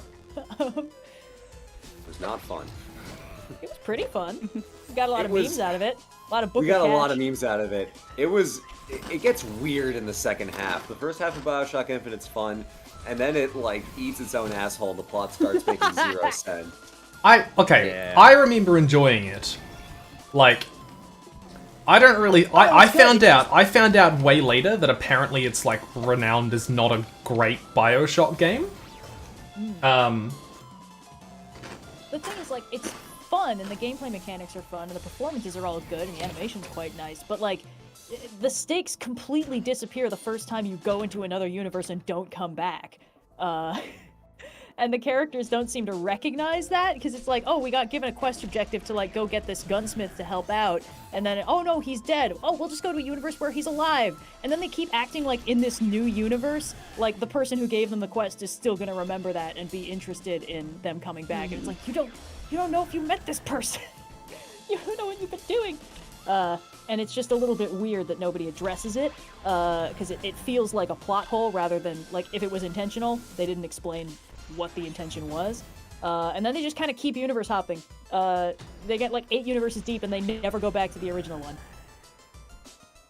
You know what? Fair. Why come back? Design. Oh, I'm afraid, guys. It has come to a. I'm currently apparently. I know I'm on the very last, like, bit of the 3rd level. So, chat. I want you to tell me. Do I put up the assist options to like 50% and then just butcher my way through? Or you should. Yeah. Let's just do a little god mode. Little god mode. Yeah, just break your way through. Force it in. Speed run. Yeah. Brute force. So, wait, hold on. You had Bioshock Infinite at your high school when you were a senior in high school. How old are you? Huh? 26. Okay, we're the same age. Okay. Yeah. That's fine. What we did was it came out the year that we were there. We had like we had like a lounge area that only the seniors were allowed to access, hence senior lounge. It's since been demolished, which is a shame because a lot of fond memories. But just people would like bring in their consoles and just kind of leave them there, and then other people would bring in games, and whenever people had breaks between classes, because like senior year you only had to take like 4 classes total, so there was a lot of free time if you kind of had a pared down schedule. We'd just camp out when we had break times at the same time and just play assorted video games. It was great. Yeah, it was. A lot we of had Project M. Yeah, we had, because we had a class schedule, and then based on who had free periods when, we also had a game schedule. So Yeah. first thing in the morning, Red and I and one of our friends would play some Naruto Ultimate Ninja Storm. Yep, ass. 4. Ninja Storm 4 specifically. Which was always and then fun. I didn't have any free periods in the late morning. Some of you other guys did. Early afternoon, we usually play some like Splinter Cell or something. Blacklist Oh, co-op yeah, was that was super the good fun. shit. And then we'd cap the day with like some GTA or like Warhawk or something. When Warhawk is not a good game, but boy is it fun. Warhawk is fun because that's how you get the jetpack knife fight. Jetpack knife fight, yeah. It's the ultimate game mode. You get a jetpack and a knife, and that's it. Have fun. Yeah, it was like the kind of fun you'd have in Forge for Halo, but you could like put the games together even if you were an idiot. So We would also, there was a special game mode we came up with where one person would be in a tank and then everyone else would be in jets. And the jets weren't allowed to go into hover mode, and you would have to find the person in the tank and kill them. So we called it Stealth Tank. It was very fun. It was the most fun. I don't think you had a free period when the Smash Bros time of day hit. No, that was not me. Yeah, that was like either late morning or like late afternoon. And it was great. I only had 4 classes that year, and one of them was a gym class, and then I broke my clavicle in January, so I was out of gym class for like a month or 2, so I had a lot of spare time to game. So you mean they didn't just give you random written work that you couldn't do anyway? Well, not my gym teacher. No, I was like... When you were out of gym in my school, they would just give you written assignments, and I was out because of a concussion. And I'm like, I also can't do this. Like, you understand that, right? Like, write about fitness. No. I think there were a few of our gym teachers who would have done that to me, but the one that we had was just kind of like, seniors didn't have to take gym. You had to take gym like for the first 3 years. I just wanted to. And I was in like it was literally the class where it's like, we have workout equipment and you're gonna use it. And I was like, yeah, I mean, I can still use one of my arms. And he was like, no, take it off, just go, relax. I was like, if you're sure, man. So, but I had one gym teacher who would have absolutely given me essay work every day if I'd had the misfortune to break a limb during her class. Yeah. Oh, yeah, okay. It's like, am I thinking? Oh, yes, you know I the am. one. Yeah. Yes.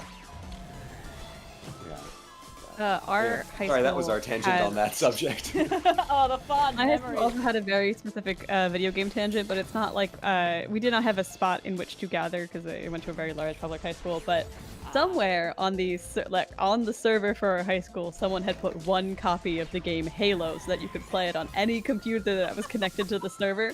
And this is, I asked, my younger brother went to the same school as me. I'm like, hey, is the Halo game still on the servers? And they're like, not only is it still on there, but every time it gets taken down, someone puts it back up. There's like a secret backup copy where like there's this like whole dynasty of high schoolers who pass down this Halo game on the backup drive so that someone can re-upload it to the school servers every time it gets kicked down. And so you would go into the library and like, someone's writing an essay, the next person's playing Halo, someone's writing an essay. And that was just constant my entire high school experience. So beautiful. It was wonderful. It's the only moment of unity we had. Yeah.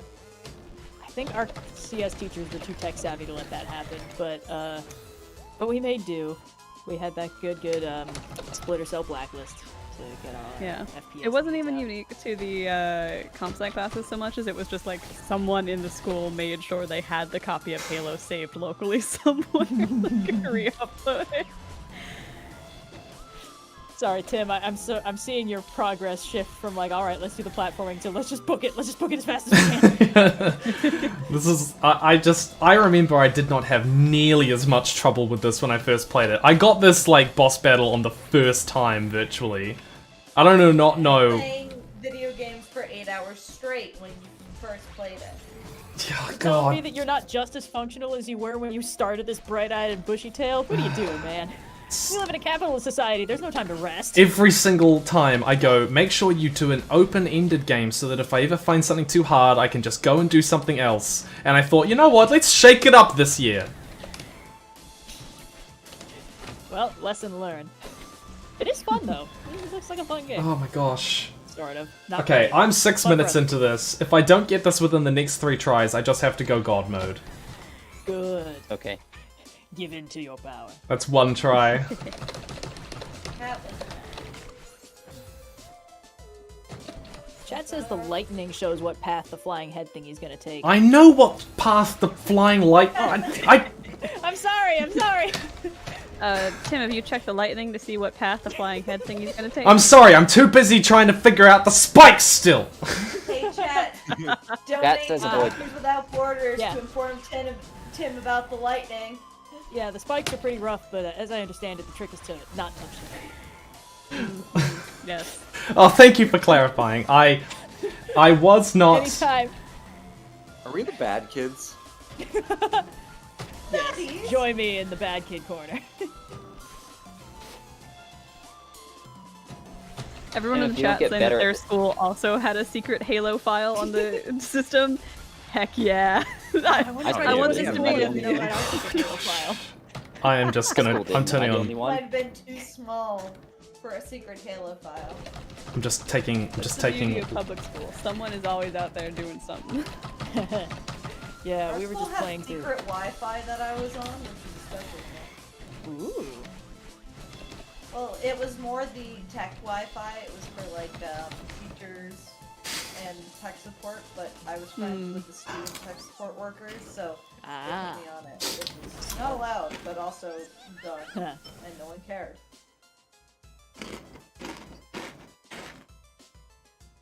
Tim, would you happen to be invincible now? I think he is. Have a look. Yeah, I'm noticing a just lack going of through. getting killed. I appreciate it. I like it. Hey, he did it. You cannot confirm nor deny. Yeah, I will not confirm or deny what formats or techniques I used in order to win. Oh man, that reminds me. My absolute favorite new form of hot goss that I'm otherwise not invested in is speedrunning cheating scandals. Yeah.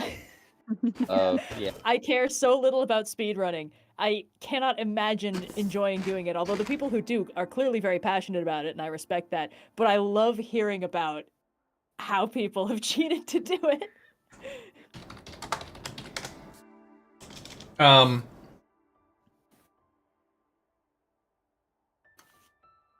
Oh, okay, right. We do have a winner, guys. So, heading into the next 4 hours, I will officially be playing BioShock. Yeah. I would love to know how many, by one vote, apparently, by a single vote. There we go. There we go. Well, and what a beautiful way that played out. Incredible. I hope. You see the berry heal up. I hope people felt perfectly miserable watching me do that. Now, I actually haven't even opened this game before, so literally everything is going to be brand new. Oh boy. Yeah. We do have some questions. We have $10,738.88, which is amazing. And here we have some more questions.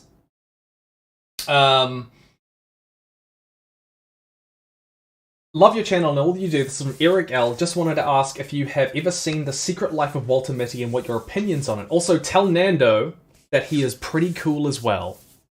Did I write this comment? I didn't. That would be cute if I did. And the rest of us are nerds, no. And it is true. You are cool. You make cool stuff. Dang, not as cool as Walter Mitty though. That movie is cool. Have you ever seen it? I've never seen it. It's the one done by the guy that did the Magnum, right? The ants, the Museum of Ants. It's that film, but it's the other guy. Zoolander? Yeah. Oh, Ben Stiller. Yeah, it's Ben. Wow, we got there so cute. That was a tough one. Yeah, Ben Stiller. He plays like the guy, the Walter Mitty. I don't know if he's Walter Mitty or if he's following someone named Walter Mitty. I can't remember, but he goes on adventures, and like Sean Penn is also there or something. I don't know. It's fine. It's got a very schmaltzy late 2000s vibe. Of like, Oh, we love I don't remember, but schmaltz. Yeah, it's cute. I feel like it's probably okay. I haven't watched it in a while. But I mean, he's crushing it now. Is anybody watching Severance? Oh my gosh, Severance! I am. Yeah. Although we don't have season 2 yet, but No, not yet. No. But just Ben Stiller in general is having a year because it's all him apparently. I think. wait, really? Is he behind Severance? Mm-hmm. Oh That's pretty wow! cool. I mean, that's Is incredible. he in Severance? Is he Not playing yet. me? But I think I want to say he directs it, but I also think he wrote it. Yeah. I'm That's gonna quite Google this. cool. And that I, looked like yeah, okay. Cool. Severance looks interesting, but it also looks crushingly existentially depressing, and that's not generally my flavor for TV shows I like. But other than that, very cool. It's got a And Adam vibe Scott's that like got that crazy haircut in it. Oh yeah, the Tig Notaro hair. Yeah, it's okay. Like it seems like more of a bummer than it is, and it definitely has like that kind of existential dread. But there's also a lot of like, yeah, go get him. Like people figure things out, and it gets cool. Yeah, what's going on? Sorry, 1 second. YouTube streams only have a limit of 12 hours, which means that we want to save this for later. So I'm actually going to stop it here and then rejoin it. So I'm just going to... I don't actually know what it's going to do, but I think it'll still be at this exact one. But we'll be there in a second. All right, Fantastic.